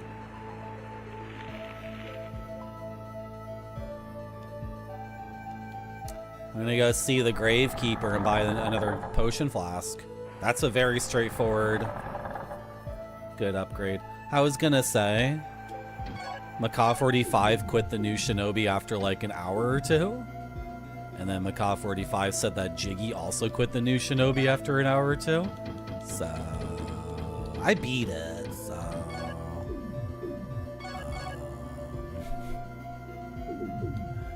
Yeah. I feel bad though. I bought the game for myself. And then I asked chat to gift subs to pay for the upgraded version. And the upgraded version I wanted so we could stream the game 3 days before release. Because that was one of the things you get with the upgraded, like collectors, whatever, digital, blah, blah, blah, digital deluxe version. And then I went to South America. And I was in South America for a little bit longer than I expected to because I was in Lima, Peru. And when I got to Lima, Peru, I was eating food. And then it was, you know, it became a thing about eating food in Lima, Peru, which is the city with the best food in the world. To be fair, I was in the city with the best food in the entire world. So spending a couple of extra days, you know, I lost weight in Peru too, because the food is such high quality. I lost weight and I lost a ton of bloating. So I actually came back from South America thinner and better looking, despite my main activity being eaten. I got KFC in Ecuador. That was very good. That's true, Jamon. I did get KFC in Ecuador. Okay, I didn't have to get KFC in Peru this time because I've already had KFC in Peru twice or 3 times. So it was not necessary to get it again. And then I got back to Canada and I streamed the game. I think I missed one. I streamed the game twice early though. I think I did 2 streams of the new Shinobi.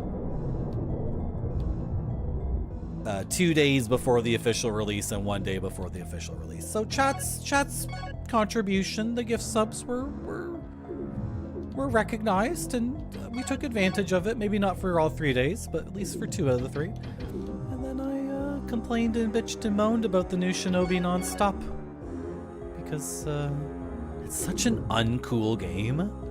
It's like, and I mean, when I say cool, I mean like Miles Davis cool.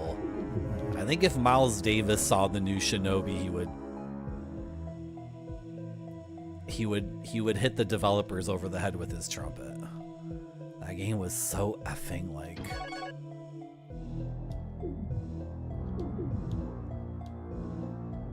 It was so bombastic and so boorish. Like screaming at the top of its lungs the entire time.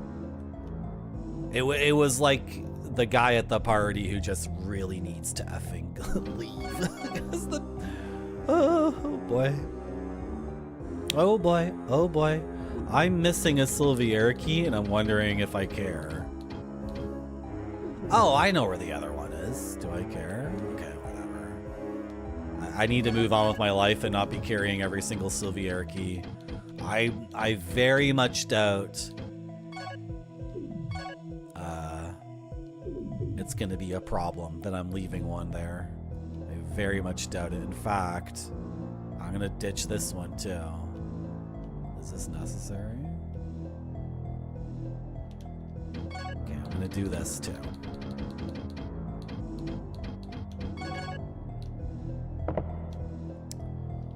Okay. And then where am I going next in the game? Oh, I know where I'm going. Okay, why am I taking this path? Why am I doing it this way? I said I was going back to the thieves thing, right? So why am I doing...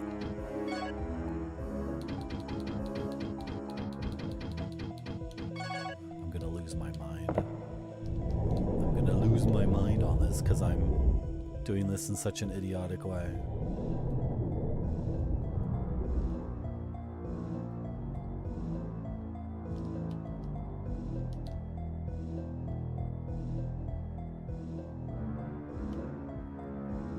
Why am I trying to go through all of this to get back to the thieves' path? Why was I taking this route? What was the reason again?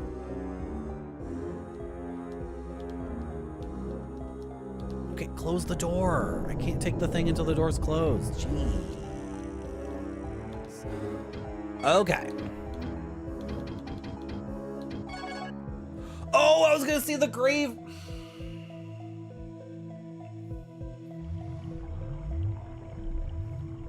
I was gonna see the gravedigger. That's why. Frack.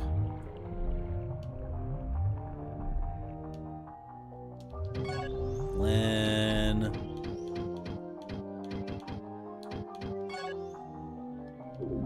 Lynn, I screwed up. Lynn. I'm not buying the new armor. I'm not doing it. I'm saving my money. Hello. Who's Lynn? Why is your name that?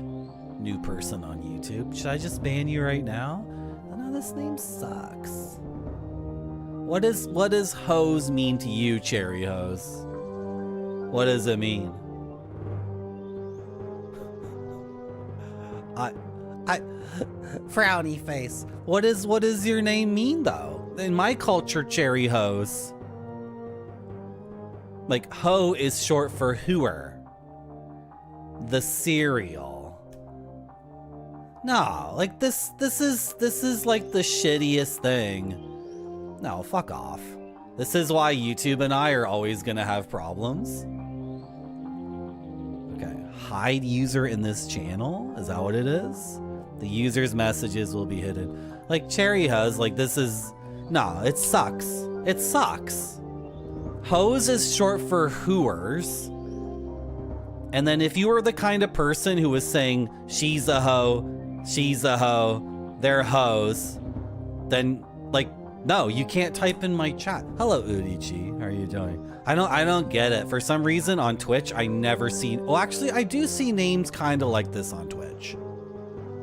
I do kind of... But the names on Twitch are scatological, usually. Or they're like necroscatological. But on YouTube, they... No, but my name is Cheerios. It's a misogynistic play on word on Cheerios. I took the cereal Cheerios and I made it hateful towards women. Pretty much, Udichi, yeah, but you won't see those people in my chat because I'm constantly blocking them and banning them like prematurely. But they're all over the place. There's tons of people on this website whose name is like, I eat poo. I love eating poo. I'm a dead person who eats poo. Dead. They get prematurely annihilated. Oh, well, I merely took the breakfast cereal Cheerios and made it hateful towards women. Why are you blocking? Why are you blocking me from typing in your YouTube chat? I don't see the problem, sir. Don't you agree? Don't you agree that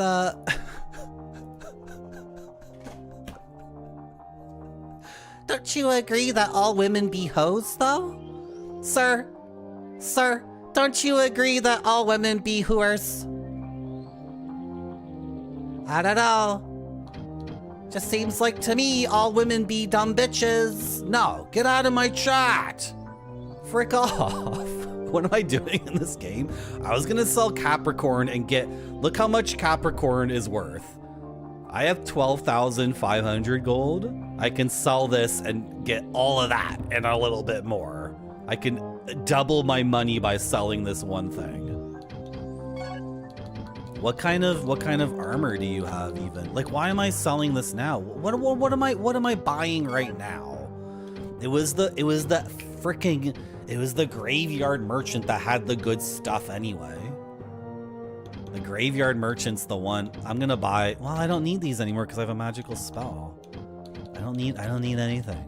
I'm saving my money. I'm saving my money for like the grand gnomish merchant who's going to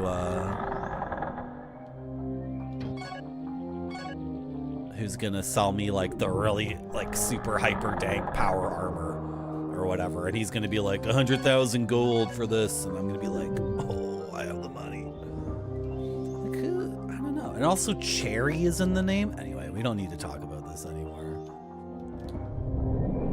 But how come?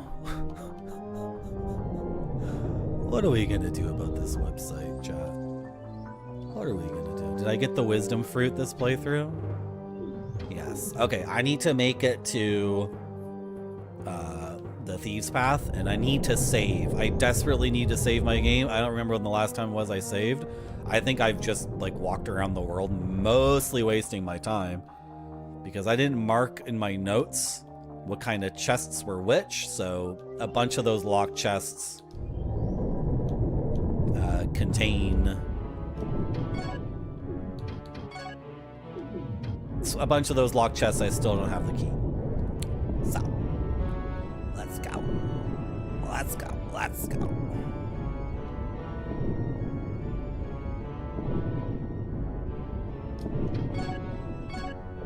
Let's go. Yeah, this way, this way, this way, this way.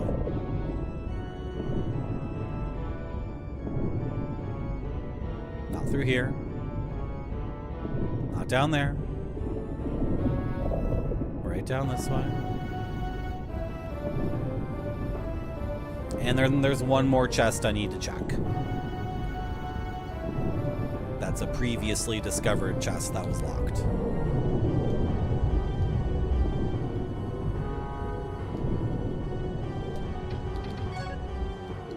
I have something called the Black Jewel equipped. I have no idea what it does.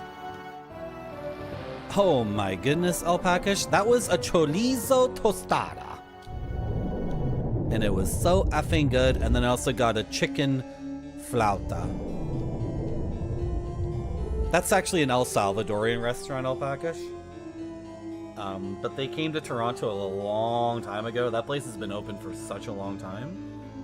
Maybe even like 30 years or something. And when they came as El Salvadorians to Toronto, they couldn't exactly just like have a successful restaurant that was El Salvadorian food, because I kind of don't even know what that is, to be honest. So they did Mexican food, and there's a real lack of Mexican food in Toronto. Or at least there has been, traditionally. So when these dudes were doing Mexican food, it was a big hit. It was a big hit. It's an awesome restaurant. And I try to hit it up when I'm in that neighborhood.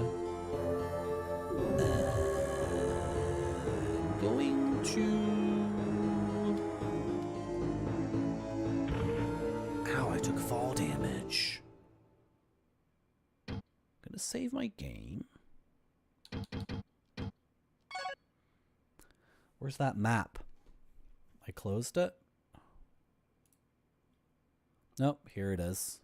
Oh, is the bridge not set up for me to get this chest, though? I don't think this is set up for me right now. I think the bridges are set up to go north, right? Oh, yeah. No, cheddar on Mexican food is a disaster. Real Mexican food has the very, very light, or I don't know what word you want. I'm blanking on the words because it's midnight here, and but real Mexican food has just that very, very mild white crumbly cheese that you can put on top of things, and what it adds to the dish is not like a bunch of stupid shit like cheddar cheese, right? Yeah. Okay, so fresco, exactly, yeah. Okay, I'm not getting to that chest, I guess. Shoot. Okay, well, I can just do this dungeon and then figure out all that stuff later.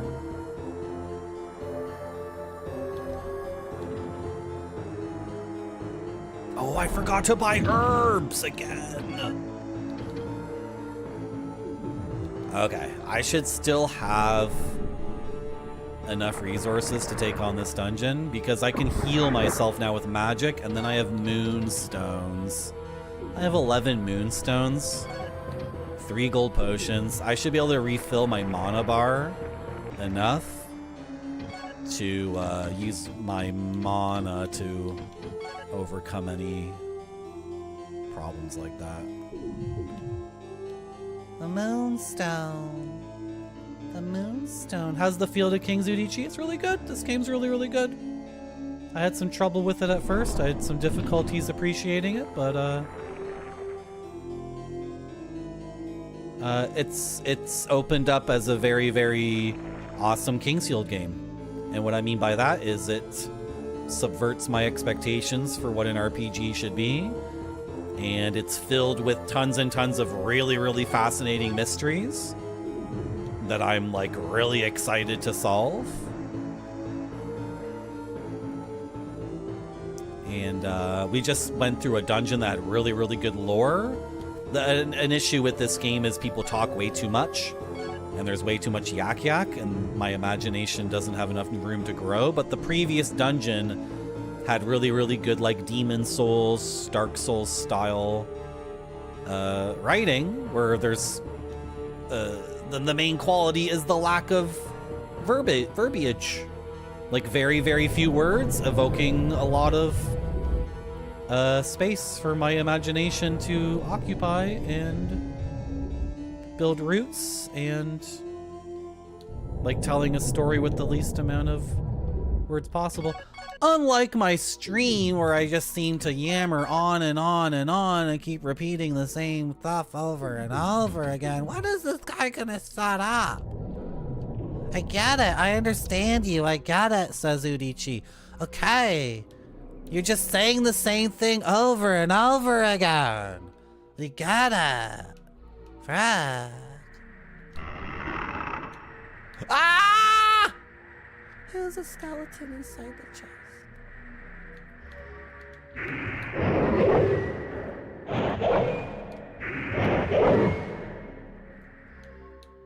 Cast the new spell! Oh, he got obliterated! I got obliterated by my new tornado spell. That's gonna take a lifetime to recharge, I guess? I'm under no status ailment. Okay, it's just gonna take forever to recharge. Okay. It's gonna charge, it's gonna charge. Well, I took a risk here. I mean, I screwed up by not buying more herbs, but I also took a conscious risk by not upgrading all my armor. Yeah, I'm on like high metal and iron, and there's silver stuff I could be buying. Right? I could have easily sold this sword I'm not using and bought a bunch of new stuff. Can I get through this without getting annihilated? Oh dear.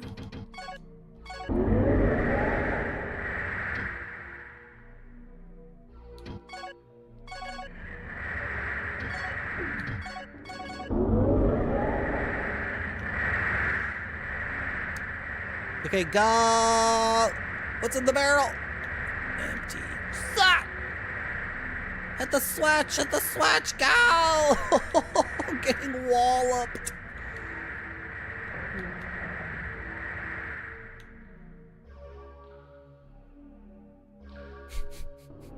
Why bother having them swing back and forth? Is that a power stone? This looks like tuna from South America. Looks like power fruit. Strength up.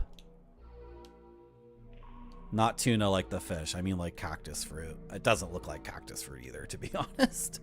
Cactus fruit doesn't look like that. I'm just reaching. It looks like some fruit from somewhere.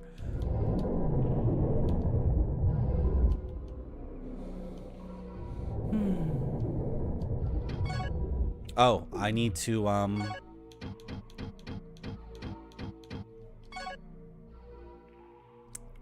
need to mark that there's a... Oh, whatever. I'll just write it down here.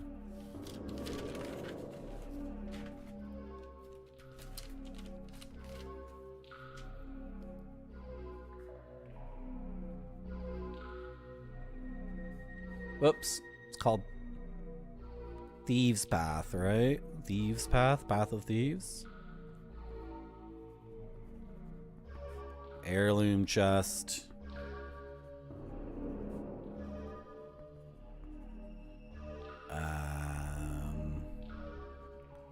Near entrance. I don't know. Can I have that key now, please, game? Can I have this final key for all the chests so I don't have to do this kind of painful thing of...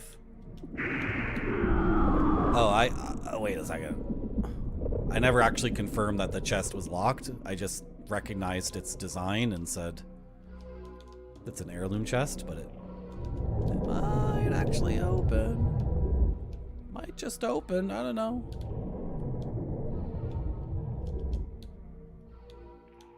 And I'm just gonna do this. It's probably a waste of time. Because I think we got this chest thing figured out by now. Yeah. So there's like the king's key or something, or the light family key. That's what we need to open that chest and a million other effing chests I have in my notes here.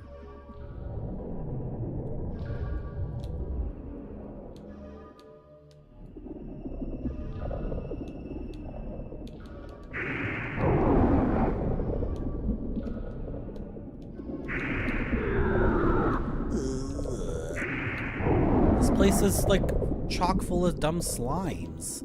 Am I supposed to fight all these? Can I equip this? And I don't like your name. Why didn't I just ban you? Well, what should we do? Are you gonna change your name, Cherry Hose? Are you gonna change it? Any intention of changing your name? If I may speak for just a moment, please. I'm literally saying that before it's appearing on my screen. Literally predicting what you're gonna say. If I may speak, sir, I am not a misogynist, and I do not think all dem bitches are simply hoes. I recognize the feminine power of women, even though they give me great anxiety as a wretched gamer that I may... Okay, what are you gonna say? Yeah, okay, but you could... Hey, Cherry Hose, welcome to the internet. Are you actually a woman? Or are you a right-wing troll? Okay, but who gives a shit? Who gives a shit, though? I think you're a right-wing troll. But who cares? Who cares? You're at marty.zone. Who cares? There are people judging you and everything about you every day who have a lot more power than my little video game stream that has no consequence. Oh, I'm so... fucking... How many viewers do I have? Oh, a guy streaming with 45 viewers offended me and judged me. Oh, what am I gonna do? Oh, this guy with 45 viewers is judging me. I'm offended.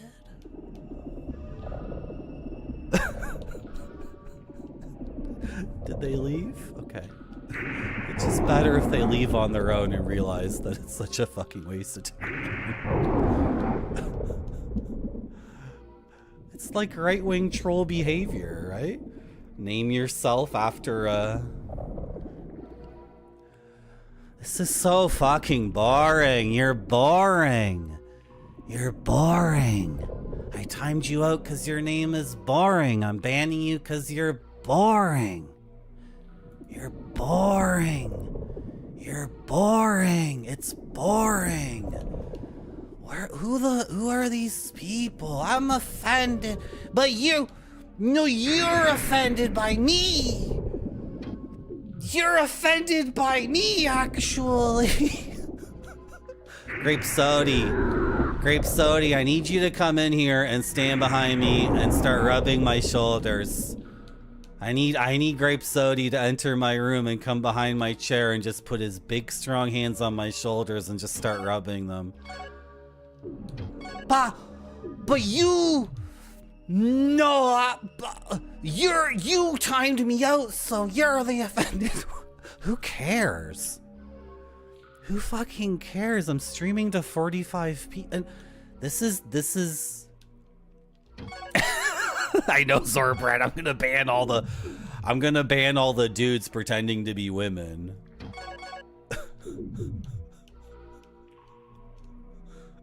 Until we have no women. First Pixel Turkey comes to my stream, and then I immediately start trying to do an impression of a little Australian girl. Okay, let's give it another shot.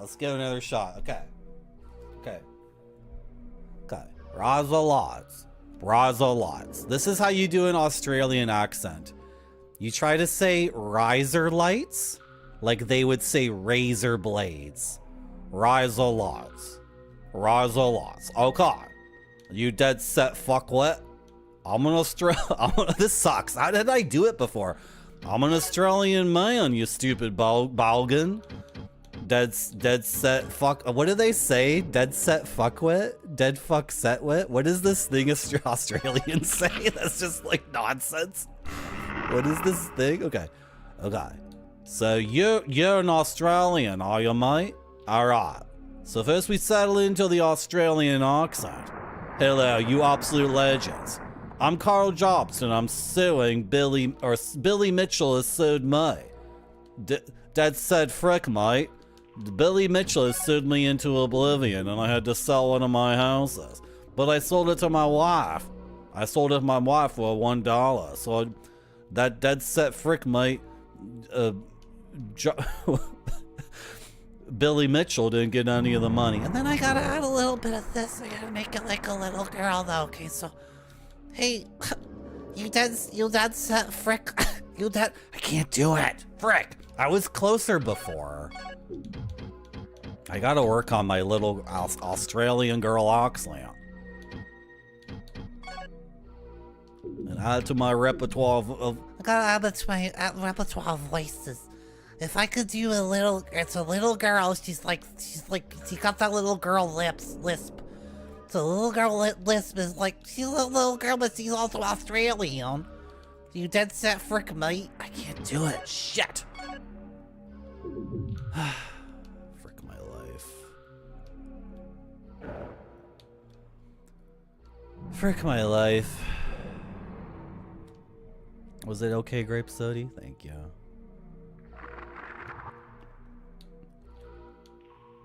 We're all gonna try our best. Do I have that? What am I doing in the game? I got completely distracted. I got distracted by a very boring person!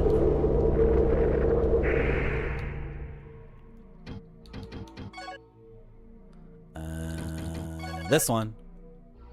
Oh, I gotta wait for my magic to reheal. Okay. Or refill. Thank you, Noodle.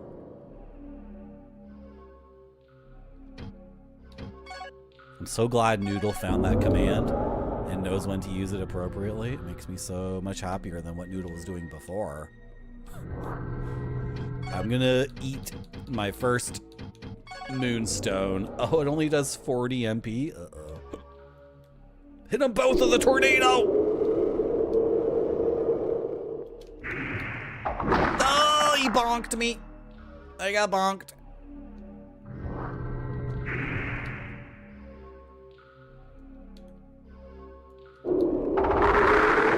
Oh, I missed though. I missed the second guy. He moved.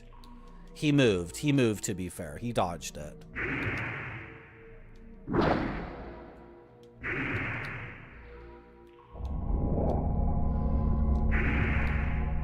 Hello, you Goonie. How you doing?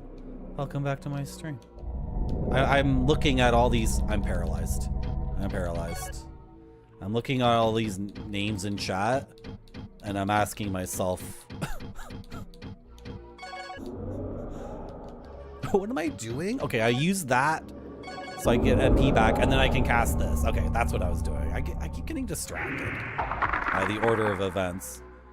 I keep looking at all these names in chat and thinking to myself, none of these could be misconstrued as misogynistic. Hey, look who it is. It's a person trapped in this cave. Who are you? Typically in these games, if you're paying attention, you know who NPCs are before you can talk to them, because this stuff is like foreshadowed. This is so effing annoying. You're gonna shoot that spell at me from... You're really gonna shoot that spell at me from so far away? Oh my gosh, you get bonked. You get freaking bonked, you butthole. You're a figment of Bill Bull's imagination? I'm an LLM created by Retrograde Tom to praise him in his chat and create memes for him.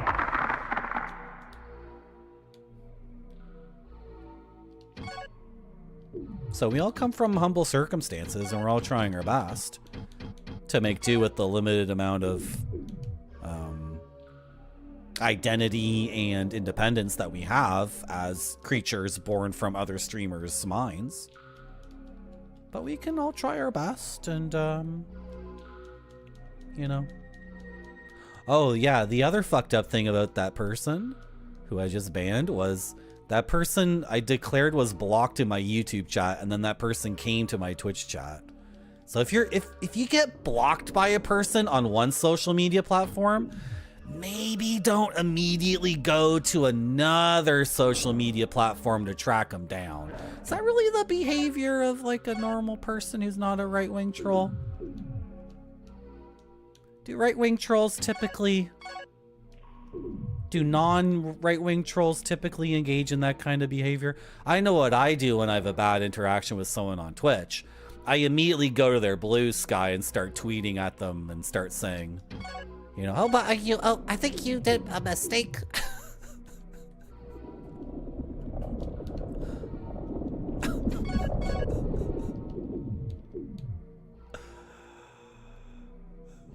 Banking information. Swiss bank account 3289XY B311. Password crep. Don't forget the accent on the E. It's the accenton grave? Accenton. Which one is it? You know which one I mean. The carrot. The chevron. Is it called a chevron? Is it called a carrot? What is that? What is that triangle? The triangle with the missing base? Tom has a Swiss bank account. Somehow you knew that.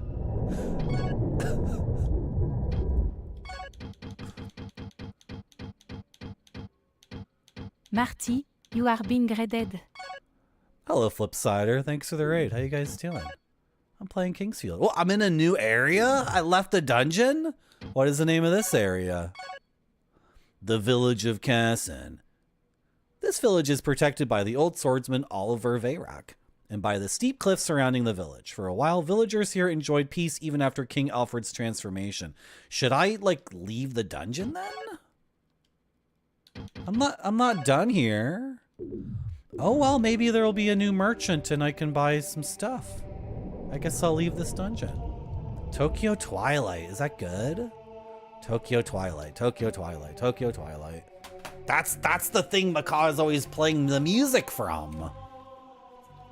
Does it have that super scary piece of music? The thing with the piano?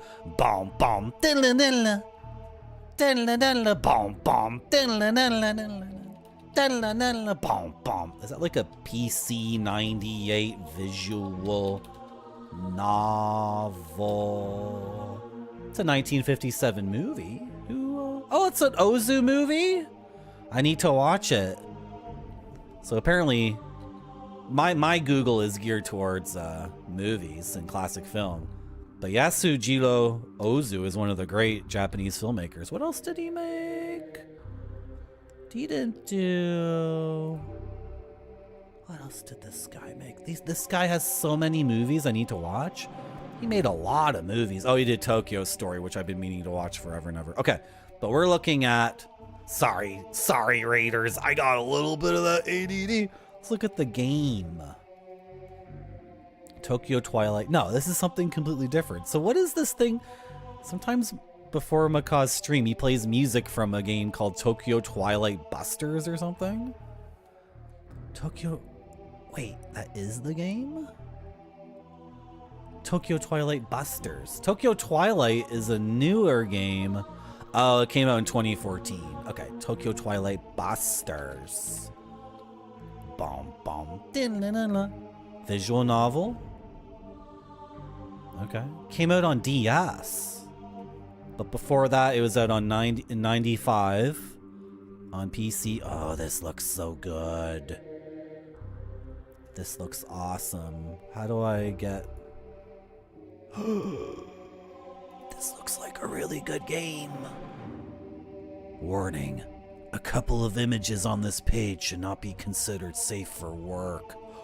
This looks really, really good. Who made this? Wolf Team? Seriously? Hope you had a good stream. I should really play that game. Thank you for the raid, Flipsider.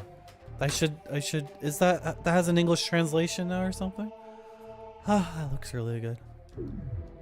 I'm in a new town. Is this town okay? It seems bad. This town seems like bad frickin' news.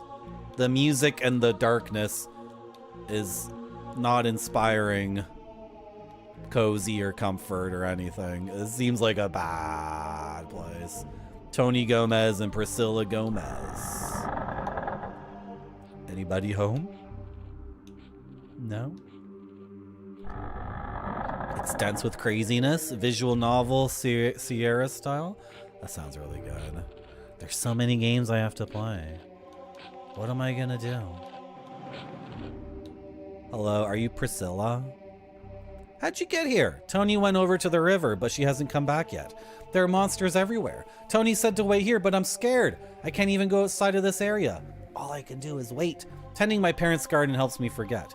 But then I remember that they're never coming home again. I wish Lord Veyrak was here. He was a great swordsman from the north until the bad guys turned him into stone. My sister went to find the magic needle. How come in Japanese games petrification's cured with a needle? Isn't that the case in Final Fantasy too? What is that from? Does petrification have a separate Eastern origin? Like I mean, completely separate from the Greco, from the Greek mythological petrification? Is there a completely separate like Japanese mythology with petrification and it's solved with a needle? How am I supposed to play all these games when I have questions like this? I need to look this up. I'm way too curious. Balloonification's cured with a needle. Oh.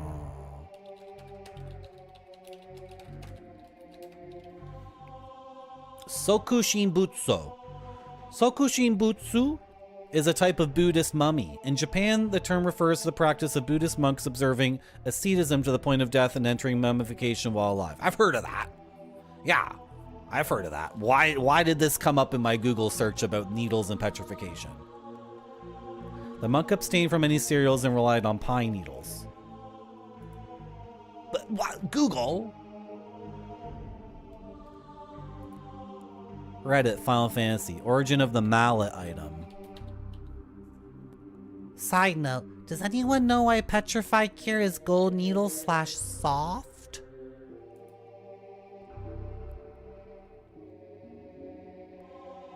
There's a fairy tale with a golden needle.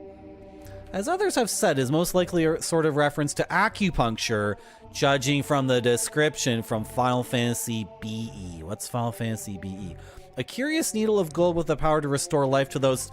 Oh, because acupuncture is a treatment for like stiff muscles or other physical ailments that would make you like stiff or immobile or paralyzed. And acupuncture is an Eastern medicine.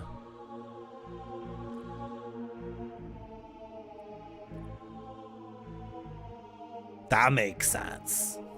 That makes sense. And the fact that it was gold makes sense because gold is of all the materials you would have access to in the ancient world, gold will be the easiest to disinfect, right? Because they didn't have stainless steel.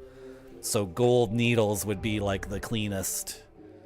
It would be the most secure way of doing stuff.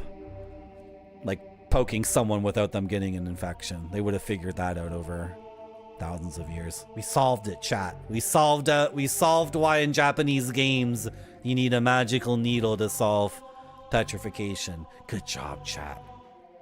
Good job. So your sister went to find the magic needle. Your parents are gone. Okay. Lord Veyrak was nice, and boy was he strong. He fought off the monsters for a long time before they got the best of him. I wish Tony would hurry back. I hope she was able to find that needle. Okay. Do I think Tony's okay? I saw your sister up on a platform, but I didn't like really investigate it too hard because she seemed like she was okay. So maybe I'll go get her later. But is there anyone here that sells stuff? Because I feel like I have tons of money and I could buy new armor or whatever. You know? You guys don't have a bridge in your town? Final Fantasy Brave Exvius? Oh god. There's too many Final Fantasies, to be honest. Oh my god.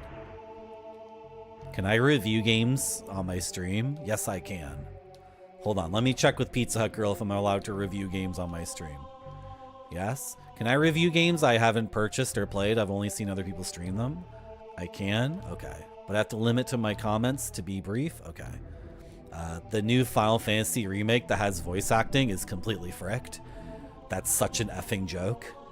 that's just complete nonsense. When Final Fantasy Tactics came out in like 1998 and it had that localization and that story, it was funny.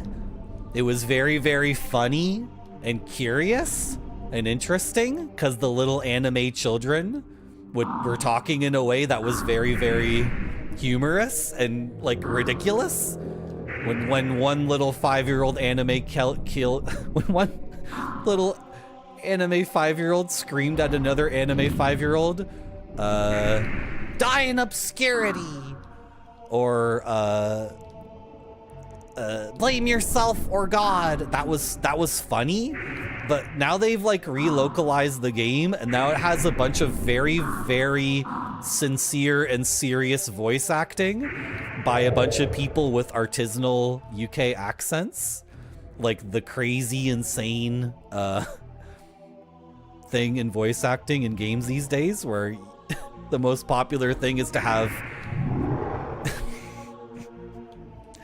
every single person on the cast for that game comes from a different little town in southern UK. It's ridiculous. I'm sorry, but how come no one's pointing this out? Why don't people point this shit out? Why do I have to watch Twitch streams that are the most ridiculous shit ever? And nobody points this stuff out, and it's so self-serious and so sincere, but they're still little anime babies, and the story is still the same story. It's still a complete... It's bizarre. The pieces do not fit together at all. The visual style and the script do not match. The script and the voice acting make sense in a very, very limited, like, really taking itself so seriously. And then combined with the graphics and the gameplay, which is... the gameplay is... There's a chocobo in the corner, and 3 little anime children, like, corral the chocobo into the corner so it's trapped, and then they all take turns punching it? That's actually what the game is about? Come on, guys. Okay, that's my review of the new Final Fantasy Tactics game, which I haven't actually played. Thank you very much. My review, 10 out of 10. It's still Final Fantasy Tactics, and I wish I could play it. Can someone please gift me that game on Steam? 10 out of 10. They can't frick it up. It's Final Fantasy Tactics. They can try to ruin it, but it's impossible because it's still one of the best games ever made. Impossible game. I watched Goaty play it, yeah. And every time it stopped to have the storyline, dude, Final Fantasy Tactics is... Who here is also a kid from the internet from 1999? Who here was also on message boards way too young, reading what adults and college kids were saying when you yourself were like a child reaching up to try to reach the keyboard? Okay, so Final Fantasy Tactics is one of those things like Chrono Cross, or what's another example? Xenogears. It's one of these JRPGs that has a complex story for the sake of complexity. Here's a phrase that gets thrown around a lot with these games. The story is good, but the way it's told is not good. The story per se is a good story, but the execution on telling it is a little awkward and kludgy. This is something people say about... I think, do people still say that about games to this day? It's like complete effing nonsense. It's a theory of storytelling, which is born from nonsense anime and nonsense JRPGs. It's like a completely different universe of criticism than anything I can understand. So this is the thing with Final Fantasy Tactics. Like, nobody understood what that was about. If you understood what Final Fantasy Tactics was about in English in 1998, you're a liar. You're just a liar. You had to go on message boards, and someone like posted, like, someone with Japanese language insight played the game in Japanese, and like then went on a message board and was like, oh, okay, this is what's happening here. Oh, okay, that's what's happening there. Oh, that's what's happening there. And then those things spread like memes, not memes like humorous memes, but like Richard Dawkins memes. So then the English-speaking Final Fantasy fan base at large grew to understand what the story actually was in those games. And then it turned into a thing where, like, if you don't understand the story of Final Fantasy Tactics, you're an idiot. How do you not get it? It's, you know what? You're probably used to something like Breath of Fire or Dragon Quest. You're probably too stupid and basic to understand the story in that game. It's just a little bit too sophisticated, you know, it's about political intrigue. It's about real-world political issues. It's about the Protestant Reformation, actually. It's about the Prussian Empire in 1775. That game's so funny. I don't know what to say about the story in that game. I think it's utterly fricked. Maybe there was a version in Japanese to begin with, but now all we have is a new localized version with the voice acting that's like a nightmare. It was never released in Europe. Oh, see now, hello Goatbrush, how are you? Now Goatbrush is making me feel very, very, Goatbrush is making me feel like an asshole because I'm complaining about Final Fantasy Tactics, but you guys never even got it? You didn't get it at all? Oh my god. Now I sound very, ungrateful. I'm sorry, Goatong. I'm sorry you didn't get the game at all. I bet... You know why you didn't get it, Goatbrush? Can you wager a guess why?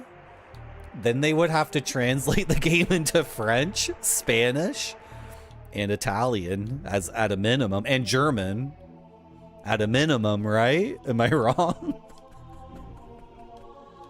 Someone would have had to take the English script for Final Fantasy Tactics and translate it into French and then German. Imagine what that would be. Anyway, that's my review of a game I haven't played. I'm allowed to do that on my stream, right? I don't like how this guy's blocking my path. I'm gonna annihilate him. He's dead. You're done for. I dodged that using stereo sound. I heard that thing coming towards me and I dodged it without, it was a no-look dodge. I'm not wrong. Because, again, forgive me if I'm ignorant, but back in the 90s, wasn't it the standard thing to translate the European games from the English localization? Like, weren't a lot of European Japanese games, like, wasn't that the pathway of getting your game in Italian or German? They would take the English one, right? Because they were already, on 16-bit systems, you were limited by characters. Because, like, the reason why Ted Woosley, the reason why he had so much trouble with Final Fantasy VI is because a single kanji in Japanese can represent so much, but you guys know what I mean. You guys know who Ted Woosley is. Anyway. No, I died. I wasn't watching my health. I was getting ganked by 3 or 4 guys at once. I wasn't watching my health. That's the second time I've died this stream because I wasn't paying attention. When did I last save the game?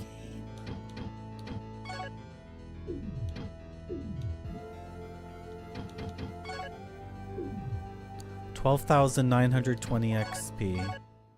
Uh-oh, I haven't saved in a long time. Wait, what? 12,920 XP? Do you level down when you... Guys, wasn't I saying that I haven't saved the game in a long time and I really need to save? Wasn't that what I was just saying? Oh, that's my gold. Oh, my XP's 14. I'm gonna have to lock that in. I'm gonna have to use the resurrection item and lock that in. I've used every resurrection item the game's given me so far. And that's not good. I should really be saving those for a rainy day.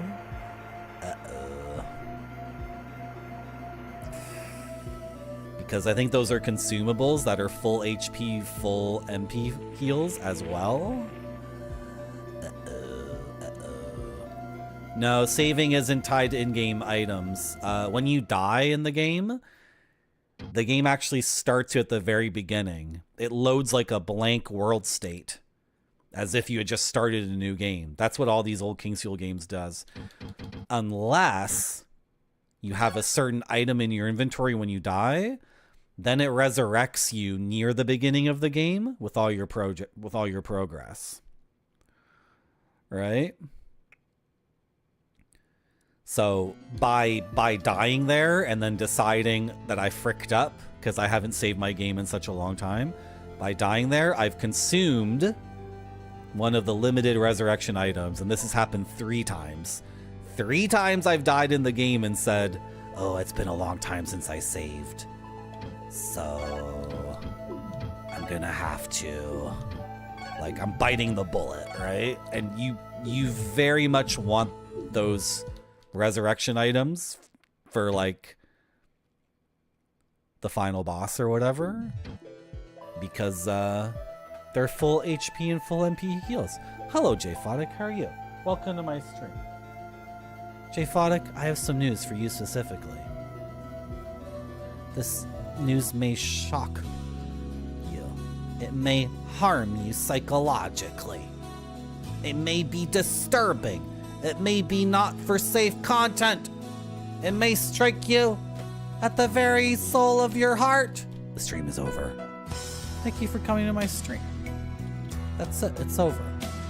I'm not going to take another break to get rid of pre-rolls, and I'm not going to stream past 1 a.m.